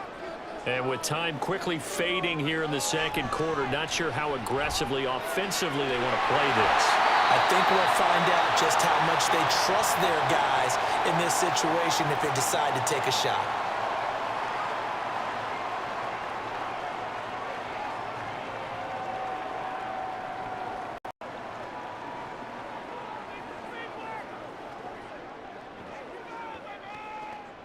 So even though it's first down, here's the field goal unit on now to try to get 3 before halftime. And this one is no good. He missed it. And instead of tying it up, they'll remain down by 3. And this is a commentary on today's kickers and just how good they are that a coach would think about running his guy out there to try a 59-yarder. Here it backfires on him, but as a kicker, you have to appreciate the confidence that they showed in you.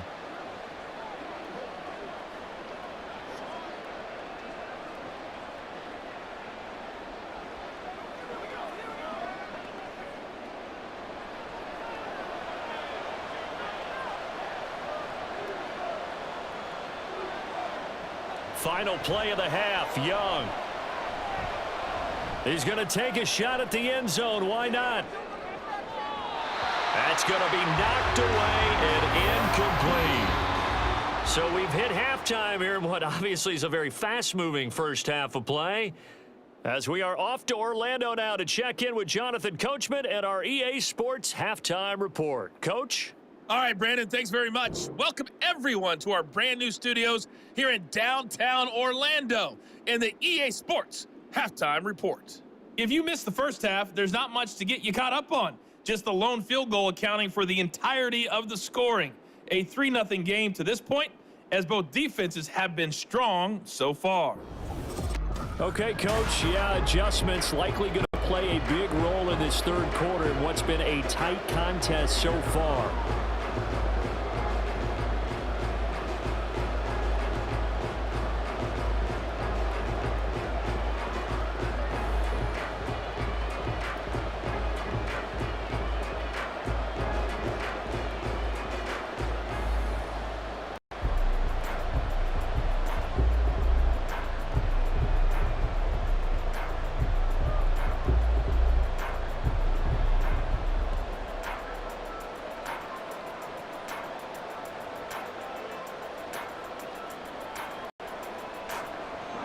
These offenses seemingly still back at the hotel for the first half. 3-0 our score as the second half gets underway.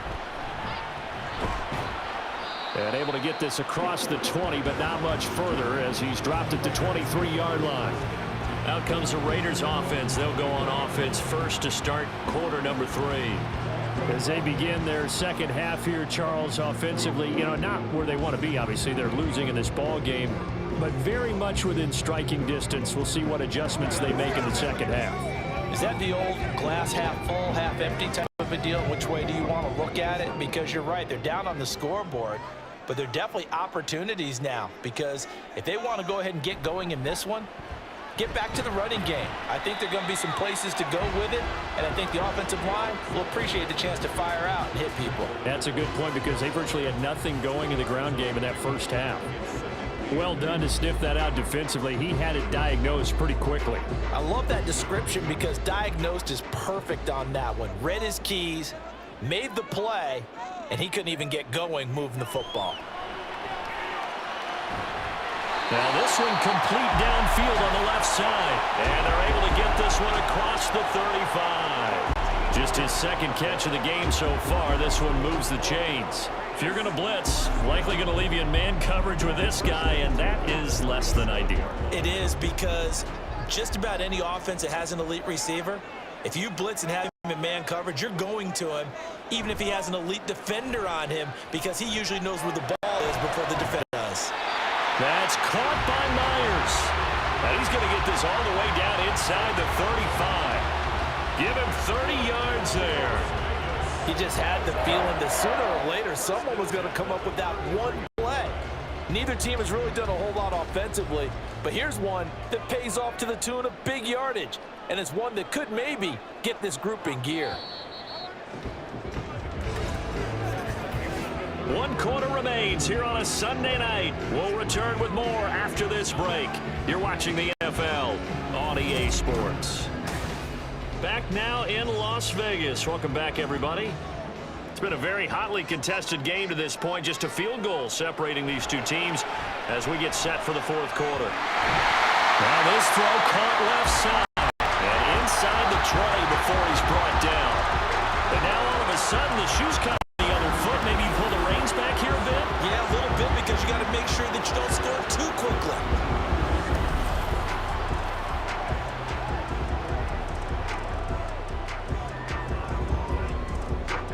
They'll come up 1st and 10 here.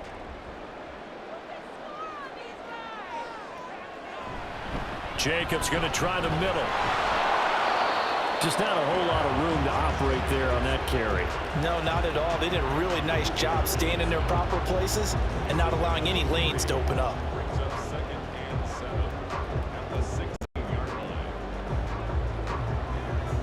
Here comes 2nd down. O'Connell. They swing that out wide to Jacobs. And he is out of bounds, getting it down to the 10.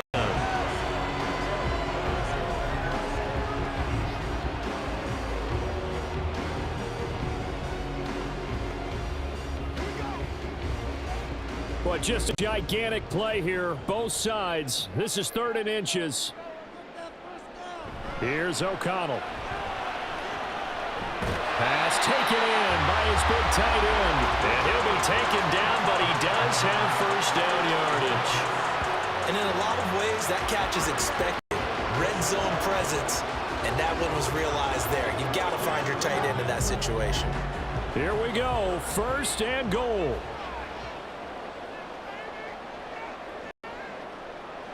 He's back to throw.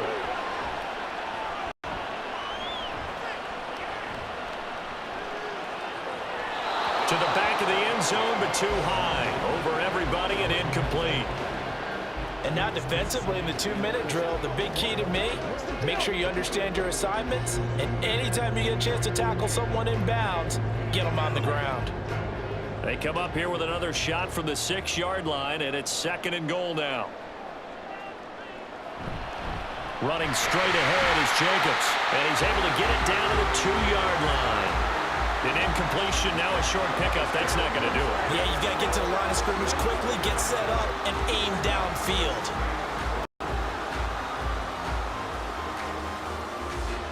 For the lead, here's 3rd and goal.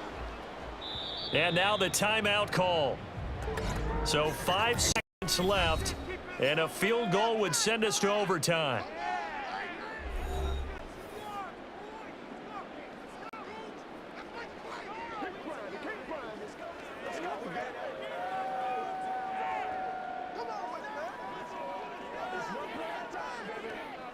So a big one coming now for Daniel Carlson.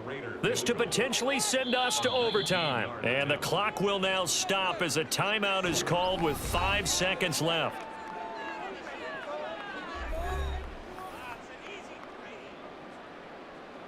So here we go. Maybe the biggest kick of the game forthcoming. This to tie things up in the final minute. And this one is right through. And they will tie this game here in the final seconds. This hasn't exactly been a battle of one touchdown after the other, quite the opposite. But at 3-3 now here in the fourth, it's been an entertaining game considering just 2 field goals. Yeah, is it really a football game now, or are we watching baseball? This feels like a pitcher's duel, doesn't it? Nice and tense on the edge of your seat. Have you been scoring this one? A lot of strikeouts and ground balls in this one.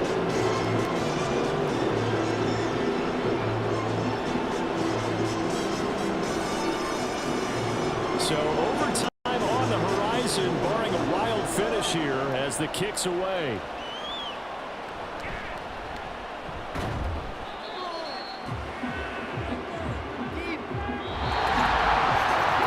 Four quarters not enough. We're all even, and to overtime we go.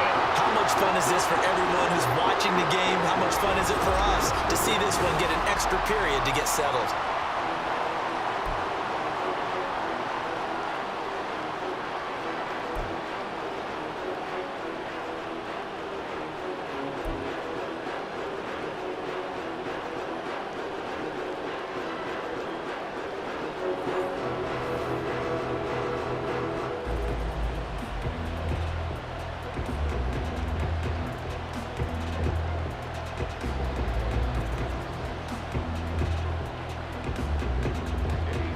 So the Raiders are going to get the football first here in the overtime session as we are back underway.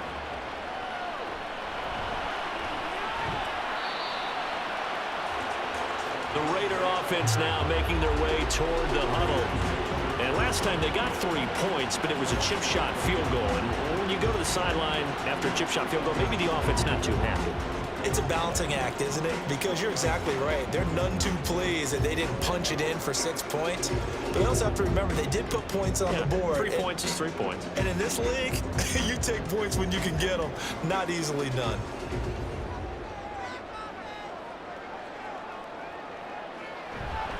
On the ground, it's Jacobs to start the drive. Now he's got this almost to the 40 before going out. The interior of that line blocked really well on that run, but also the 2 tight ends, they blocked well too. Not only have they scouted the line of scrimmage, with their agility, they can get upfield and hit moving targets like linebackers, defensive backs. They do a really good job helping out in the running game. From up near the 40 now after the big play to start, here's another 1st and 10. Once again, it's Jacobs. And he takes this up right near the 45-yard line. Consecutive positive runs for him on the last 2 snaps. He certainly appears to be trying to put the offense on his back and just move them down the field, but his number is called. The way he's running it, I keep going back to him. Ball placed at the 45 for 2nd and 5.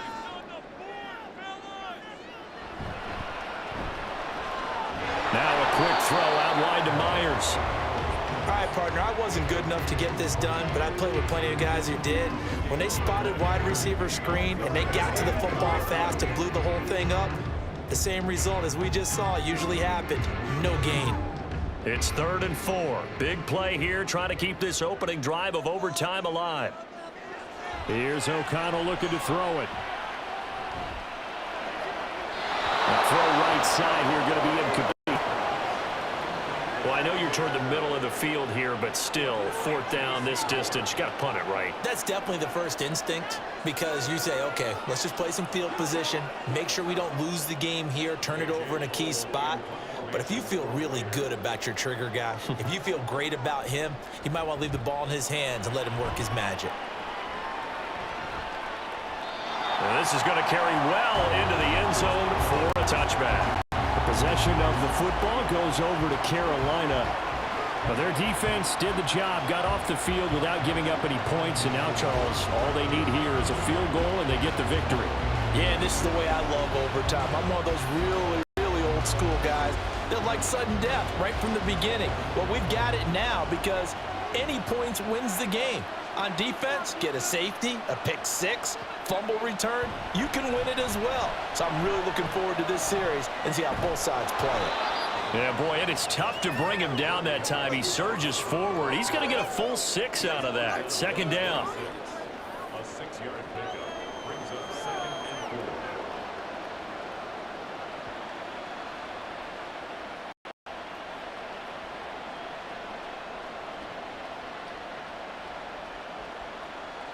4. From the 26, they'll line up on 2nd and 4. What can Young do in the OT? And that one too wide and incomplete. Great coverage there all around. Really didn't have many options to throw from. Very little chance that that one was going to be completed. Every receiver was locked up. Now they face a 3rd down and 4 after that incompletion on 2nd down. Here's Young. Buying time to his left. And he's brought down short by a yard. It's a 3rd down gain of 4. That was a good effort there, trying to do it on his own. But as a defender, you're in a tough spot because you have coverage responsibilities behind you. And if you take off too quick to try and get him down, he might loft it over your head. So better to track with your man defensively than try to go up and make a stop on the quarterback. Exactly right. What you're hoping is that your guys in the front 7 can get him down. One overtime. How about 2? We need another. We're still even. We'll switch sides and have that 2nd overtime in just a moment. Here's Johnny Hecker now. And in double overtime, this needs to be a good one.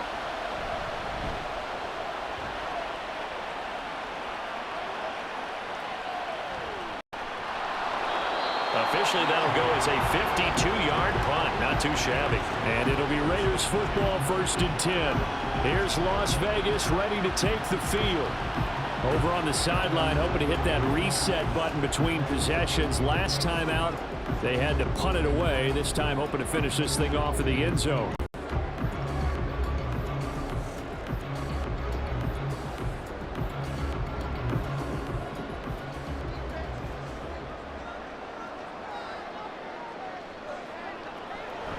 And they go play action here with O'Connell. Throw out wide is incomplete. This being their 2nd opportunity in overtime, 3rd overall drive. See if they can settle into a rhythm. And that's what you're looking for. Get a few first downs, move the ball downfield, have some confidence, get yourself in a spot where you can at least kick a field goal to win it. But I tell you this, if I'm the play caller, I'm looking at that part of my sheet that says playmakers. Get the ball in their hands, critical situation, now's their time. Dances by him and past the 40 before he's out of bounds.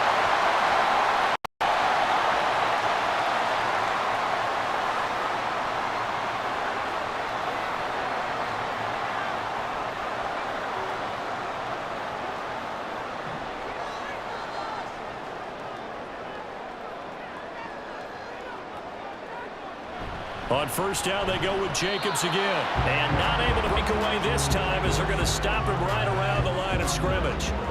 And as a defensive end, getting off the ball quickly, swarming to the football, making a tackle, that's what we saw right there. Yeah, that's what their job is. And really, a lot of the time, they have to throttle back a little bit in the run game because you know those defensive ends, they're like in a sprinter stance. They're just headed straight for the quarterback. That was good recognition on that play to hold them to no gain.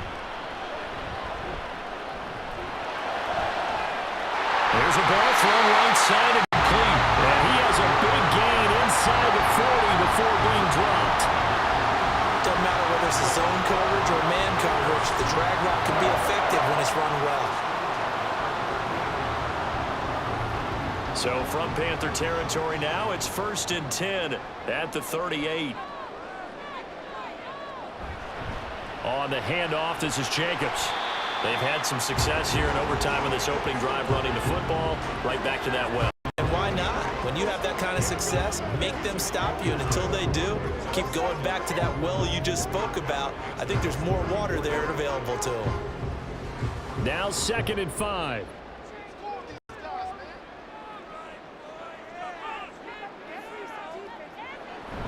They'll stay on the ground with Jacobs. And brought down, but not before they're inside the 25. And I know you, with every carry, especially in overtime, you're just saying, if you're that ball carrier, hold on to the football. Hold on to it, protect it, but not necessarily settling, because you're trying to get to the end zone. You're trying to end the game right here. And I know the defensive guys poking, clawing, breaking, trying to knock the ball free and protect their end zone. Yeah, like you alluded to, especially this part of the field.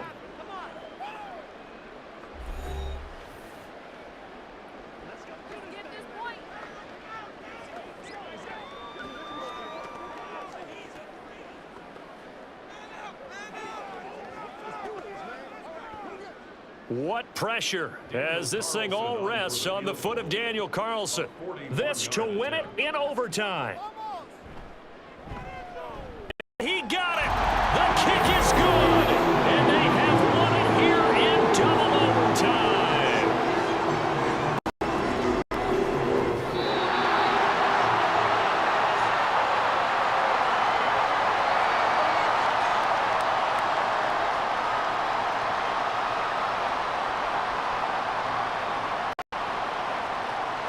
Well, obviously, Charles, this was by no means an offensive track meet. I mean, the defenses were the story in this ball game. But, hey, they got enough points to get the job done. And at the end of the day, that's all that matters. You're absolutely right about that, partner. In such a low-scoring game, it completely changes everything you had planned to do out there. Fortunately for them, they got...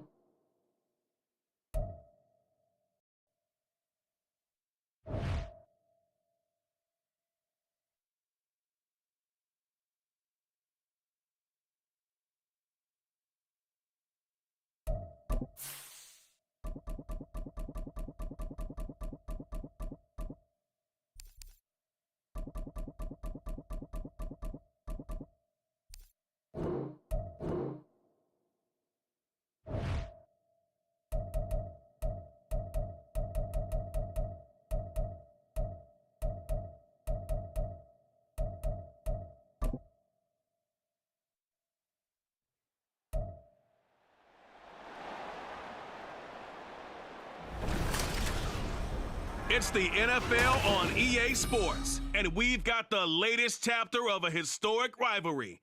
It's the Niners and the Rams on Sunday Night Primetime.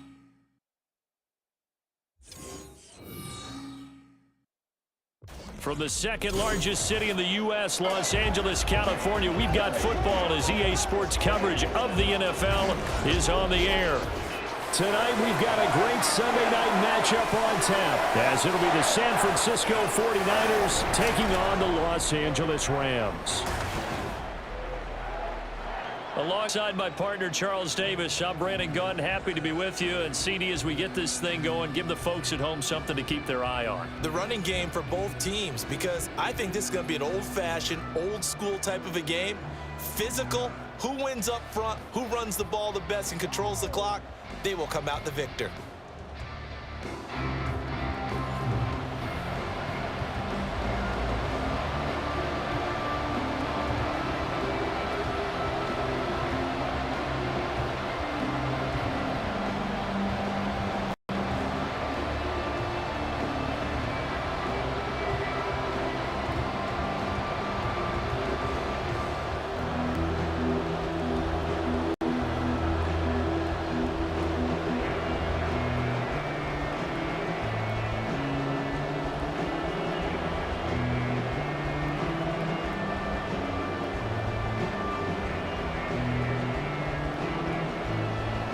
And we are underway from SoFi Stadium. From a yard or two deep, here comes a return. And his guys will get the football right at the 20-yard line. So here's the first drive now for the 49ers. And they will be led out by a man in his sophomore campaign as the quarterback. And you'd think as a young QB there'd be some nerves leading an offense out to start a game, but haven't seen any sign of them right now. And speaking with him earlier this week, sensed that the pressure wouldn't get to him. He feels comfortable being the face of this offense and shouldering the expectations on game day, even if he doesn't quite have the years of experience other quarterbacks do. They're coming out with a jumbo package to start the drive. They start on the ground with McCaffrey, and he'll manage to pick up about 4. It's second down. Well, on every play call, you realize it's not going to go for a touchdown, so a lot of your calls are setting things up for maybe later in the game, trying to establish the inside run with toughness now, hopefully get to the perimeter later, and let's face it, you could do worse than a 4-yard run on first down. And now some motion before the snap. And this will be our first penalty of the night's proceedings. The offense knew it. They were already starting to walk back as that one is accepted. Still second down. And that false start penalty is certainly not helping their cause here. Second down and long. From the shotgun now, here's an inside give. Stopped at the 24-yard line after a gain of 5.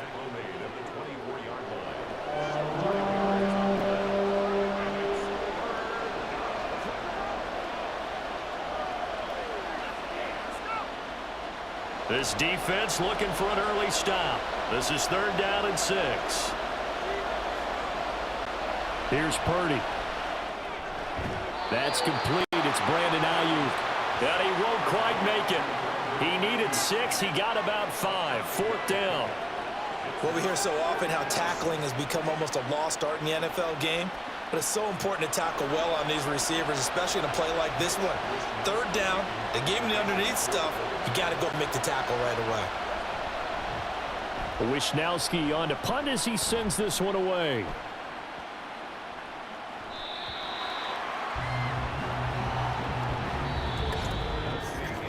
We're scoreless after 1.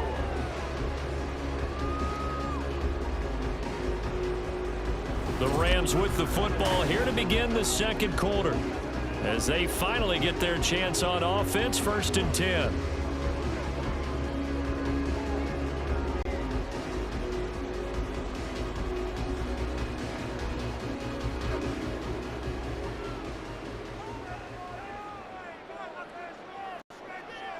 Stafford on 1st down. Pass complete there to McCoy. Down the left sideline. Touchdown, LA! Puka Nacua, an 80-yard touchdown. And the Rams post the first points of the ballgame as they take the lead here in this second quarter. One play, 80 yards. Pretty easy drive to recap. It certainly is, but not so easy to execute. Starting on your own 20. You want something to kickstart your drive and get it off to a nice start. They went for the whole thing and got it. That's a great way to send a message to the opposing team. Extra point by Moore, up and good. And it's now a 7-0 game. Those are the ones the offensive coordinators dream about. One-play drives from that distance. What an effort. It results in the touchdown.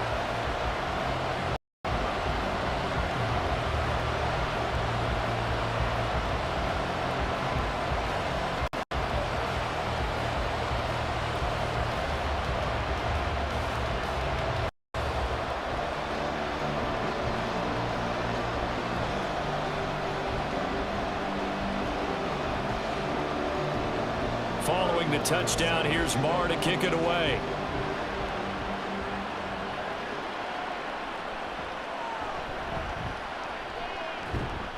And out a little across the 25 to the 27. Back out there comes the 49ers offense ready for their second drive. They'll be looking to match that touchdown from a moment ago. 7-0 is the score as they begin with a first down.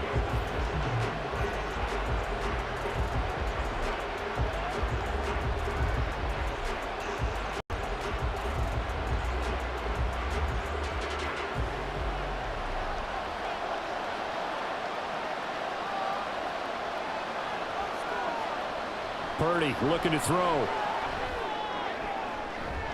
That is incomplete. With a dime left on defense, 2 extra defensive backs on the field and covered up essentially every blade of grass. That allowed them to disrupt the play.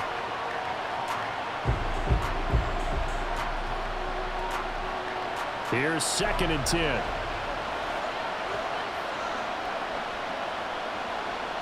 Purdy. He'll get this out wide here to McCaffrey. And he'll get it up near the 35, right at the 34 here. 7 out of that, so they're left with a 3rd and 3.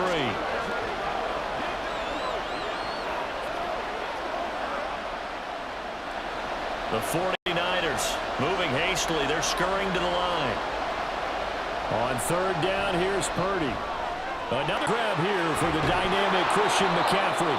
And he is going to have a Niners first down. I do believe, yes, he's got it by about a yard there on 3rd and 3. That's a big conversion there on 3rd down because they did not want to give the ball up late in the half. They'd love to take the clock all the way down and score. This will definitely help the cause. First down now. The clock continues to move. Back to throw, Purdy. Connects with Kittle underneath. The 49ers now going to use the first of their timeouts as they'll stop it with just over 40 seconds to go in the first half.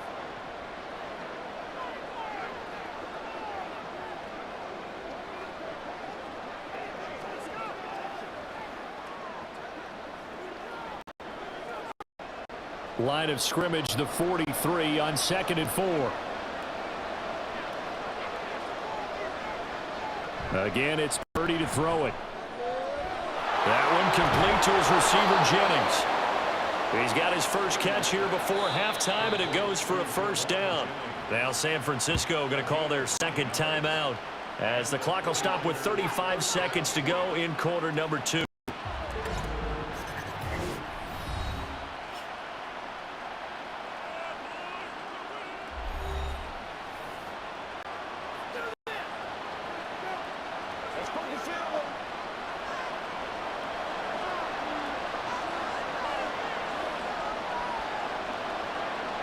Purdy to throw it on first down. Man open, that's Deebo Samuel. And past the 35, he'll be dropped a yard or 2 shy of the 30. The Niners passing game in sync now. They've got another first down.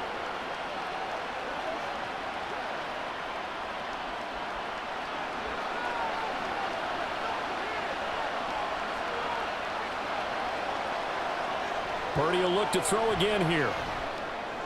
And trying to get it to Samuel, but it's intercepted. And the Rams will take over here just shy of the 30. Well, this had trouble written all over from the start. He's got 2 extra defensive backs in the game he's got to deal with. They're in a dime set. So everywhere he's looking, he's seeing a different color jersey. And sure enough, this one winds up being intercepted.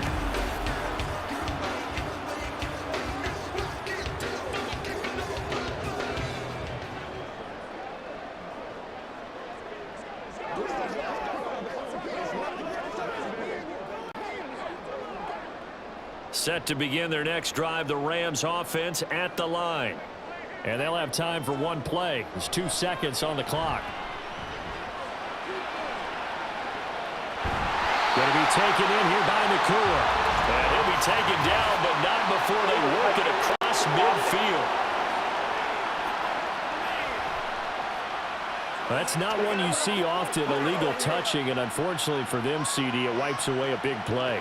Yeah, you just can't step out of bounds and be the first one to touch it when you come back in. That'll draw a flag every time.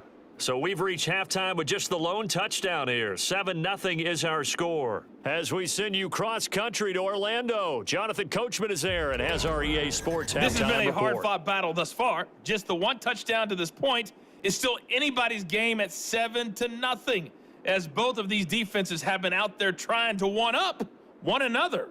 The Rams got a nice throwback performance from their veteran quarterback, Matthew Stafford.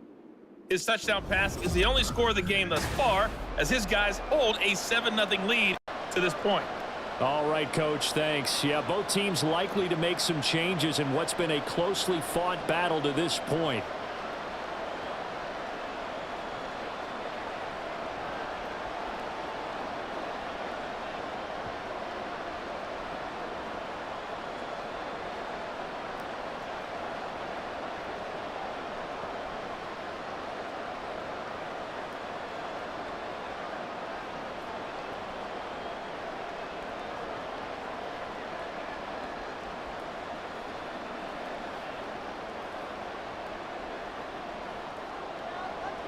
Just the one touchdown in that first half. 7-0 our score as we get going in quarter number 3.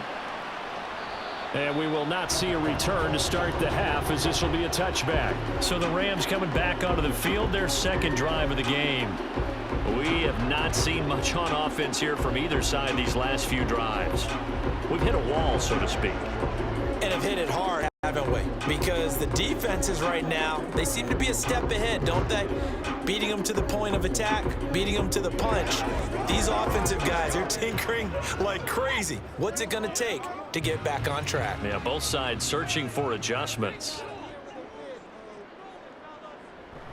Now it's Stafford off the bootleg. He'll get this one complete to Atwell. And he's upended after a gain of 2 out to the 27.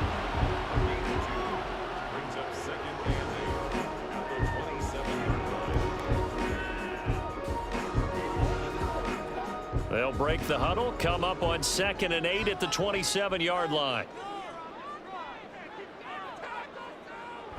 Well, they'll run it here on the jet sweep. And they're able to get this one across the 35. It's a gain of 11 and a first down, L.A. An excellent run there coming from out wide. And we used to consider these jet sweeps to be gadget plays or something a little bit unusual, right? But now most teams have some version of this play in their playbook. And I think it's a lot because of the receivers that are being developed nowadays. These guys look like running backs even though they're playing out on the perimeter. And good vision there as he's across midfield and down to the 45-yard line. 17 more yards on that one as they keep the drive rolling. Those are the type of runs that we did not see from him in the first half, but a good start to the third quarter. And I know what everyone's thinking that's watching this. They did a great job adjusting at the half. Oftentimes you don't make adjustments. You just dial into your game plan a little bit better, and maybe they're starting to make some headway. 1 quarter remains here on a Sunday night. We'll return with more after this. You're watching the NFL on EA Sports. Back now in Los Angeles. It's the Rams out in front here. They've got control of the football as well as we get set for the fourth quarter. Now a first down throw. Stafford. And that one drops down, incomplete. Good coverage there. Forced the ball free, and it's second down. This has certainly been a physical game so far. Limited scoring opportunities for both sides. And there's another chance that goes unfulfilled. 2nd and 10.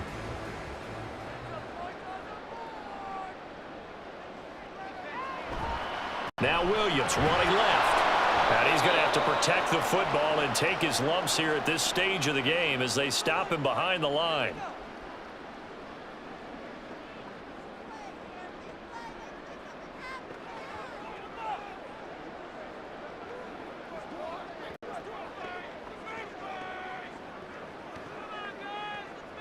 Third and 12.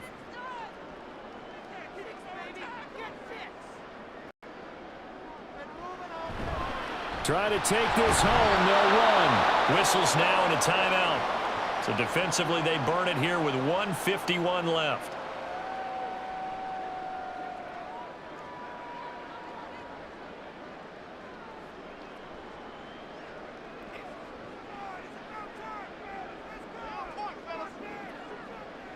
Here comes the Rams punter now, as he should be able to pin him back deep here with his first punt. And no return possible here as they angle this one out of bounds. So Purdy and the Niners down 7-0. A minute 46 to go.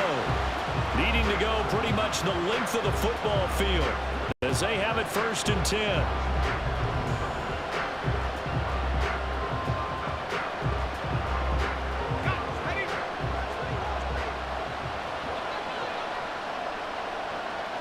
Purdy to throw. And this turns into disaster. He's not going to get forward progress. That'll be a safety. What a gut punch. That should be the nail in the coffin with those 2 points, making this a 2-score game now with time, Charles, clearly not on their side. Yeah, they'd have to give the football away as well. Had a chance. Yeah, it was a small chance to get down the field, but guess what? This one's now just about over.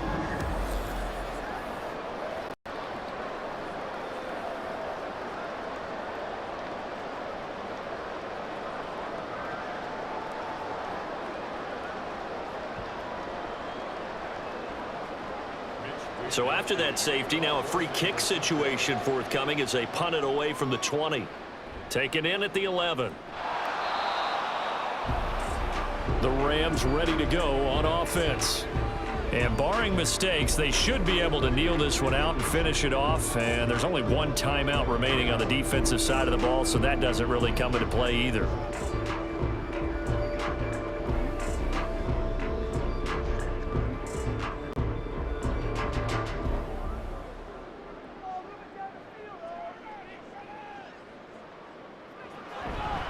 We've got to have two hands on the football here as they run on first down.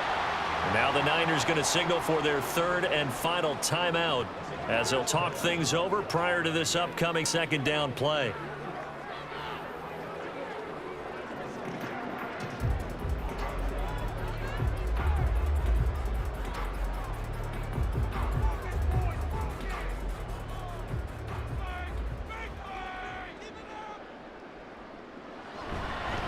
He's going to get it again. Just looking to get forward and protect the ball.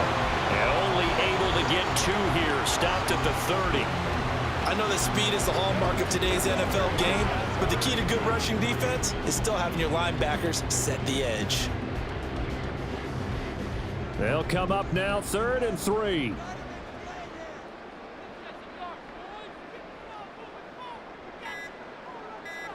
Now Stafford. That is caught. And he is going to have a Rams first down, and that should be the one that finishes this game off. This is a nice job of just taking what the defense is going to give you on 3rd down. You're not looking for a big play downfield. You just want to find something that can get you past the marker. They found it and were able to keep the drive moving.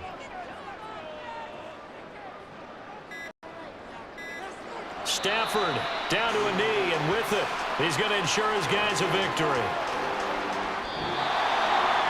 So the L.A. Rams with a victory here, and not all W's are created equal, CD, and this one came in shutout fashion. Well, their offense certainly didn't need to do anything, right? They could take the day off, and they did.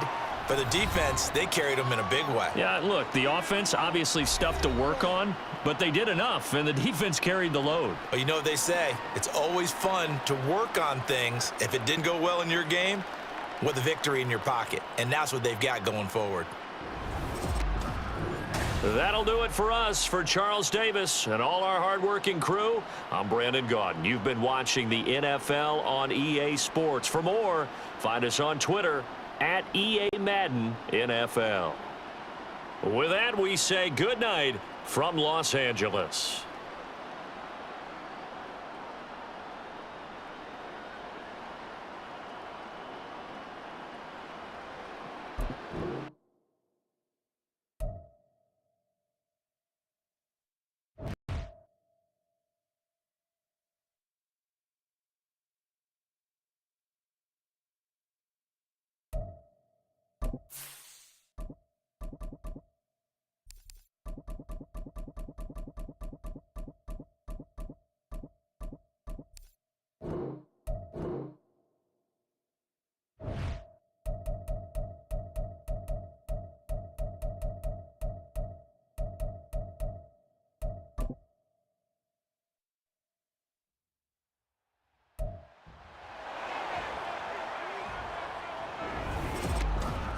It's the National Football League on EA Sports, where we'll see two of the NFL's oldest and most storied franchises.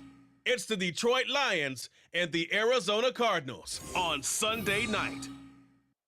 EA Sports coverage of the NFL takes us to the Valley of the Sun and State Farm Stadium here in Glendale. Tonight, we've got a great Sunday night matchup on tap, as it'll be the Detroit Lions taking on the Arizona Cardinals.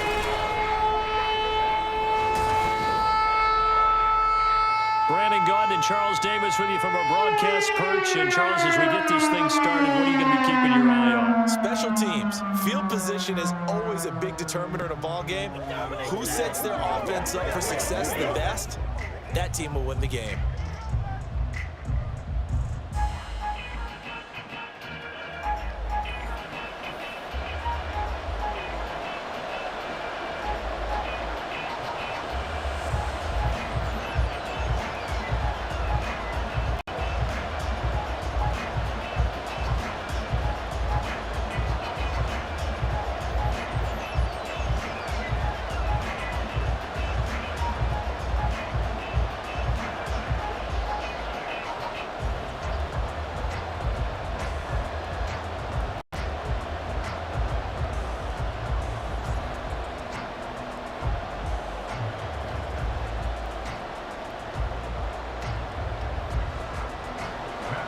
Now the big leg of Matt Prater ready to get this one started. And off we go on EA Sports. Here's Khalif Raymond to return. And not much happening on the return as he'll get this to about the 23. So here are the Lions now coming out for their opening drive. They're led onto the field by the former Cal Bear and the #1 overall pick in 2016, Jared Goff. And at one point, the ascension of Jared Goff was really, really strong. Back-to-back Pro Bowls, took his team to the Super Bowl, and came really within 1/4 of winning it. But since that time, he's had bouts of inconsistency, and that's been the struggle for him as he tries to get back to the form he showed earlier in his career.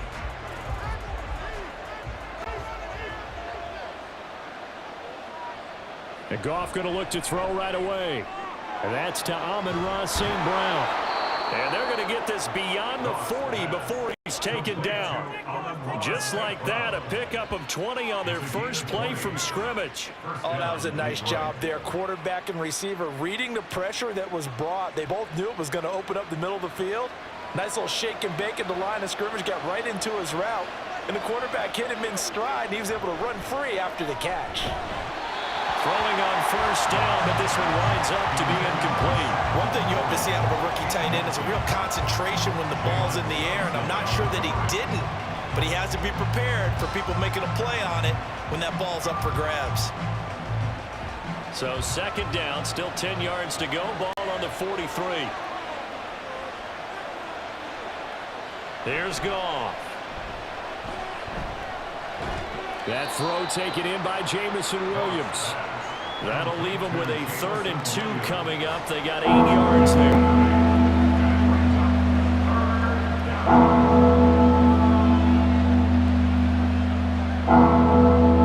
They'll come to the line, needing only 2 yards to gain the first here. From the 50, it's Goff. Able to find the open man. That's complete. And he is going to have a Lions first down as they're able to get the 3rd down conversion. Got to say, I was a little surprised to see him, Charles, come out in the shotgun on 3rd and less than a yard. Yeah, but the way the NFL is nowadays, we hardly ever see anyone really run for it on short yardage. So they're going to throw the football more times than not. That was a nice, easy rhythm throw right there, and they pick up the first down. No score after 1 on EA Sports. The Lions with the football here to begin the second quarter, as they've got it with a 1st and 10. On 1st and 10, here's Gibbs. They'll manage to break a tackle and get this forward for a couple. It'll be 2nd down. They suspected that it was a power play up the middle coming at them, and boy, were they right. That defense got downhill in a hurry and limited them to just a couple on 1st down. And they're trying to line up quickly here. Goff urging them on. On play action, they'll throw. And he wants Reynolds way downfield. And it's incomplete. Took a shot, couldn't connect. They were maybe hoping for a little bit of back shoulder fade there, and that's a play that's been in vogue the last few years in all aspects of football. But they couldn't get the hook up there. 7th play of the drive, forthcoming on 3rd and 8. Goff now to throw. He's got his target. That's complete. And they're going to have another first down as the tackle's made here at the Cardinals' 27-yard line. The 3rd down conversion successful. A gain of 11. Seems as if the passing attack's starting to heat up a little bit here in the second quarter. You can sense and you can see the momentum because now they're reading their patterns downfield, they're understanding the coverages, and they're finding the open holes in the defense. Goff on 1st down. Targets and finds Reynolds once more. The Lions will use the first of their timeouts as they'll stop it with just over a minute to go before halftime.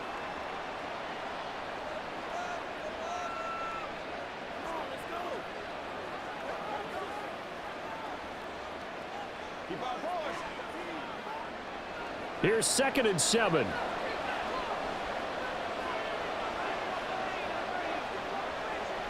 Now it's Goff. Got a man and he hits him in stride. doesn't quite make it, taking it within an eyelash. Dropped at the 1. Called that a very strong gain of 24. A lot of precision being shown on this opening drive. They've been methodical, they've been crisp, and as a reward, they're going to be set up with an early 1st and goal. Montgomery, he is going nowhere in a hurry as he is going to lose yardage here in a big way. The Lions now going to use the second of their timeouts as they stop it with 28 seconds to go in the first half of play.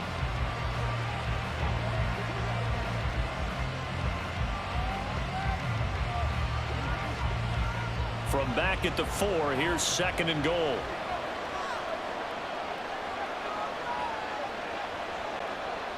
Goff now looks to throw. And in for the Lions, touchdown. Sam Laporta from 4 yards out. And the Lions post the first points of the ball game as they take the lead here in this 2nd quarter. Well, that drive felt like it took up an eternity. We finally have some action on the scoreboard. Yeah, but plenty of action prior to, because that drive took up all the 1st quarter before we spilled into the 2nd, and finally, points were registered. On the other sideline, they're chomping at the bit just to get the football. Extra point by Badgley, up and good. And that makes the score 7-0. Cardinals, 0.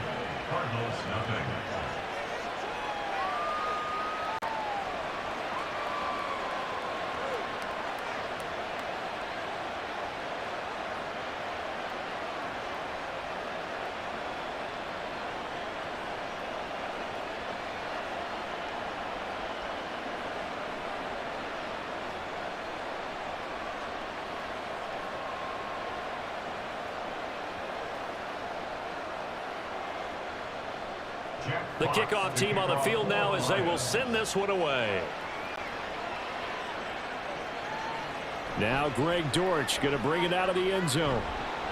And that decision to bring it out ends up not being a good one. Costs him about 5 yards as he's tackled at the 20. The Cardinals now getting set to go offensively, and it'll be the dual-threat quarterback Kyler Murray leading the way. Drafted with the idea that he'd be one of the most dangerous quarterbacks in the NFL when he put it all together.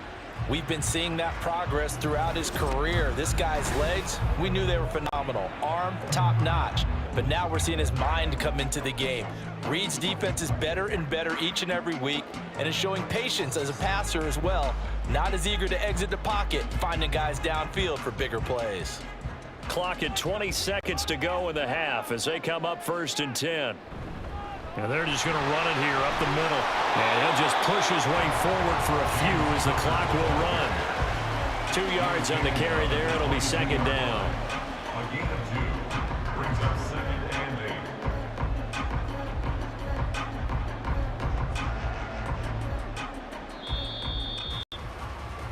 So we have reached halftime with the visiting Lions taking the lead to the break.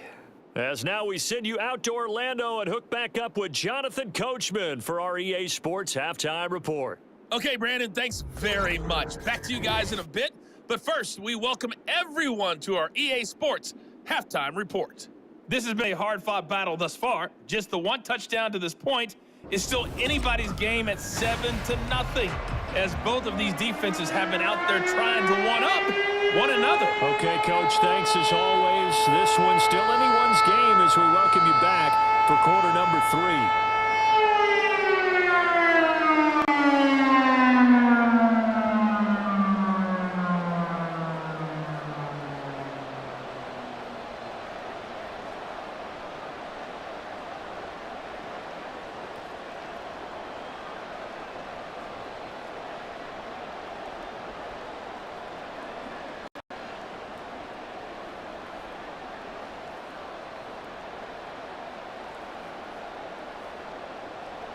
Just the 1 touchdown in that first half. 7-0 our score as we get going in quarter number 3. This taken in at the goal line. And he will make it to the 20-yard line and no further. The Cardinals ready to go here to start the third quarter. Well, out of the locker rooms here they come. Their first drive of the third quarter. And Charles, they're trailing in this ball game, but we got a tight one set up to be a very entertaining second half. And as we know, partner, in the NFL, there's trailing and there's trailing, right? Sometimes you're discouraged by how much you're down, but in this case, this is a tight ball game, so there's a sense of optimism here. I think they went into half and looked at their play sheet and said, these are the plays we really like. What do you say we use them to start the second half and get us going? Counter on first down, not going to get a whole lot. Maybe a couple. Second down coming up. Well, it's time for them to be good teammates right here. And what I mean by that is possess the ball for a little while. Get at least 2 first downs. Give their defense a chance to settle down a little bit after they give up a touchdown. Ball at the 23, 2nd and 8. Shotgun now for Murray. A short one there, caught by Swain.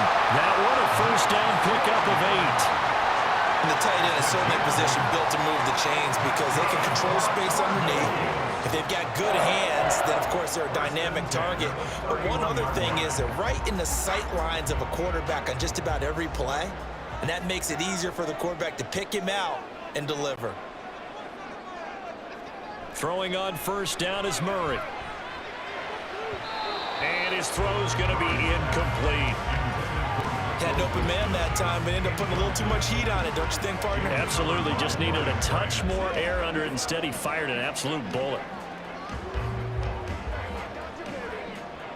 Third quarter of a tight football game as we come up on a 2nd and 10. Here's Murray.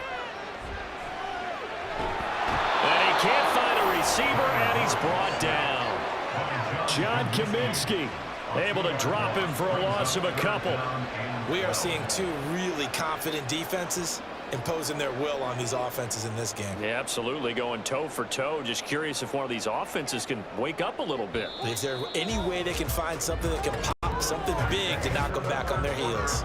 1 quarter remains here on a Sunday night. We'll return with more after this. This is the NFL, and it's on EA Sports. Welcome back to the desert. We're in Glendale.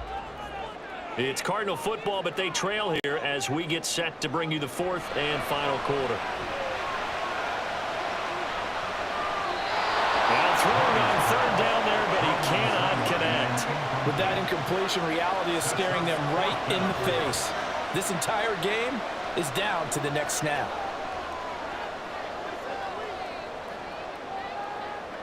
Here we go. This is 4th down. Now Murray's got to have this one. That's pulled in by Wilson.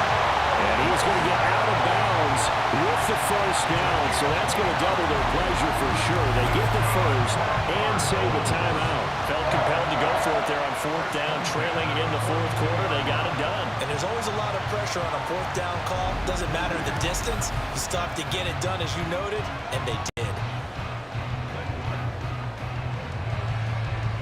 Plenty of time. All 3 timeouts still remain. Here's 1st and 10 now. To throw is Murray. Catch is made by Marquise Brown. And he's going to get this inside the 30. You got to like what they're doing right there. Little by little, they're getting closer. Another good pickup.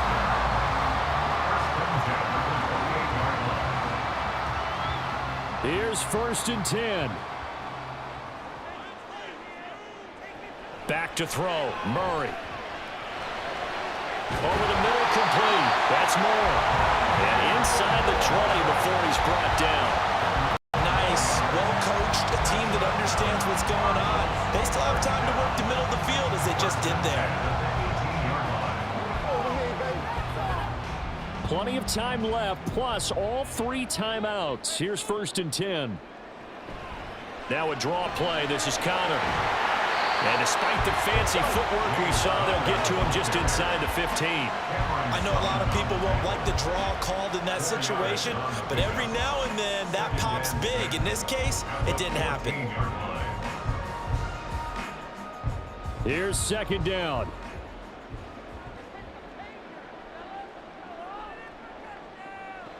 Now Murray. He's got his tight end McBride on the out route. And yes, he's into the end zone. So they get the late score they needed. And now the extra point can tie this thing up in the final minute. Well, we know someone just added to his touchdown passing total, but all he did was get the ball out quickly to his tight end and let him take care of business the rest of the way.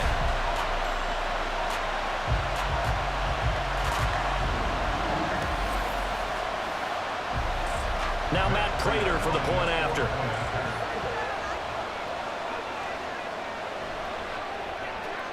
And no sweat, he puts it through, and we are tied here in the fourth. A 10-play drive that time. And the touchdown at PAT mean we are tied here in the final minute of play.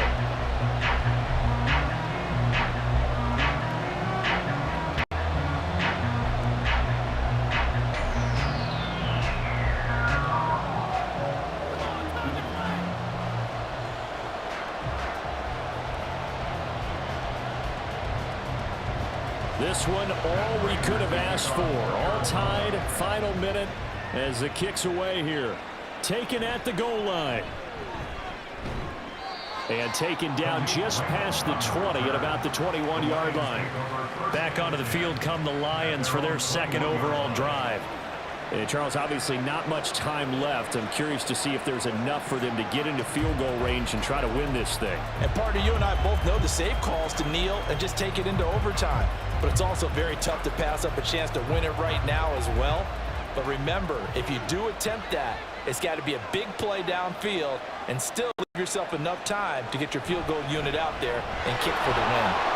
And that's not going to help a whole lot. Maybe 4 yards on first down. Tackled at the 25-yard line. A gain of 4. It's now 2nd and 6.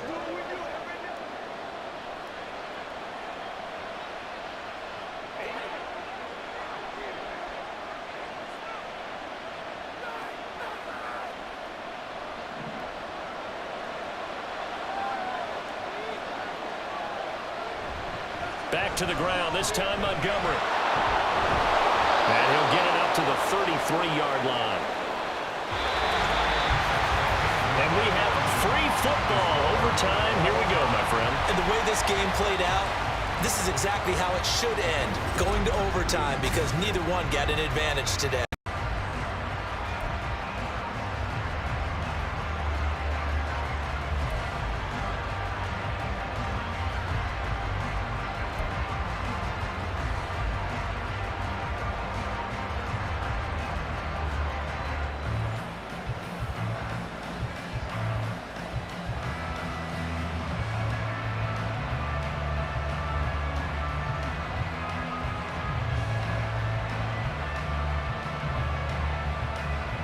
So it's the Cardinals set to receive it. They'll look for a winning drive as we get this overtime period started. And Greg Dortch now to return it. And good coverage there on special teams as they'll get him down shy of the 20. Arizona getting ready to go as they take the field. Well, certainly they'd rather have the scenario they had last time out, Charles. Remember, they had the short field. They took it in the end zone. Now this is going to have to be a longer, more sustained drive if they want to get points. Yeah, a little bit more of a quick strike opportunity last time by where they were on the field, and you're exactly right about that. But now, backed up a little bit. What's that old expression we love to use? Time to matriculate the ball down the field and try and do it again. They start the drive with Connor. And they're going to stop him right at the line of scrimmage. Just no cutback lane to be found whatsoever. 2nd and 10. Overtime here out west, and you got a team from the Eastern time zone. Maybe their body clock's a little thrown off, or is that overhyped? I don't think it's overhyped. And I think that for most teams, you're hoping that your mind overrules your body, because your body's looking for slippers and bedtime clothes, right? You're looking for the pajamas. But in this case, you've got to stay with it mentally. And what a lot of teams do, they never change their watches. They always say on East Coast time and just go ahead that way to try and defeat any of the effects of moving to the West. Makes it 3rd and 3. So a big play in this opening drive of overtime. Now looking at a 3rd and 3. And they'll try and run the option to pick it up. And he'll be tackled about 2 yards shy of the line to gain. A 1-yard pickup leads to 4th down. Just looking down at this with a naked eye, it looks like they have about 1.5 yards. Any chance they go for it here? There's a chance, but I have to say, punt the ball here. Get rid of this thing and try and help your defense a little bit. I know there's that temptation, and I know people have it on their play sheet. I have that one play that'll get me what I need, but if you don't get it, you pretty much handed the game to the other team. On 4th down, the punt team is on as this is sent away. Fielded at the 20. It'll wind up being a net of 41.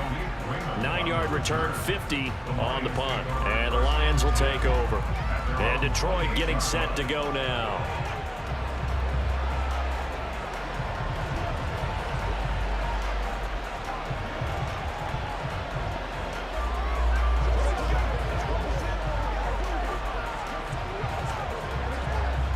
Goff and this Lions offense set for a 1st and 10 at their own 28-yard line. Now a first throw here in overtime. St. Brown on the catch. And they're going to have this across midfield and inside the 45. Quarterbacks love slant routes because the receivers are breaking right their line of vision, and receivers love them as well because they're getting the ball on the move and able to catch it and try and get upfield and gain additional yardage. So into Cardinal territory now. It's 1st and 10 at the 44-yard line. They'll try the middle with Montgomery. And he stopped immediately there.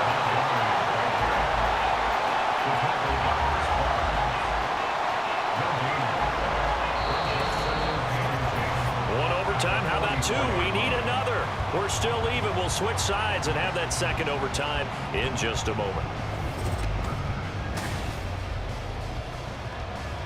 So after the run for no gain, here's 2nd and 10.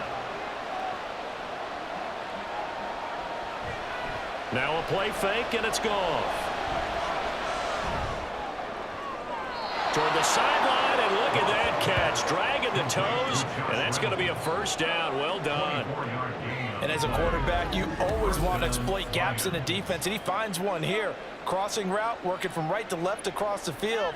And once you get defenders going in the wrong direction, it is awfully hard for them to pivot back, and you end up getting the 1st down.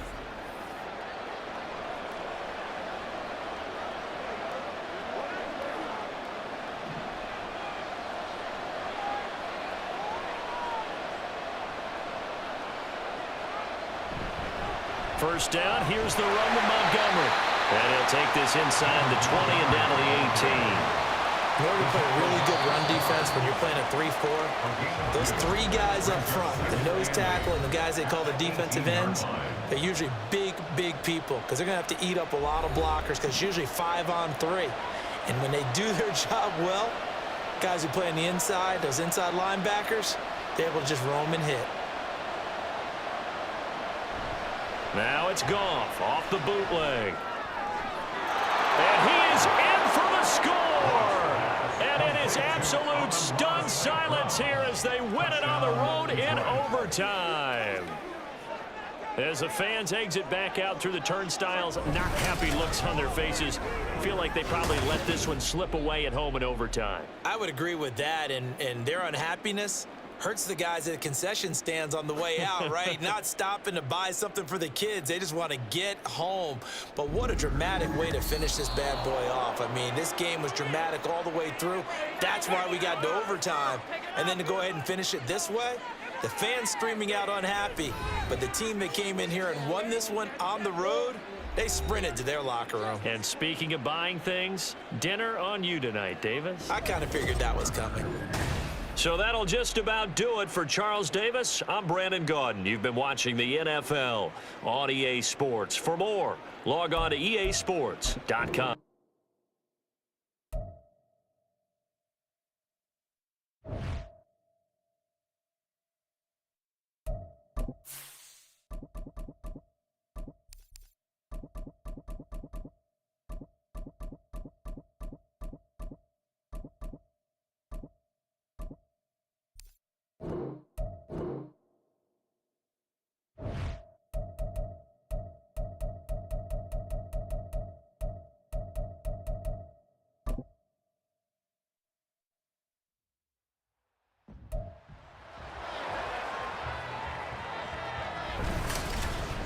It's Madden NFL24 on EA Sports, where we'll see which conference reigns supreme today. It's the Baltimore Ravens and the Dallas Cowboys under the lights on Sunday night. EA Sports coverage of the NFL brings us to the Lone Star State in the very mammoth AT&T Stadium in Arlington, Texas.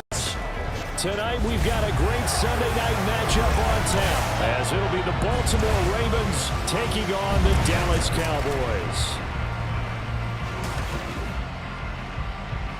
With Charles Davis, as always, I'm Brandon Gaudin. Charles, you talk about storylines in this one. I think it begins and ends with our two quarterbacks, certainly two of the best in the business. And nowadays, I don't think you get by for long periods of time without a top-flight quarterback. The way the game is played, with all the responsibility he has and how the game flows through him, if he's not on the top of his game, your team's not going to benefit at all.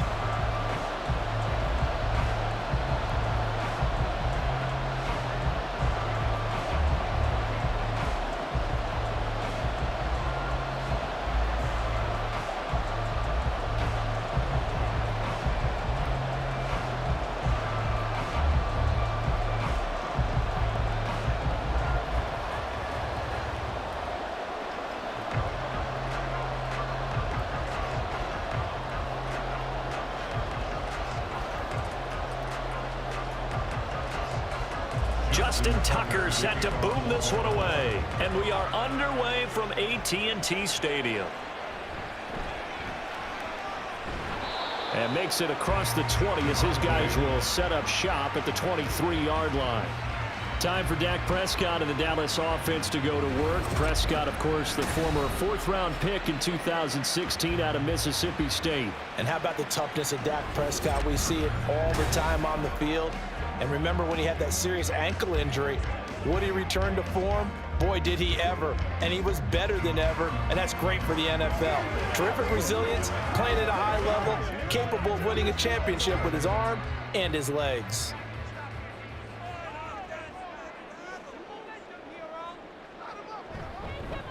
So the drive's going to start with Pollard. And a short pickup to about the 27. It'll be second down. Well, you don't turn your nose up at a gain of 4, do you? They'll take that on first down. Playbook's got to be pretty well open on 2nd and 6.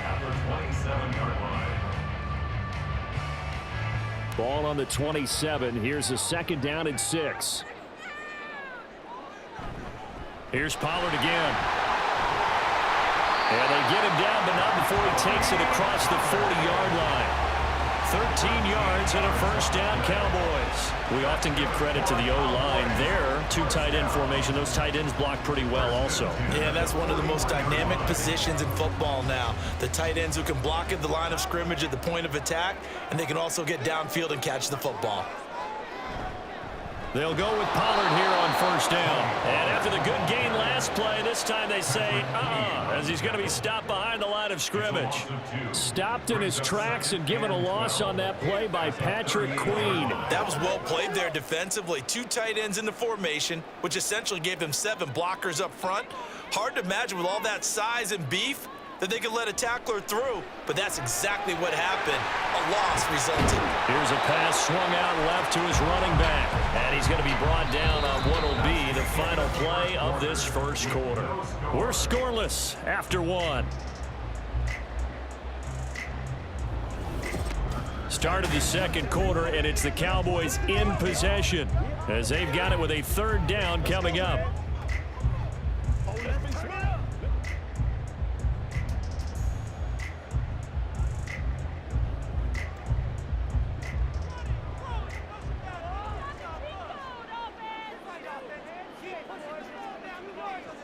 On 3rd down, it's Prescott.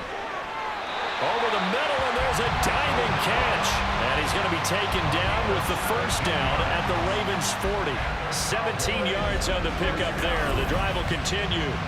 I'd have to say that whenever you see a good post route run, they do not like to let it end without the catch. Hence, that great diving play. Yeah, lay it up there, let him go get it, and he got it.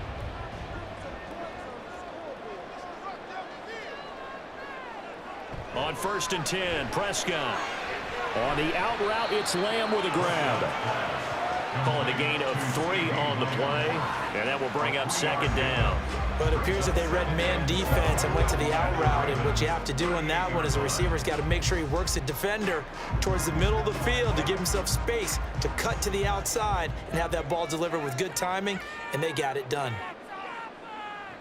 Second down, Prescott. That's into the hands of Gallup over the middle.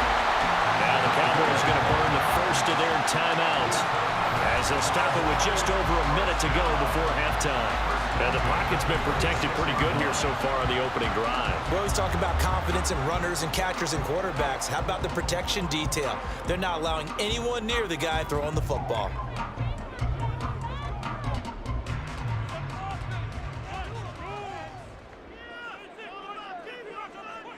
Prescott looks to throw on first. Got his man complete over the middle.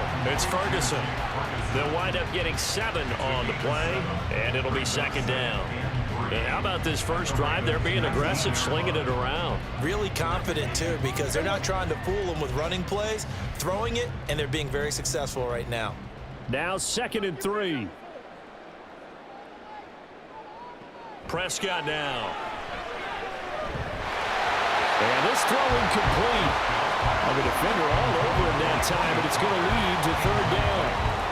He did a fine job there of not hitting him before the ball arrived, and I've got to tell you, you can often mistime that play because of the angles of approach. When you're going to get him, sometimes you panic as well and think, I've got to be there right now. Instead, in this case, timed it perfectly and knocked it free. Able to find the open man. That's complete. The Cowboys going to use their 2nd timeout now, as the clock will stop with just under 30 seconds to go in the first half.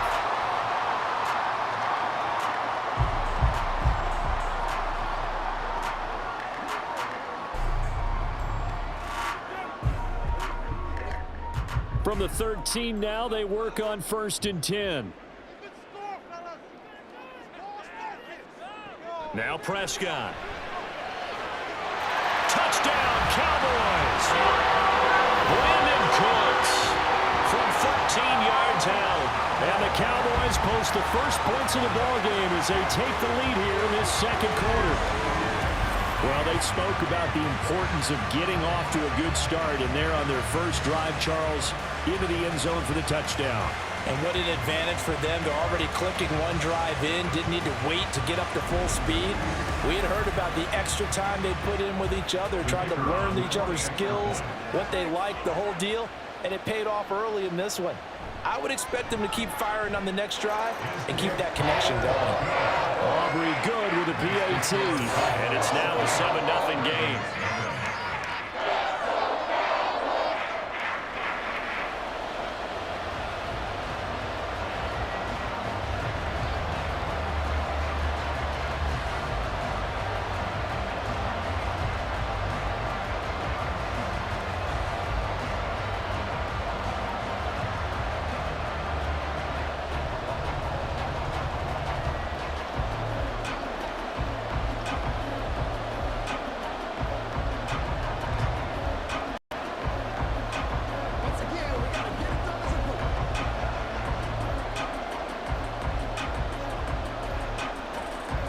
So after the touchdown, Aubrey now to kick this one away. Returning it, Justice Hill. And able to get this across the 20, but not much further as he's dropped it to 23-yard line. Here comes the Ravens on offense, and the man in charge from Louisville, the former MVP, Lamar Jackson. Early part of his career, defenses really had to focus on his running ability, and they still do. But now, he's turned himself into a true dual-threat quarterback. When he plants his cleats in the ground and turns it loose, good things happen downfield.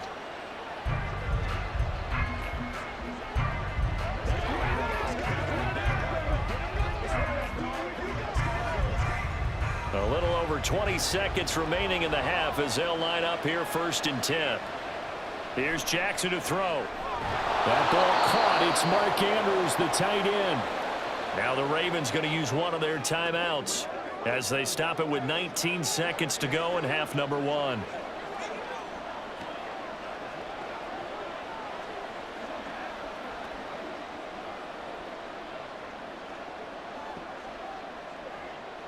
This 2nd and 4.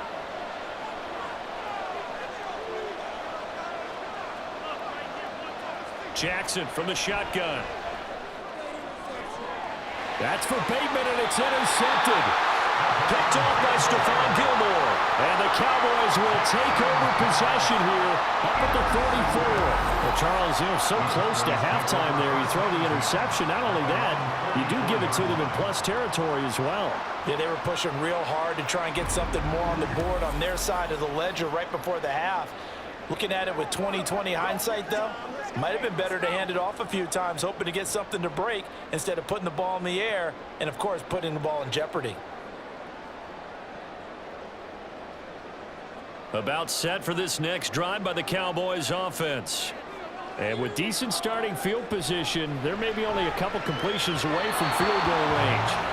Throwing on first down, but this one winds up to be incomplete. I think he could have scanned downfield forever, but there wasn't anything available. Ends up throwing an incompletion, and I think he'll take that. Now a 2nd and 10. Prescott to throw it. And that is incomplete. 7 seconds remaining. I see the surprise in your face there, partner. That is a rare incompletion from him. He's been on point this entire game. He has percentage completion-wise way up. Not that time. Now they face a 3rd and 10 after back-to-back incompletions. Looking to throw. Prescott. Work in the middle of the field, and he's got a man complete. Now whistles and a timeout with 3 seconds left in the first half.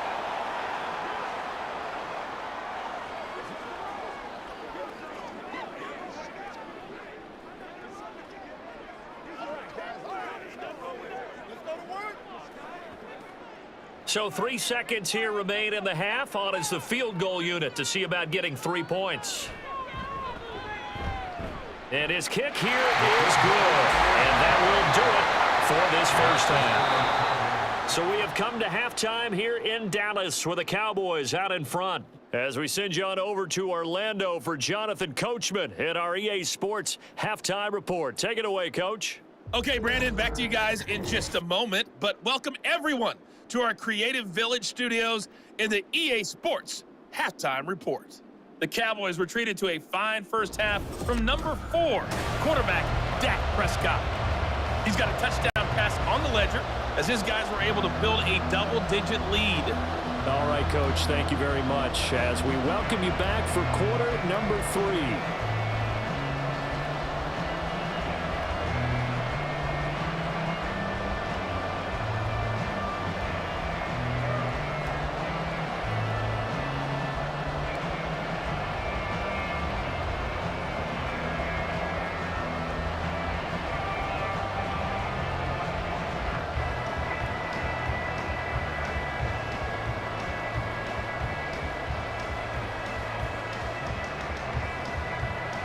Nothing is our score as we get started again on EA Sports.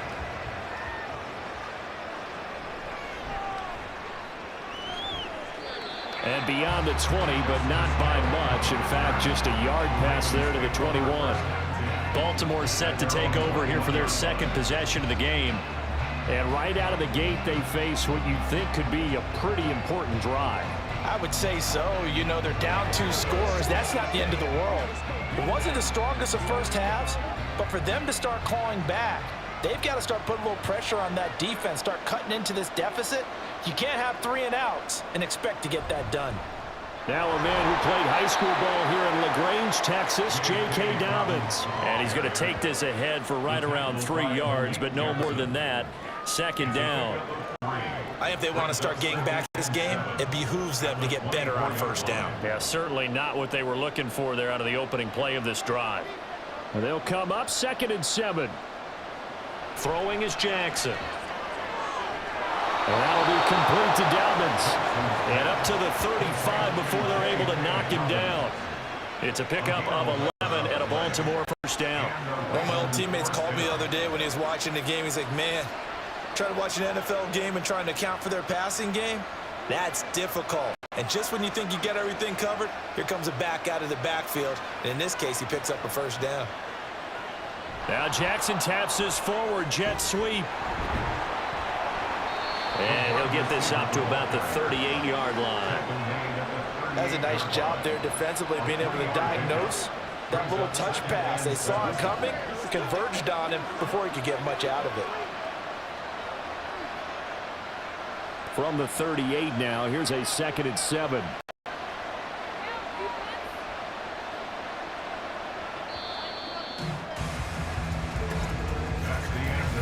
One quarter remains here on a Sunday night. You're watching the NFL on EA Sports. Back now in Arlington. It's the Ravens with possession of the football, but trailing on the big board as we get set for the 4th. Jackson. And the Cowboys' pressure gets there this time for the sack.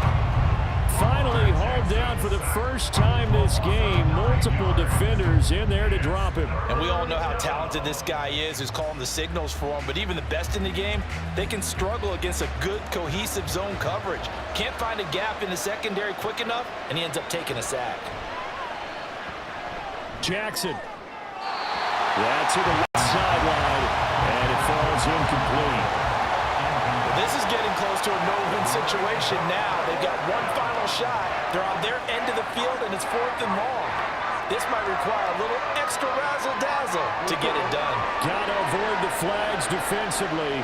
Here's 4th and long. Here we go. It's Jackson on 4th down. And it's incomplete. They cannot convert, and they turn it over. They had to go for it with such little time remaining. And Dallas, they'll take over in terrific field position. So with that, we can just about close the book on this one, Charles. Yeah, what's the old expression about slim and none? Well, Slim just left town on that They're one. down to none? Yes, exactly right.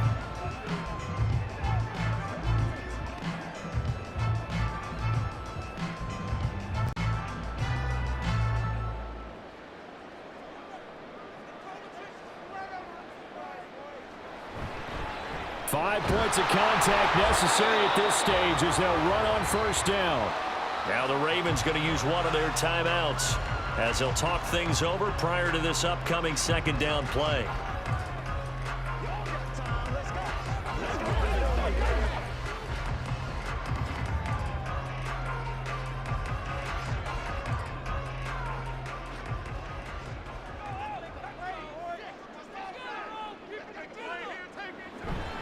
Going to run again here with Pollard. And he's going to have to protect the football and take his lumps here at this stage of the game as they stop him behind the line.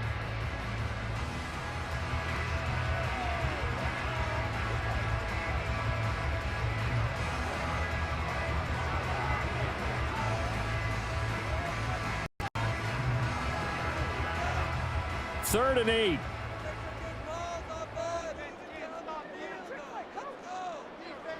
Now Prescott. And he knocks the ball away, and it falls incomplete. This defense has been so stingy all game long. No reason to think it's suddenly going to open up now. They took their shot, but this, like many others, falls incomplete. So a big one coming here for Brandon Aubrey. He hit his first one, this from 44 yards out now. And his kick is good. And that will extend their lead even further. So the starting field position was terrific following the surprising turnover on downs, but the end result, only 3 points. Simply stated, I think you have to look at that as a missed opportunity.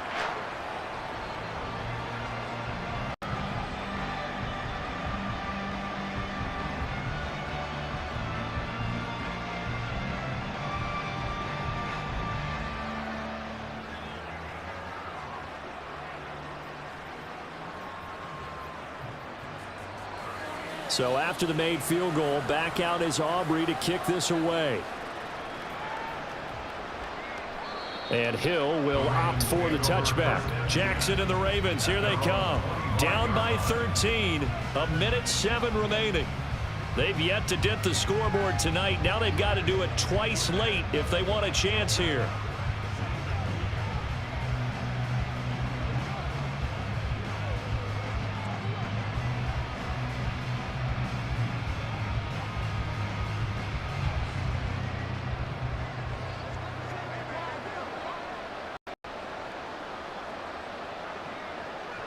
Jackson. Connecting with Aguilar. And he'll be out of bounds across the 30-yard line. Complete to Nelson Aguilar. Out of bounds at the 32-yard line. A 7-yard pickup. Brings up 2nd and 3. Here's 2nd down and 3.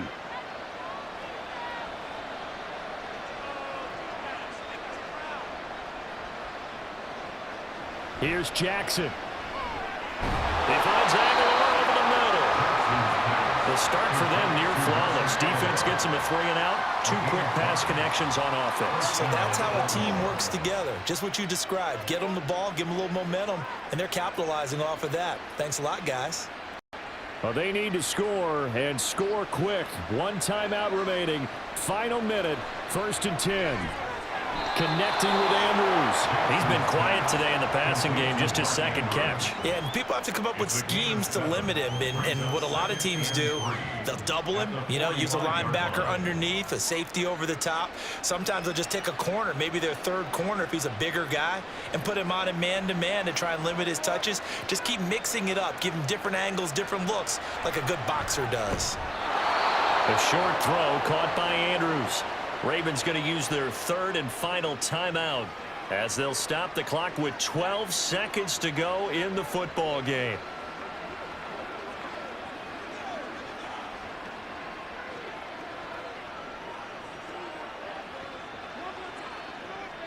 They'll come up 1st and 10 here. Jackson. And Jackson cannot get away, and he'll go down. Dropped for a loss of 7 by multiple defenders. So this one will end in a victory for the Dallas Cowboys, and they did it in shutout fashion. Impressive. Would it be too bland of a statement to say they didn't have the greatest day offensively? Did enough, though. Did enough, but yeah, you're right. Most games, it wouldn't have been enough. So they've got to go into the locker room and applaud their defensive mates and say, guys, you really carried us today. We'll try and get you back next time. But as for today, you guys were nails out there.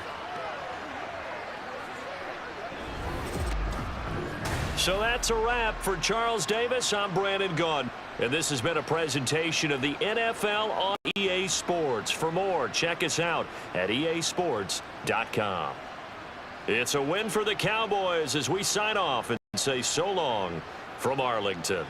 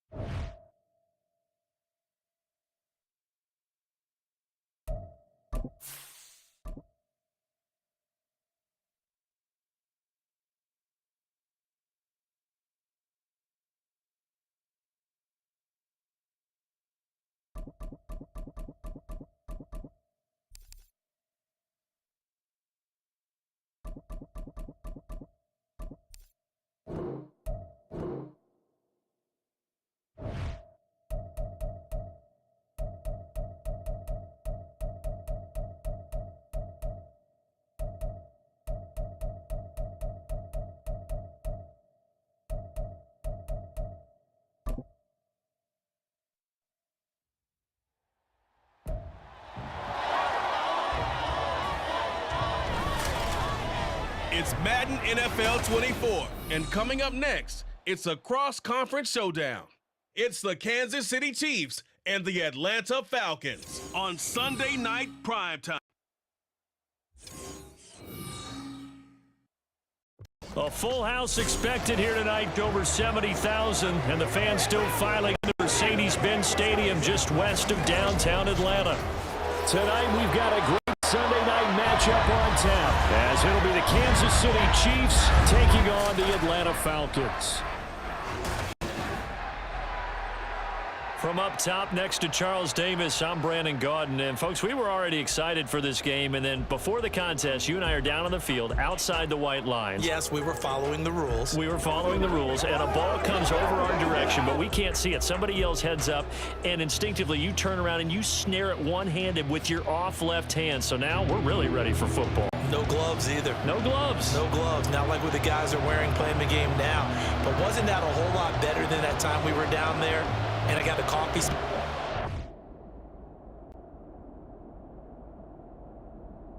Got nailed by the punt returner. That happened to the Vikings, right? Yes, a much better job of being heads up this time. Thank you for the notice.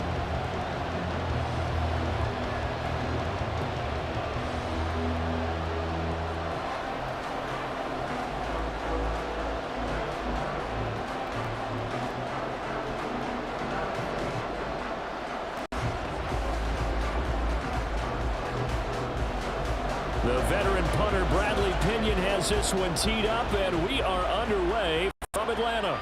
Here's Richie James on the return. It's up past the 20 to the 22-yard line. Here's the Chiefs offense for their first possession, and it's Patrick Mahomes at quarterback. And when you think of Patrick Mahomes, you start to think about all of his attributes, and you realize very quickly you can't just put him into one box. No matter how the game proceeds, no matter what is needed, he tends to have an answer for it and plays accordingly.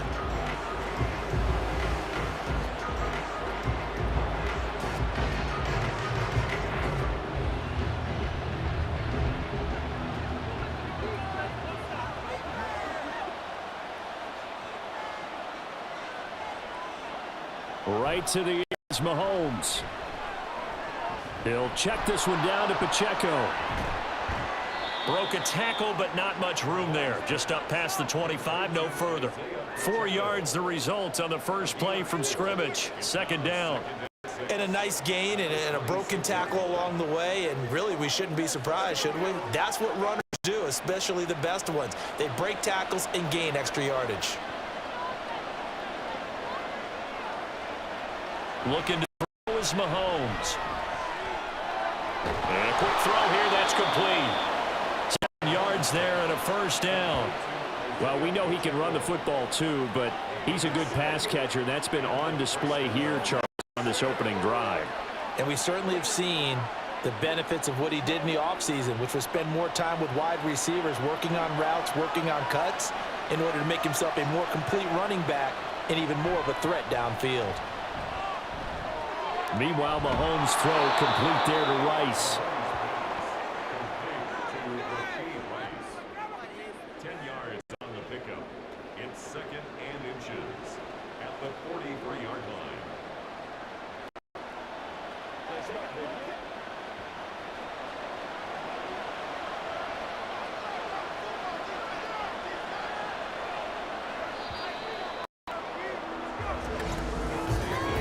No score after one on EA Sports.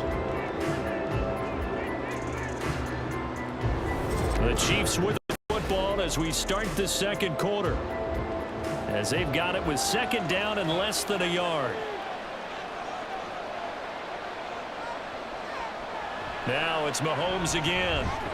Gets this into the hands of Gray, the tight end. He's got his first catch here before halftime, and it goes for a first down. I know exactly what's going to be said about that play from the defensive perspective. What's that? That's why I tell all you guys we need more than one tackler to the ball. He broke the first tackle. Luckily enough, there were more people there to get him down. Mahomes now on first down. And this pass caught by Gray. And he is tackled inside the 40, not quite to the 35. Another first down as he went right back to the same well, this time for 17 yards. I know sometimes we can get fooled when we watch him make catches, as we just saw him do there, because he really looks like a wide receiver the way he goes about his business. Yeah, 230, 240 range. Yeah, not super huge. Maybe not counted on to be that inline point-of-attack blocker that we used to have in the good old days, but you can flex him out. You can run wide receiver routes with him. You can make him a primary target, and that's how he'll shred a defense. The Chiefs now going to use the first of their timeouts, as they'll stop it with just over a minute to go before halftime. Let's go get it now. Play a little aggressive, baby. All right, guys. All right. This is the all defenders start. And the ball on the 30. Here's 2nd and 4.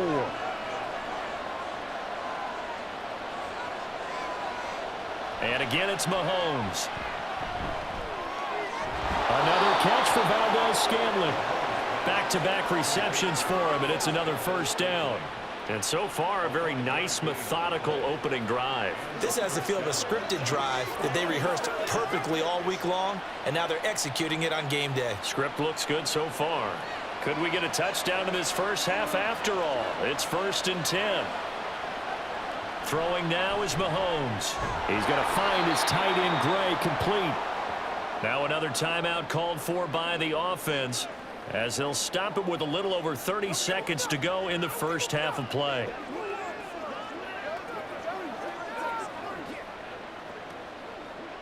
Let's rock and roll, baby. Now a 2nd and 2.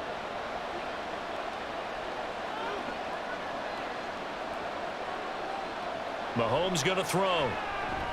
The tight end Kelsey has it over the middle. And he's going to be taken down right at the 10-yard line. I got a kick out of that one, partner. You and I talk often about trying to hide receivers in certain situations, but a guy of his size, you can't really hide him. But the tight end drag route, definitely an effective way to sneak him across the formation for an easy completion and a first down.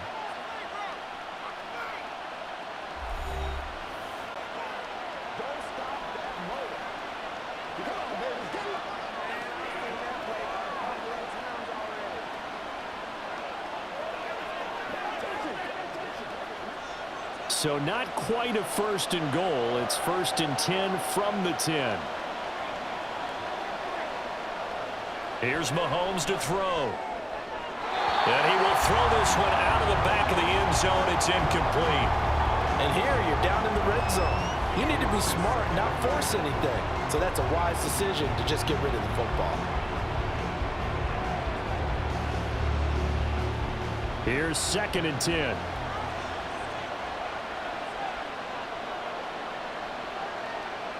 Now here's Mahomes.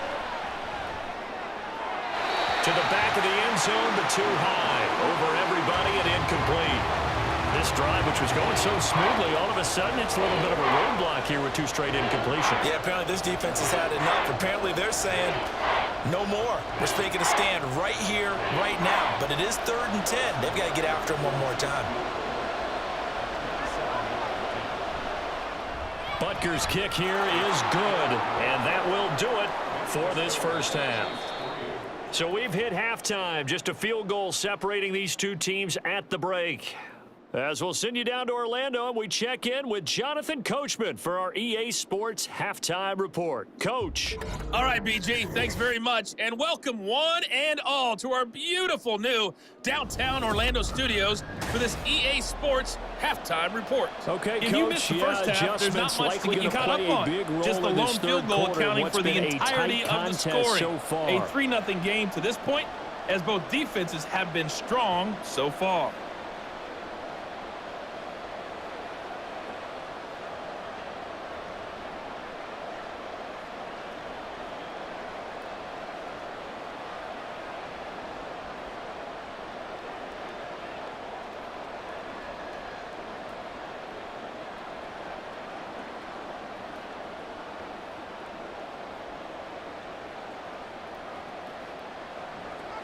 These offenses seemingly still back at the hotel for the first half. 3-0 our score as the second half gets underway. Cordero Patterson to return it, bringing it out of the end zone. And only able to get this to the 19, so probably should have opted for the touchback. So we get set to start this third quarter. Here's the Falcons offense now. This is a game, Charles, it's been fairly starved for offense. Really not much in that first half. We'll see if they can get something going here as we look toward the third quarter. And not just a chance to finally get a little more offense going, but to erase that small deficit they currently trailed by. I think they'd send a pretty powerful message to the opposite sideline if they drive it right down the field coming out of the half. And now a throw on first down there, but it's incomplete. We've seen these defenses make enough opportunistic plays to keep this one low scoring.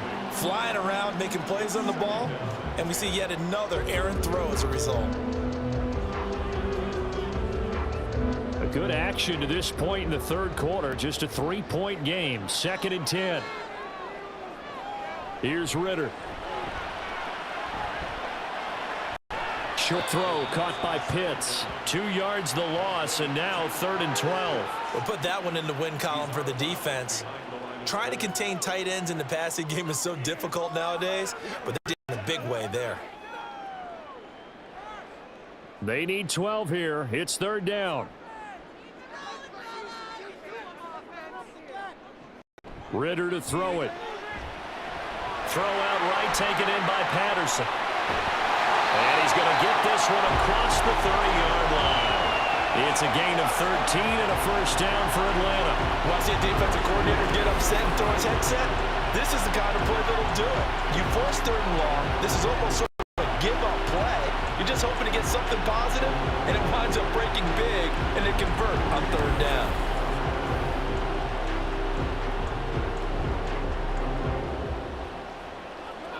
Under a minute to go in this third quarter as they come up 1st and 10. Ritter back to throw. Oh, he's got a man wide open, complete. And he slips up past the 45 before being tackled. He was held without a catch in the first half, but he's got one here, and he also picks up a first down. A couple of first downs right in succession, and this is an offense that could really use a good drive, and they're off to a fast start here. First down, here's Ritter. And he'll protect himself at the end here as he winds up getting pretty decent yardage. 1 quarter remains here on a Sunday night. You are watching the NFL on EA Sports. Back now in Atlanta. It's been a very hotly contested game to this point. Just a field goal separating these two teams as we get set for the 4th quarter.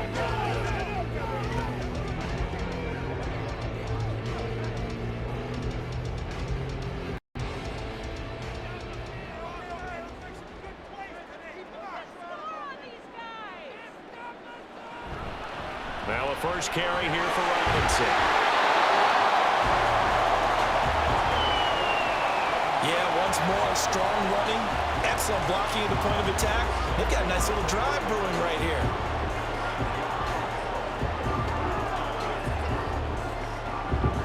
This is 1st and 10. Ritter. His throw's going to be incomplete. As a defensive back, you have some weapons at your disposal that we don't often talk about, and you can read the receiver's eyes, you can read his hands, and you know that the arrival of the ball is imminent, and that allows you to make a play on it and oftentimes knock it away. Here comes 2nd down. Here's Ritter. His throw incomplete. Back-to-back incompletions, but we know this is definitely 4-down territory. Time not on their side. I don't think they want to try and get the first down in 2 installments. I think they got to go and get it right here, right now. Big 3rd down. A field goal from this spot, 57 yards as they hope to move it a little closer. Ritter wants to throw it. And this nearly intercepted. Probably should have been. Had he caught it, it would have sealed it. Instead, one more chance coming up on 4th down. Partner, they've got one chance left to keep this one going, and I think for you and me, let's think along with their offensive coordinator now. Has to think back, cycle every play of this contest, and remember what's worked and what hasn't. Because right here, he needs the best play of the game in order to keep this one alive. Now they go for it on 4th, but this one is going to wind up incomplete. They had to go for it with such little time remaining, and this 10-play drive winds up yielding nothing. He'll have a tough time living that one down. It's one thing, Charles, to drop a pass. It's quite another to drop it on 4th down. And so many teams work on that in terms of locking in on those key downs. You know, I've seen, you know, you and I both been to practices where we've seen Hey, third down situation. Big third down alert. Lock in here. Fourth down play. Make sure you're focused just a little bit extra. It didn't pay off in that situation. We've got to have two hands on the football here as they run on first down. Now the Falcons going to use one of their timeouts as they'll talk things over prior to this upcoming second down play.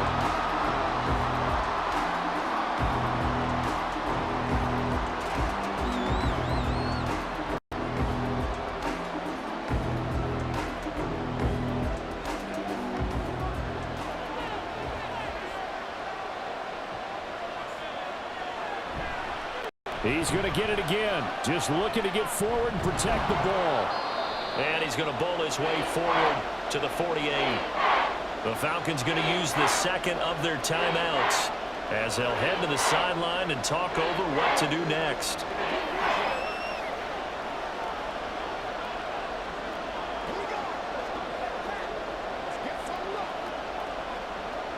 They need two. Here's third down. Now Mahomes. And this pass broken up.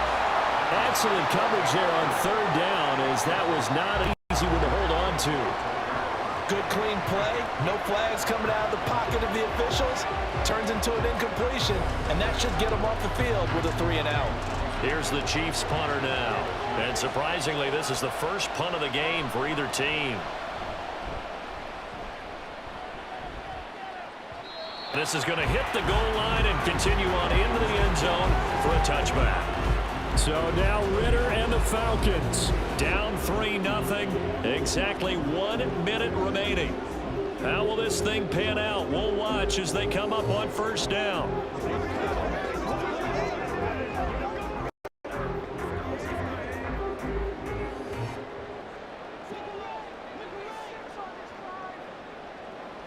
Now Ritter. London hauls this one in. And they nearly get this all the way to midfield. Mark him down at the 49.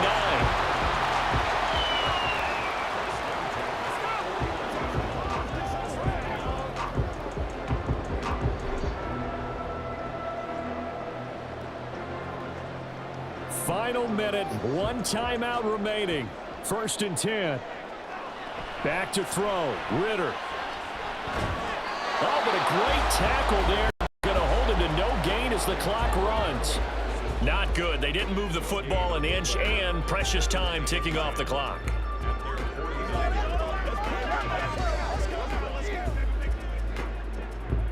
Another try. 2nd and 10 now. Throw now is Ritter. Another completion right back to Patterson. And the clock will now stop. The timeout is called with 5 seconds left.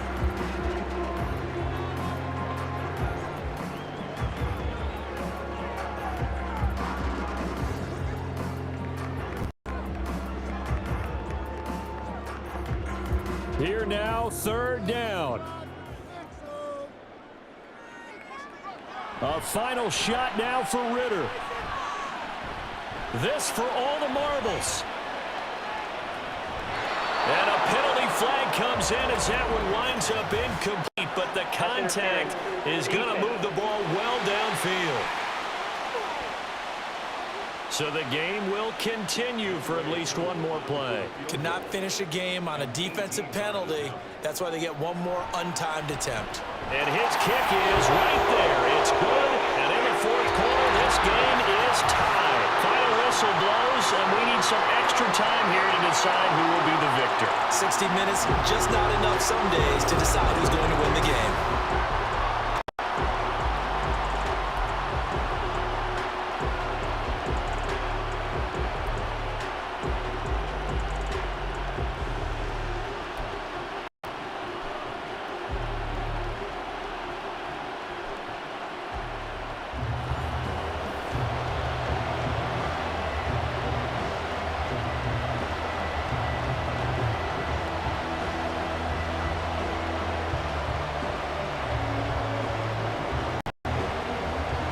So 4 quarters couldn't decide it, and it'll be the Chiefs who get the football first. in this overtime session.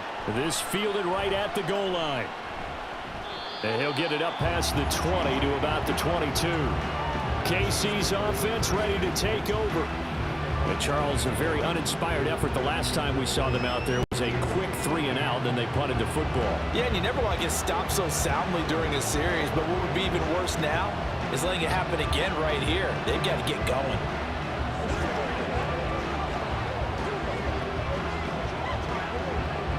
Mahomes will lead the Chiefs up 1st and 10 at their own 22. Here's Pacheco to begin the drive. And he'll wind up losing yardage here back at the 21-yard line. Moving backwards on 1st down, never a good thing. What does that do for the mindset on 2nd down? Well, it changes your play call, definitely, because as a play call, you're advancing yourself thinking, okay, we're going to get a gain here. Now you've got to go back in reverse, come up with something to pick up not just the yardage lost, but gain a few extra. Mahomes' throw here complete to Kelsey. And he's got it past the 30 before he's hit and dropped. So he hooked up with a veteran there, and in overtime, that's not a bad idea. Go with the age and the experience. Yeah, because sometimes the young guys, they give you the fresh legs and give you all that bounce. But in this type of a situation, sometimes those legs slow down a little bit as the enormity of the moment overwhelms them. The veteran guys, they tend to come through. They run on 1st down as they get about 3. 2nd and 7 forthcoming.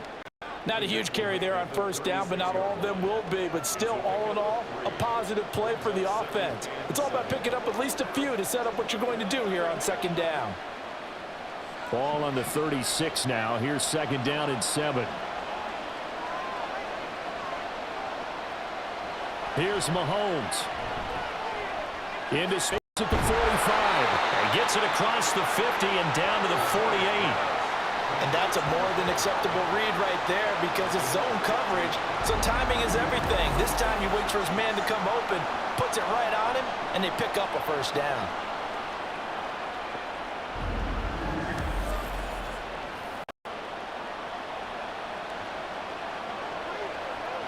From Falcon territory now, here's 1st and 10 at the 48-yard line. Pacheco gets it up the gut. And a strong run there as he'll take this all the way down to the 35. I think they like this drive a little bit better there, partner. Running game helping out, picking up some of the slack. Because remember the last drive, they went 3-and-out.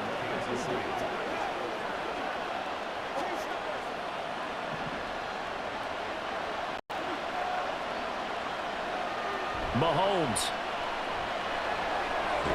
completes it to Hardman. And this will be a gain of 5 as he gets it to the 30. One overtime. How about 2? We need another. We're still even. We'll switch sides and have that 2nd overtime in just a moment.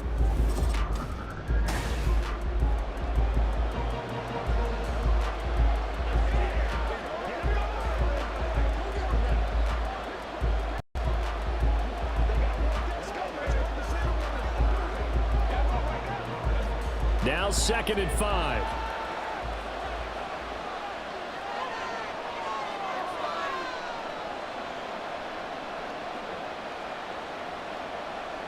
To throw, it's Mahomes. It's Kelsey on the ground. And that's going to be good for another 1st down as the tackle's made at the Falcons' 19. Shaping up to be a very efficient opening drive here in overtime. And can you feel the tension building? Because I'm feeling it. All right, I've got the sweaty palms here with each play because of the enormity of what's going on. Each play means so much in overtime, and they're handling it well as this drive continues. Throwing on 1st down is Mahomes. Able to find Gray here. They gave up the completion there, but this is what zone defenses count on. Catching the ball and not much run after the catch.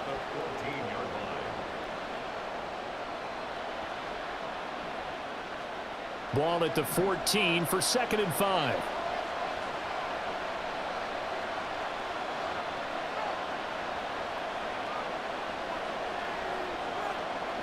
Mahomes to throw it.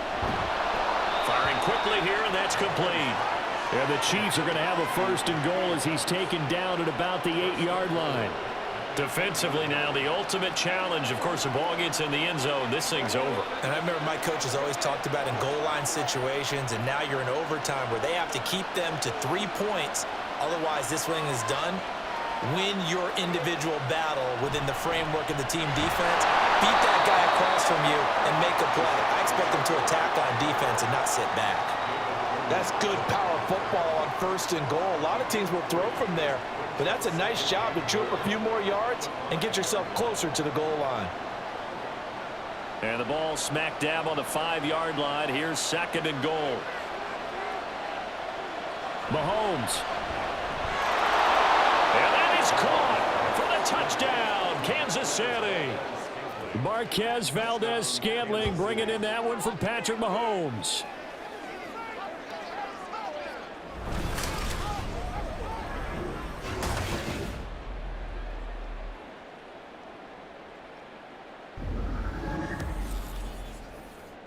There was no going through the progressions on that touchdown pass. Yeah, nor was it necessary. His receiver won that route early, presented himself. No reason to wait. Go ahead and put it on him and score a touchdown. Harrison Butker is on for the extra point. And it is up. And it's good. That'll make our score 10-3 now.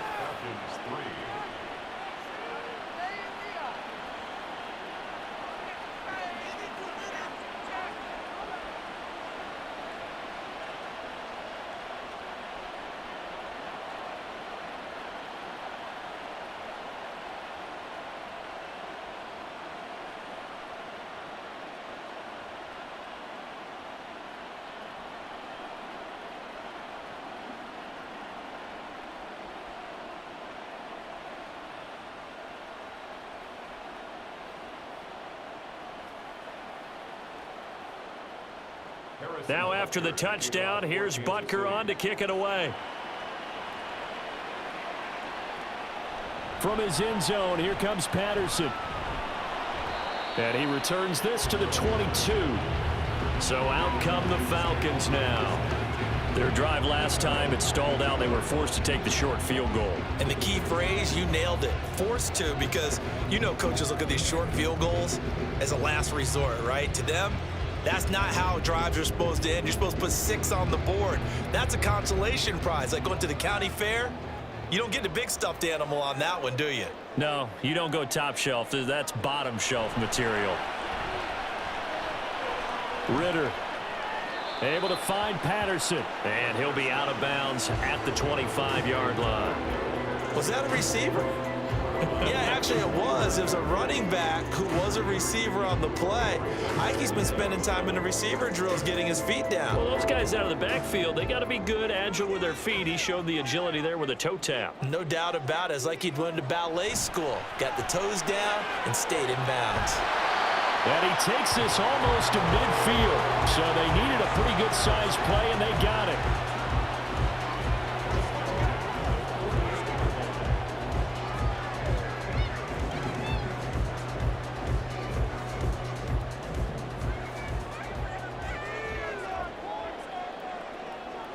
On 1st down, Ritter. And he's got this to Jefferson. And they're able to work this to the 25 before it's all said and done.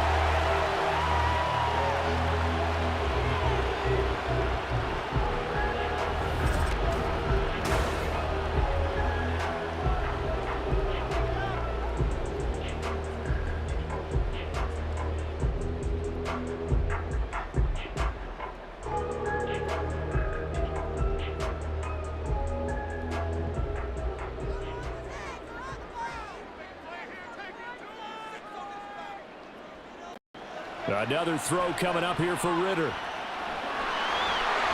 And he slides and covers up at the end. Is going to be able to pick up decent yardage.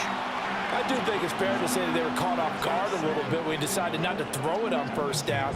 But give them credit. They recovered in time to deny him the 1st down yardage. But it's only 2nd and short. So that run is still likely to lead to a set of downs. Now flags come flying in. One of the Falcons moved early. Ball start, offense. Oh, jumping early from his tight end spot. Maybe trying to get a jump start on that route. Yeah, I think you're exactly right about that. And oftentimes when you see that, that means the play call was supposed to come in his direction, and he was eager to go catch a pass. A bad false start penalty there. Now 2nd and 6. Ritter will set up to throw it. Over the middle, caught by London. And he'll be brought down with a first down as the tackle's made at the Chiefs' 12-yard line. Boy, everything clicking on this drive. He's 4 for 4 now. That throw, maybe the best of the bunch. This offense is really humming, and they pick up another first down. From down at the 12, it's 1st and 10. Back to throw, Ritter. Throwing over the middle, but it's incomplete. Once that ball was popped in the air, you could almost hear the silence, the collective breath being held here in the stadium. Let's be honest about it. We both came out of our chairs, didn't we? Anytime you see the ball in the air like that, there is that collective rise, the crowd holding its breath, and boy, oh boy, the moment of truth as it comes down. Man, that was something. Everything magnified here in overtime. Being chased out left. And he'll take it into the end zone. Touchdown. He goes 12 yards on the touchdown run. Not the first time on this drive we saw him take matters into his own hands, and this time he finishes things off with a touchdown run. You're not going to be happy with me, but I think he took matters into his own feet, didn't he? No. Davis from the top rope. I like it. Koo able to connect on the extra point, and we are even at 10 apiece.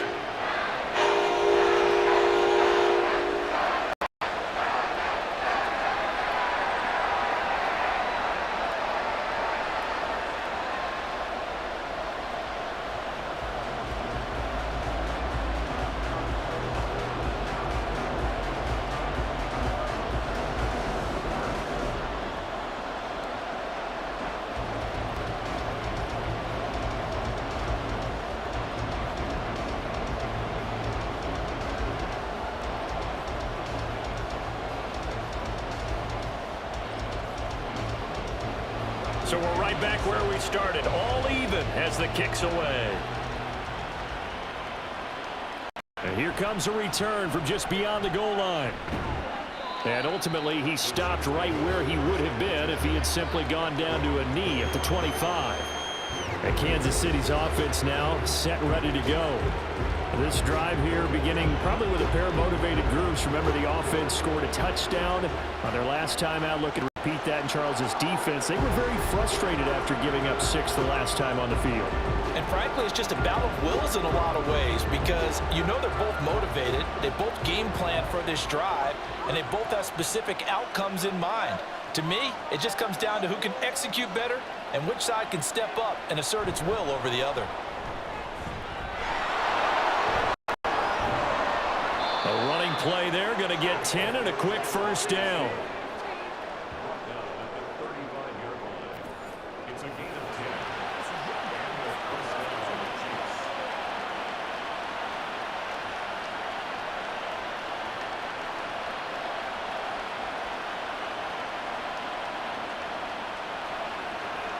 Ball up to the 35 now as they come up on 1st and 10. Mahomes. Complete. Valdez-Scantling. And they'll get him down after a pickup of 8. 2nd and 2. Always laugh when people say, what's the toughest route to defend? And I'm like, any of them, especially if it's a good receiver. That makes things very difficult. But when you're running a drag route, something short, shallow, going through defenders, using guys almost as screens in order to get open, that makes things tough for guys trying to get to the football. Mahomes will throw. He'll check this one down to Pacheco. And he'll get it out a couple yards shy of midfield at the 48. So the OT clock hits 0, and we're still not done. We'll switch sides and need at least one more OT to decide it after this.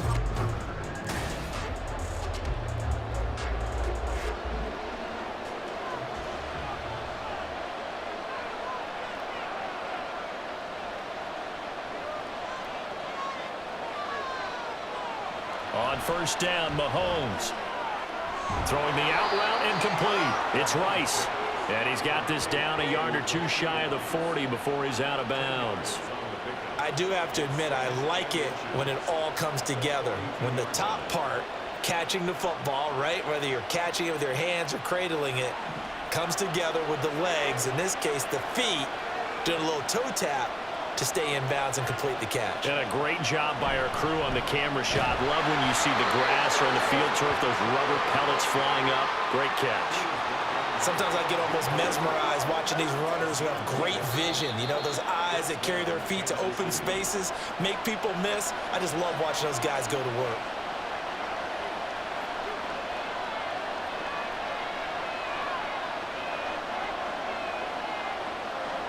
Mahomes now on first down.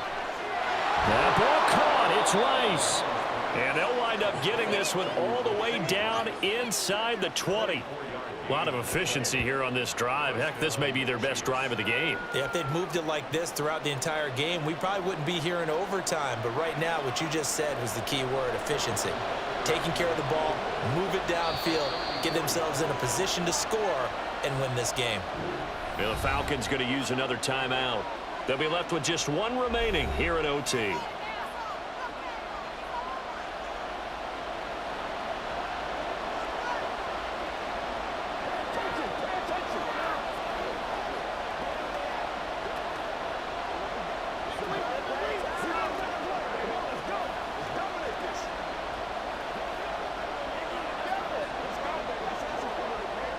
Everything right now resting on the right foot of Harrison Butker. This to win it in overtime. And the kick is good. And finally, this one is over. We thought it may never end, but that kick puts the exclamation mark on it. Well, in a close game like this, obviously you want the touchdown, but certainly they will take the 3. And they'll be okay with that, but let's throw a little credit to the defense as well. And I'm just glad this doesn't come down to a debate, right? Which side won, partner? Because the defense, hey, we didn't give up a touchdown. The offense, hey, we put 3 on the board. Either way you look at it, I think both sides gained something out of that drive.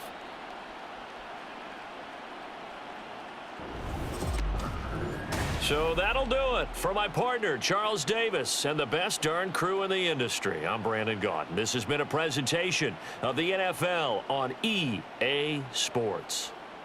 With that, we say good night from Atlanta.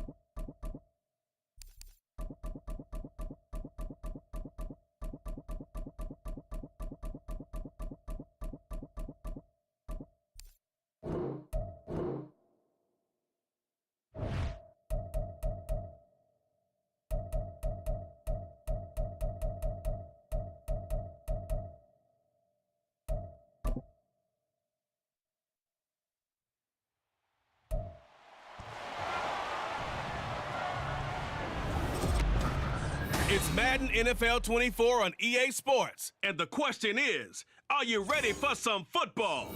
It's the Jacksonville Jaguars and the Buffalo Bills on Sunday night. It's the first weekend in fall, and we have made the journey to Highmark Stadium in Orchard Park. Tonight, we've got a great Sunday night matchup on tap, as it'll be the Jacksonville Jaguars taking on the Buffalo Bills.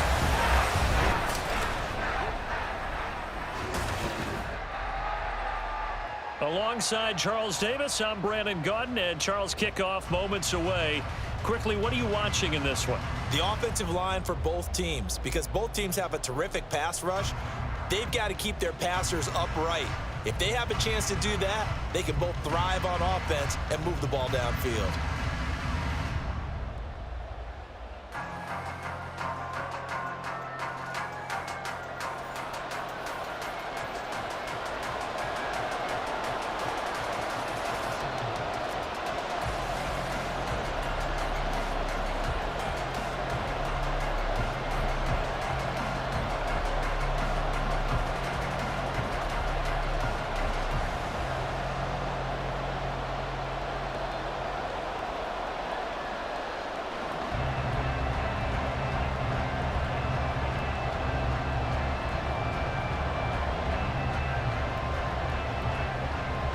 Let's go do this thing, baby.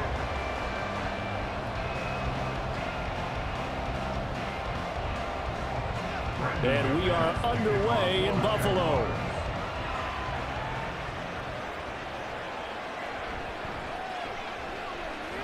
And not much happening on the return as he'll get this to about the 23.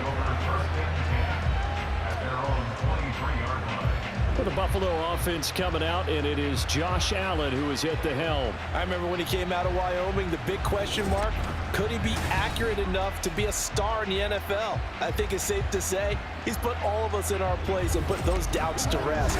He can roll out and run it. He can bomb it over your heads, everything in between. He is an absolute nightmare for defenses to try and prepare for. And when he's on, he's an MVP caliber player each and every time he takes the field.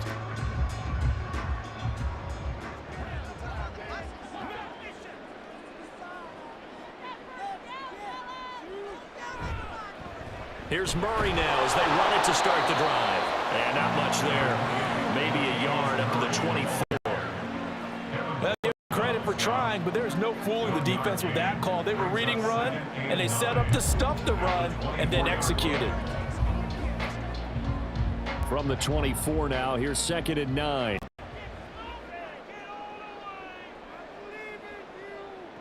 Allen. That's caught by his tight end, Dawson Knox. And he's taken down, but able to slip across the 35. Allen and Knox teaming up there for Buffalo first down. Zone coverage here defensively. They're going to let their tight end run a drag across the field. This is where a linebacker gets forced to pass him off. That time, the receiver gets lost a little bit, and he's able to make the catch and pick up good yardage and a first down. Meanwhile, Allen's throw going to be caught by Davis. And he'll have it past midfield almost to the 40 before being taken down. It's a gain of 20 as we wind down near 20 seconds left in the quarter. It's a nice completion, a little bit of run after catch as well to create the yardage that they got. But it is so tough to cover that route, the drag route, because they run it at varying speeds. Because the key is to create hesitancy on the defender's part. Always so empathetic for those DBs, aren't you?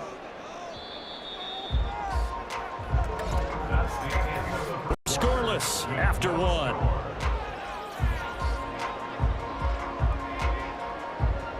Second quarter now in Buffalo. It's the Bills in control of the football as they've got it with a 1st and 10. Allen going to throw. Little pitch and catch to the tight end, Knox. They'll give him 4 yards there, and that'll make it 2nd down. Completion was given up, but that's why you play zone defense, so that you can have people around the ball when it's caught, and you don't give up much run after the catch. 2nd down and 6 now.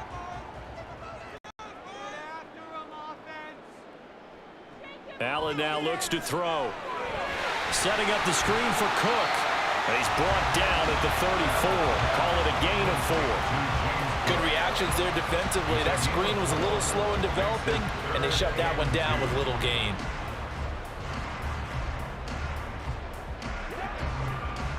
Third and 2. Now Allen. Little pitch and catch to the tight end, Knox. And he is going to have a Bills first down. At least it appears that way. And he got it by maybe the length of a football. Now a timeout called for by the offense, as they'll stop it with just over a minute to go before halftime.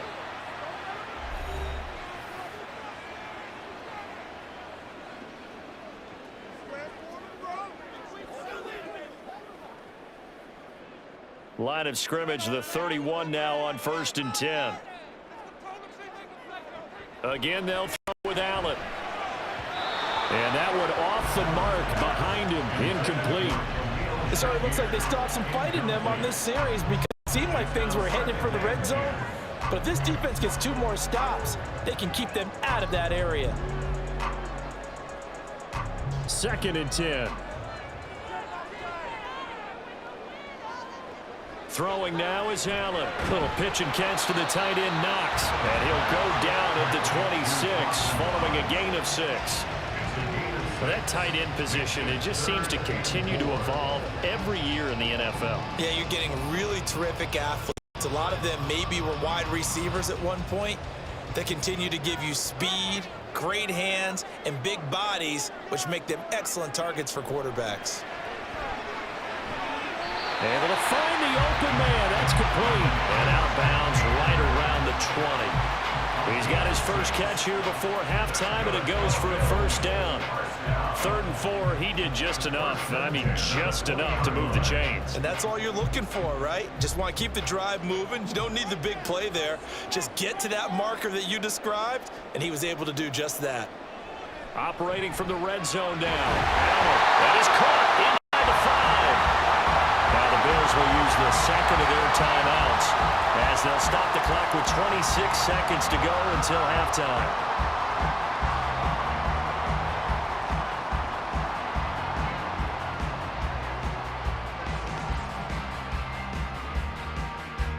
A terrific opening drive has them knocking on the door. 1st and goal. To the air, Allen. And this is caught for a Bills touchdown. Gabriel Davis from 4 yards out. And the Bills post the first points of the ballgame as they take the lead here in this 2nd quarter. But down here, I thought they were going to hand that off. Instead, a well-designed play and the pitch and catch for the touchdown. And I wonder who came up with it. Was it a call from the bench? Did the quarterback have a good idea and suggest it? In any event, clearly an effective play call. They saw something they liked in coverage, and they targeted it for the short yardage throw. And the perfect way to cap their opening drive.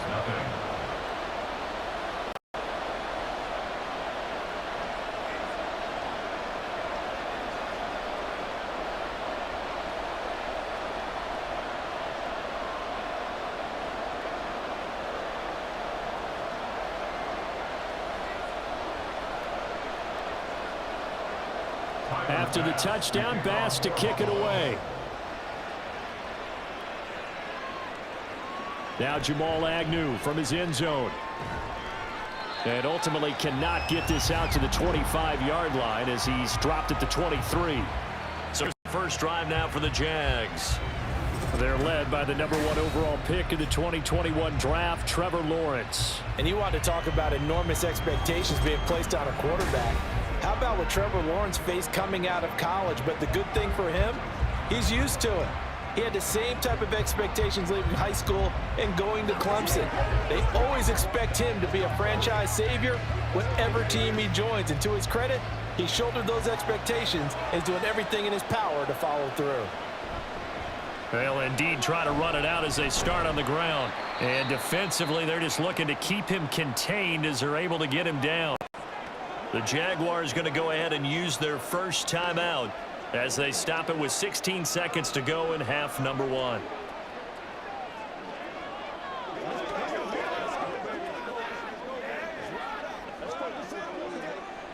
Here's 2nd and 3.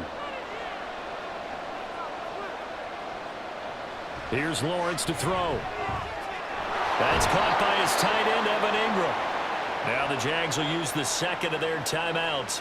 So that means they're down to one remaining here as we head toward halftime.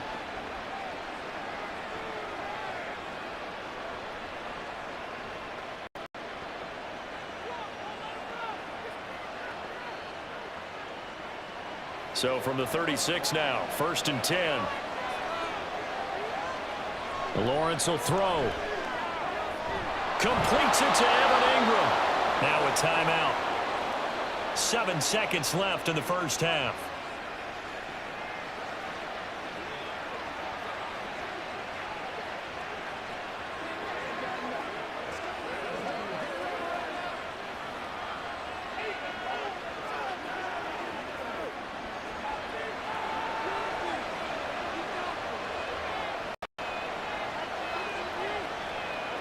Now Lawrence on 1st down. And that's to the left sideline and incomplete. This could be the start of a nice stand from this defense now after getting walked backwards on this drive. Come through with another one here, and you have them staring at a 3rd and long, and that puts the defense in a position to dictate to the offense. So 3 seconds here remain in the half on as the field goal unit to see about getting 3 points. This will be spotted just shy of midfield, a 59-yard attempt. He's got the distance, but it's no good. Wide to the right. So we've hit halftime here, and as we expected, looking at the clock, a very quick first half of play. As we'll head down to Orlando, that's where we find our man Jonathan Coachman at our EA Sports Halftime Report. Coach. All right, Brandon, back to you two in just a bit. But first, welcome everyone to downtown Orlando and our EA Sports Halftime Report. The Bills were led in the first half by their all-world quarterback, Josh Allen. His touchdown pass is the only score of the game thus far, as his guys hold a 7-0 lead to this point.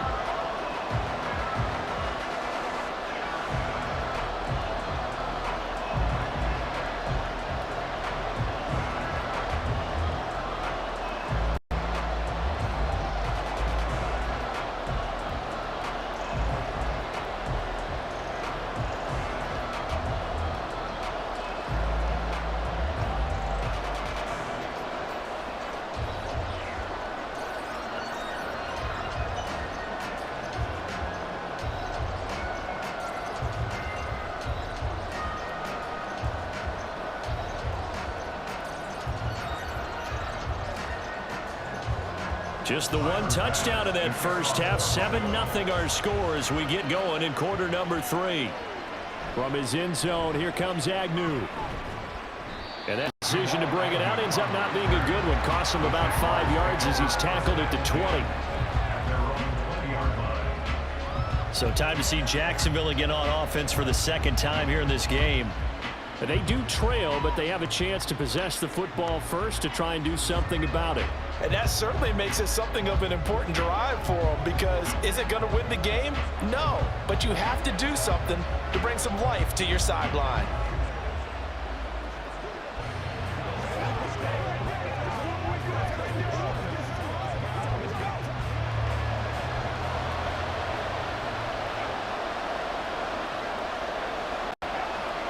On 1st and 10, it's Lawrence. Man open, that's Calvin Ridley. And he'll go down at the 26 following a gain of 6. They'd love to just strike back with a touchdown right here, and if it's a long play, so be it. But the main goal, get a couple of first downs, run some plays, run some clock, allow their defense to get a chance to catch their breath, settle down, and relax a little bit after they just gave up a score. On 2nd down, a run with Etienne. And they work this well upfield across the 45. That's good for 21 yards and a first down. They've kept him in check until that run. That's the first time he's really gotten loose in this game. And they have to keep that in mind. Don't dwell on the fact that he finally had a big run. You kind of are counting on that as the game went on. Get back to what you were doing before. Start limiting him again.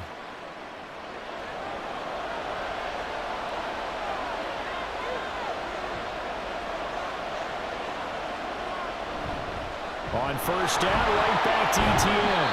And he gets forward up the middle, but only for a couple. It'll be 2nd down. They went right back to him, but he pretty much had nowhere to go on that play. Yeah, the previous carry looked pretty good. That one, maybe he was a little tired. I don't know. Yeah, maybe he should have tapped out and had a second back come in and maybe make that run. Who knows?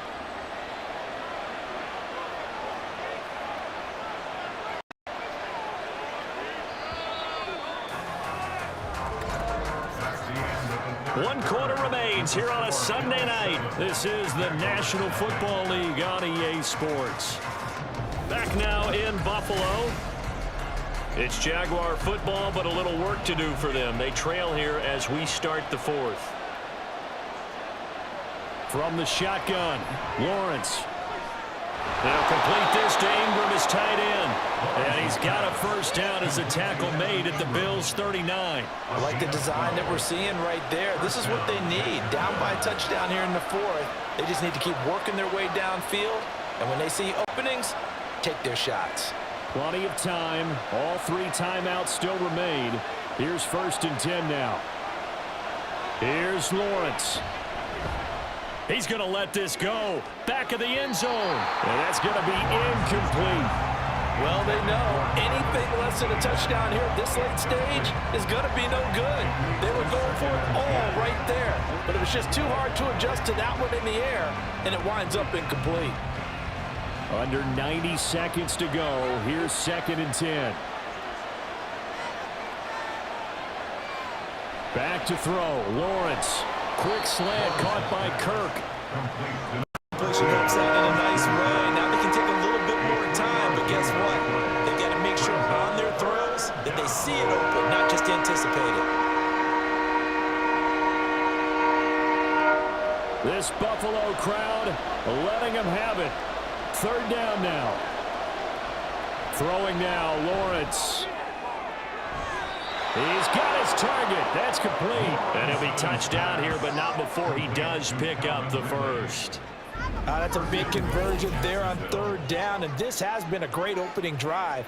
You know, at this point, they'd hate to settle for 3, but they've created a fresh set of downs and a 1st and goal.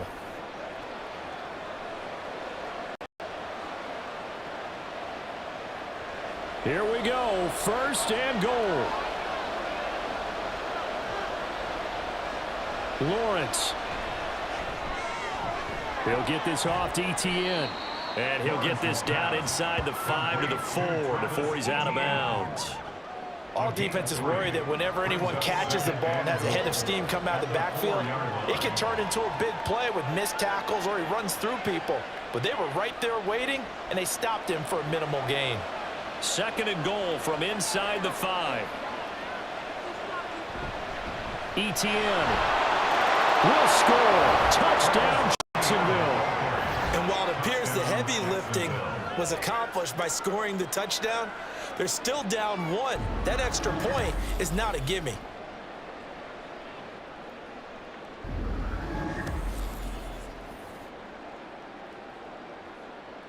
And now they're going to go for 2 and a possible win as this crowd rises to make things difficult. Lawrence going to look to throw for it. And he's going to go down. He's sacked before he can get rid of the football. And they remain down by a point. I know we have individual minds, but I think we're thinking as 1 on this one, and 1 was the number, wasn't it? Yeah, kick the extra point. Now you need a miracle. You need an onside kick quickly and to do something spectacular. I mean, going for 2 there, either they felt like this is all we've got left, we've got to win it right now, or they've got some incredible miracle special teams play to get the ball back and give them one last chance.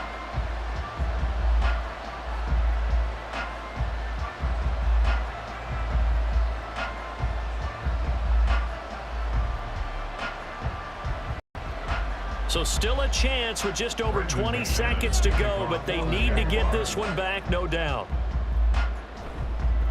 Oh, did the Jags get this? Yes, Jags football. The field goal will do it for them. They got the onside kick that they needed here. We'll see if they can do the rest. Some teams are just not comfortable waiting to see what happens. Some teams like to force the action. That's exactly what we saw with this onside kick. Here's 1st and 10. Back to throw. That's to the sideline and incomplete.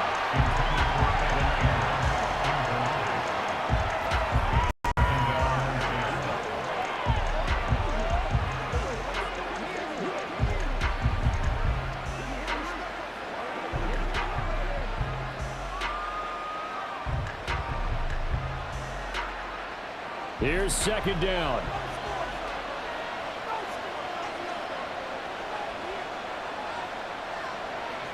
He'll look to throw. And that went too far in front. He couldn't reel it in. It's incomplete. A couple extra defensive backs out there in the dime, and because of that, really not many places to throw the football, if any. And typically, what would you want to do against that dime? Run the football. You want to run the ball, but you can't do it in this situation. Not nearly enough time on the clock. You're having to really navigate against a tough defense presented against you. Dancing to his left. And Lawrence going to smartly hit the deck here as he is able to pick up the first down in the process.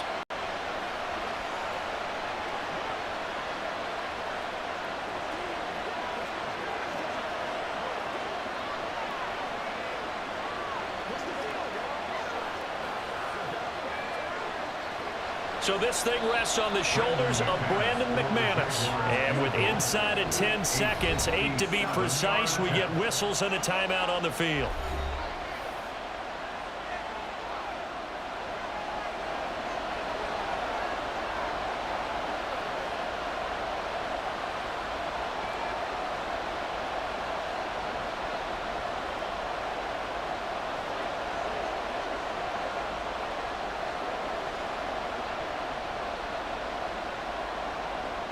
And now it all rests on the right foot of their kicker. This from long, very long range. And he missed it. It's no good. And that'll keep this a one-point game. Yeah, Brandon, that's a tough distance with the game on the line because you'd like to give your kicker better odds than that. Anything 50-plus, we know it's going to be difficult. And that would prove to be just a little too difficult. And now it appears it's going to cost them the football game.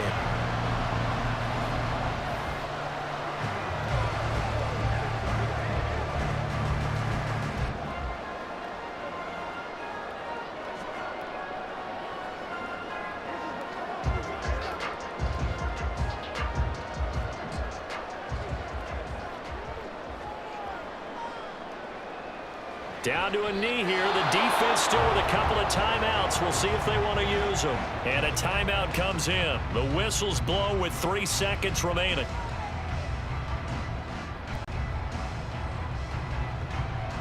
And that one will go down in the books as just a one-play drive and then 3 points tacked on to the end of it.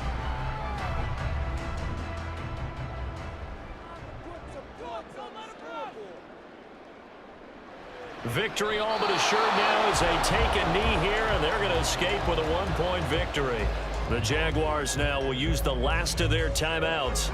That'll be their third and final stoppage here as we step aside.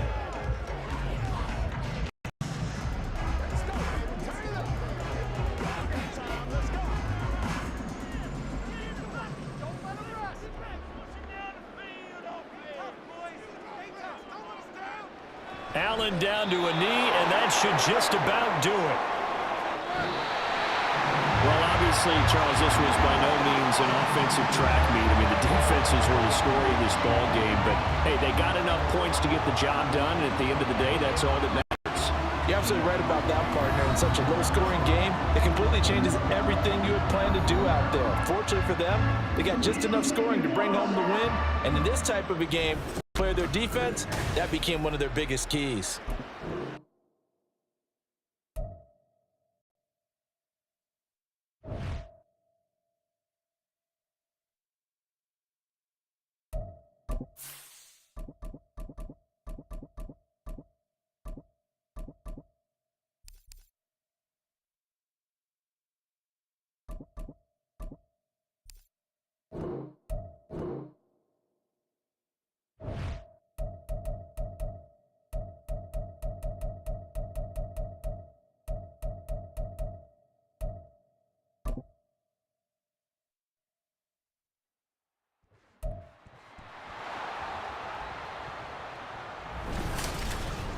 It's Madden NFL 24, and we'll play host to a battle between conferences. It's the Washington Commanders and the Cincinnati Bengals under the lights on Sunday night. From the banks of the Ohio River, there's a look at what's now known as Paycor Stadium here in Cincinnati. Tonight, we've got a great Sunday night matchup on tap, as it'll be the Washington Commanders taking on the Cincinnati Bengals. Brandon Gaudin alongside Charles Davis. And before kickoff, Charles, quickly your keys to the game. Well, partner, I could give you the standard ones: turnovers, special teams play. But here's one that doesn't get talked about much anymore, and that's time of possession. Whoever controls the football, gives their defense a break, and takes care of business, that's the team that's going to win this ball game.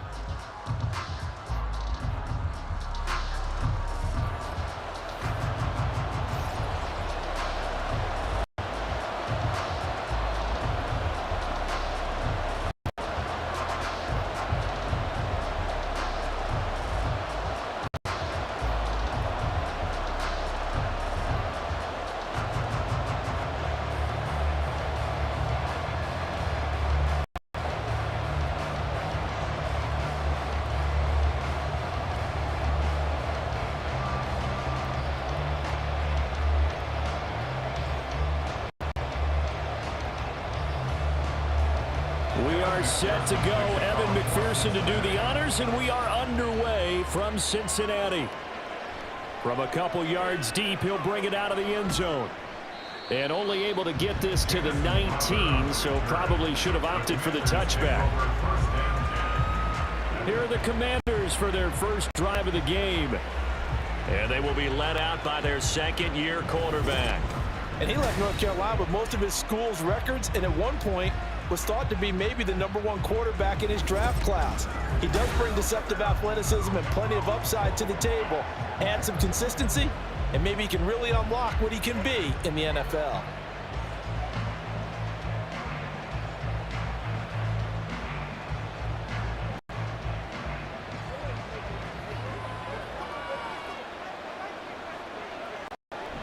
Off play action. It's Howell.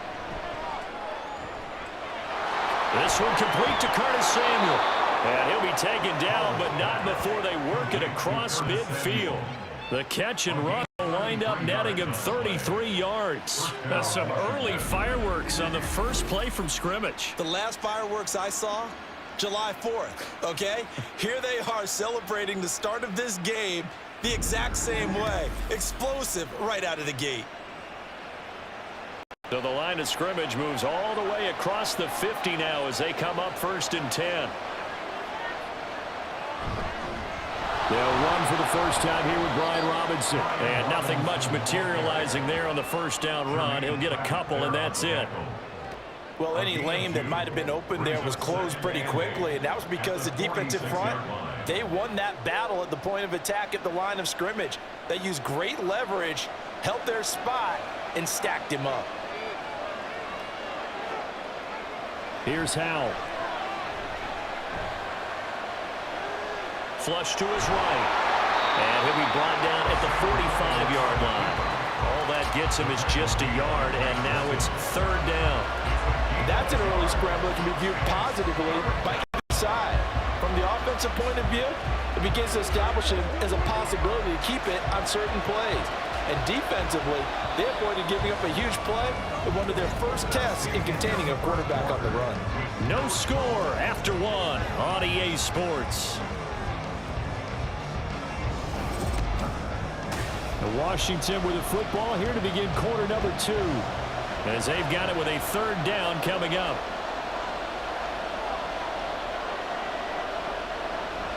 Faking the handoff, Howell. That is caught, and they'll have it in the red zone before he crosses over out of bounds. That gain on 3rd down, good for 28. 1st down, Washington.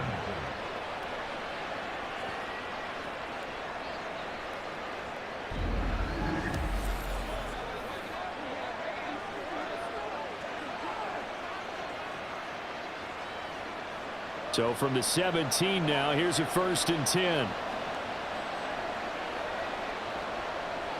Howell now to throw it. Going right back to Dotson. And the Commanders are going to have a 1st and goal as the tackle is made at about the 5. Just picking up yardage in bunches here these last few plays. They have moved right down the field, and just like that, they're going to be set up with a 1st and goal. 1st and goal, a chance for an early statement here on the road. Now he'll look to throw it. Touchdown, Washington.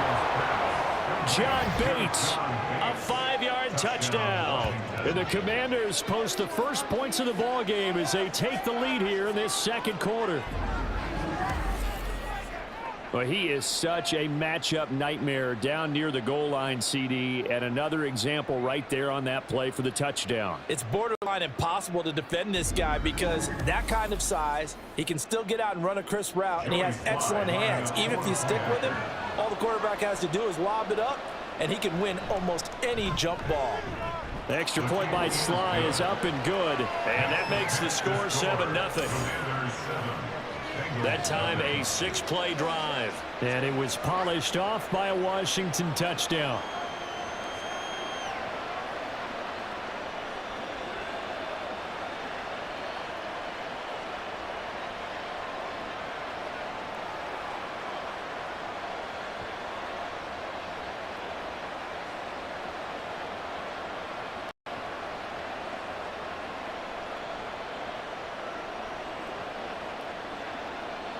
Joey Sly now to kick off after the touchdown.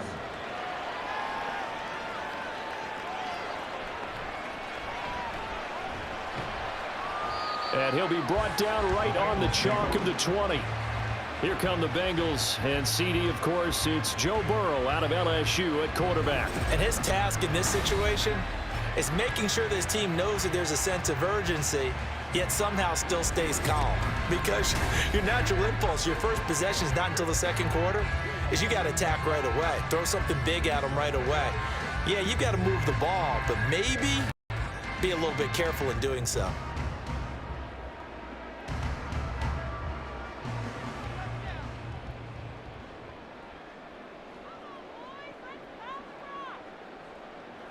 They will throw on 1st down with Burrow. This goes out wide for Mixon. He is taken down at the 21 after a short gain of 2. Now the Bengals going to use the first of their timeouts, as the stoppage will come with a little under a minute to go in this 1st half.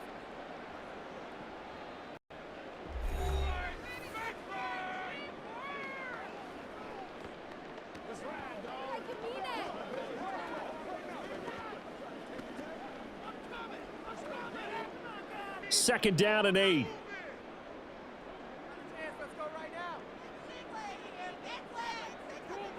Burrow will throw. And the catch made. It's Tyler Boyd. And they're able to get this one across the 35. He's got his first catch here before halftime, and it goes for a 1st down. 1st and 10 at the 38-yard line. And Burrow's saying, let's go, let's go. Now on 1st down, he'll drop to throw it. And that one will fall incomplete. Clock here now just under 30 seconds to go in this 1st half. You can tell they wanted to get that ball downfield, but they had nothing working in the secondary, so he dropped it off to the running back. That one ended up incomplete. Here's 2nd and 10. To the air again, Burrow. To Mixon on the check down. The Bengals going to use the 2nd of their timeouts as they'll stop the clock with 24 seconds to go in this 1st half.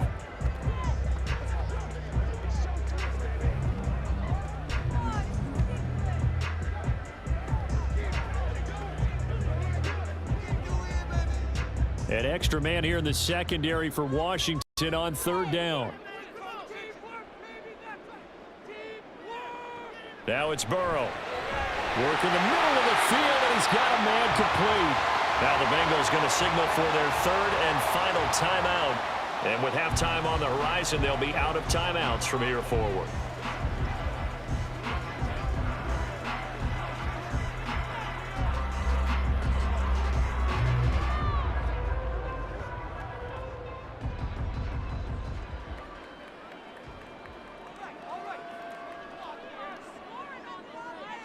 Now Burrow on first down. Nowhere to go here. He lost the ball. Oh, and one of the linemen on the other side has got it. And they take over. They'll set up shop at the 46-yard line. The pocket collapsed around him. I know we talk about it a lot, but a QB has to have that sixth sense, doesn't he? He really does, and I know of one team at one point was training their quarterback with that time frame, and anytime he didn't get rid of the ball within the right amount of time, they would blow a horn or blow a whistle to show him this is what that time is, just what you're talking about, training him to understand this is the amount you have, make sure the ball's gone. Didn't happen in this case.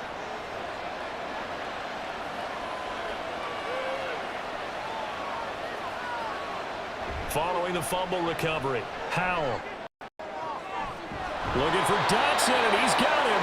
And he'll get this one down near the 20-yard line, just shy of the 20. 4 seconds left, and there's the timeout. In field goal range and a chance to tack on 3 before intermission.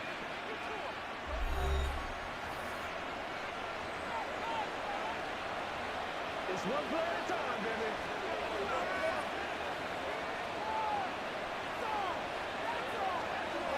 So with 4 seconds to go in the half, here's the field goal unit onto the field. From the left hash, this from 39. Sly able to put this one through, and that will extend their lead even further.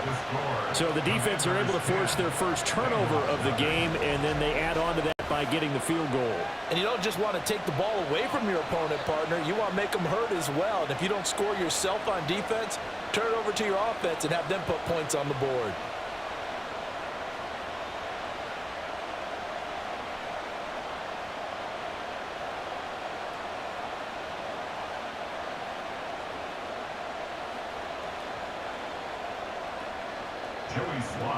So still time for the kickoff here. 1 second to go in the half as this one is away. Taking it about the 1.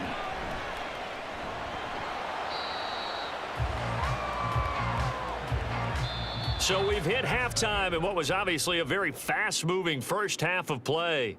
As we send you down to Orlando, where Jonathan Coachman has our EA Sports Halftime Report. Coach.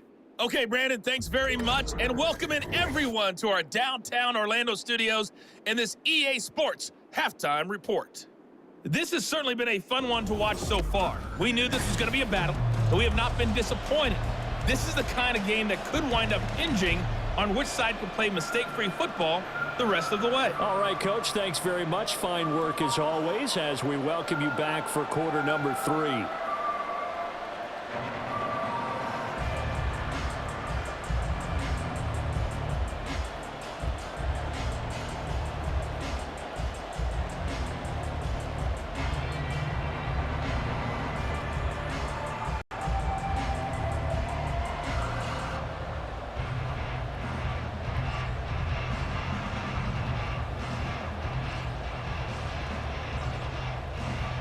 Slide.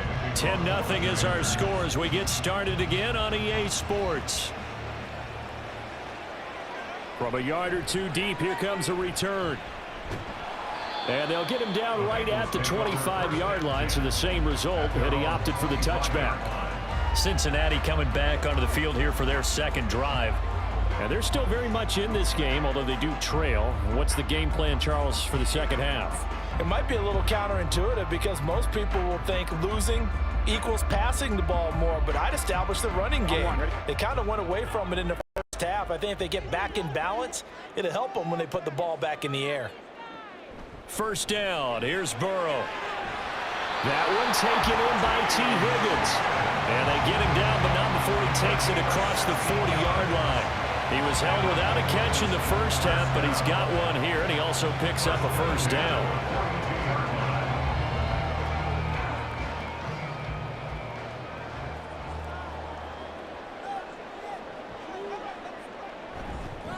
Mixon with a first down carry. And a good run here as he'll rumble all the way down to the 40-yard line. 18 more yards there and another first down. That one definitely helps as they try to push the ball down the field here, trailing early in the third quarter. And even though they're trailing, not abandoning the running game. People may call it an adjustment. I think it's just much more sticking to what works for you and continuing to have faith in it, and the running game is starting to pay off.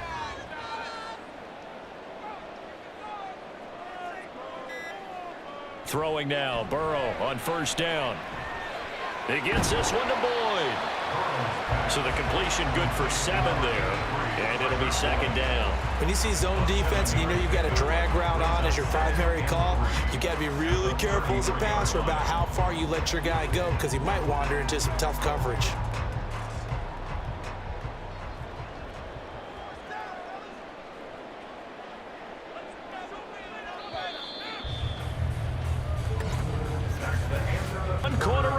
Here on a Sunday night. We'll return with more after this break. You're watching the NFL on EA Sports. Back now in Cincinnati. It's the Bengals. They've got the football, but they trail here as we get rolling in quarter number 4.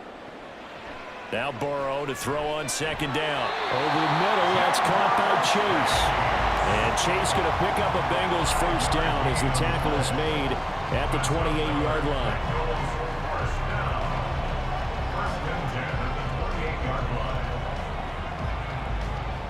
And Burrow's saying, let's go, let's go. Burrow.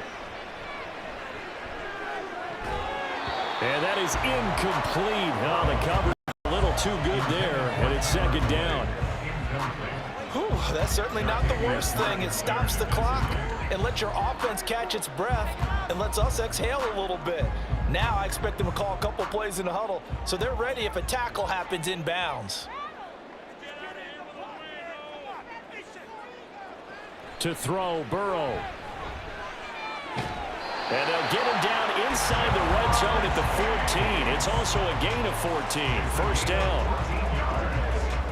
That's good. Go up, Bengals. First down. First and 10 at the 14-yard line. All 3 timeouts remain, but they've got to score quick. It's first and 10. Throwing, Burrow. Out of his hands quickly to Higgins. That was a nicely run slant route, and what the receiver's trying to do is make the defender think he's going upfield for a deeper route, and then breaks it off, usually after about 3 to 4 steps, and cuts towards the middle of the field. And now what he's trying to do is use his body to keep the defender away from the football and give the quarterback a really nice target. Burrow. Dumps it off to Mixon.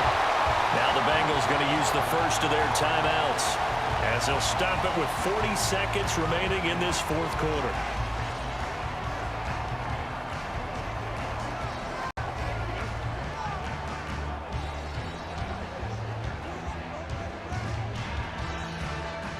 Here's first and goal. Now Burrow. And this is intercepted, and that should do it. Picked by Kendall Fuller. And the Commanders are going to take possession here. It's a touchback, and they'll take over at the 20-yard line. Well, field goals probably aren't going to cut it at this point. This was touchdown or bust, and unfortunately for them, it turned out to be bust. Yeah, they're feeling like they've got to force the issue here. Maybe take some chances they wouldn't have earlier in the game. But give credit to this defense. They've really stood tall throughout and come up with the interception in the end zone.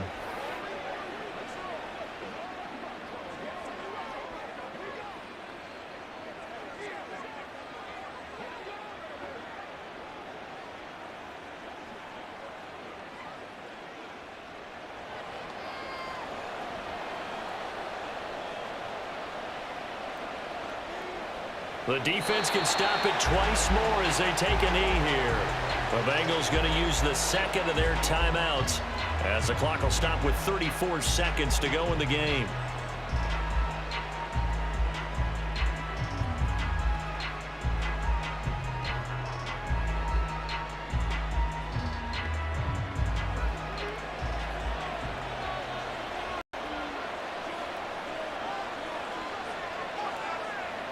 The D can only stop it one more time as they take the knee. Now the Bengals going to signal for their third and final timeout. And as the two teams talk it over on their respective sidelines, we take a break.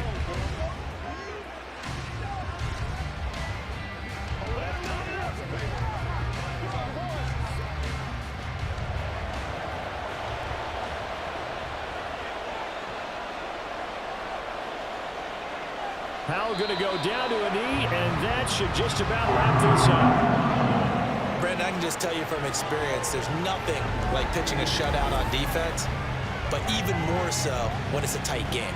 I mean, when every defensive play is crucial and you don't give up any points, boy, they're going to feel awfully good about themselves after this one. Yeah, exactly. The offense wasn't humming, but, hey, all they needed was, well, you can't score 1 point. All they needed was 2 points. Well, you can't score 2 points on offense. All they needed was at least 3, and they got what they needed. They got what they needed. Exactly right.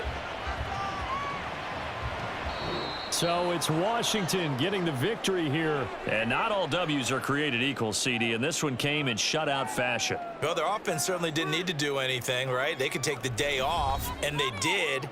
But the defense, they carried them in a big way. Yeah, look, the offense obviously stuff to work on, but they did enough, and the defense carried the load. Well, you know what they say. It's always fun to work on things if it didn't go well in your game with a victory in your pocket. And that's what they've got going forward.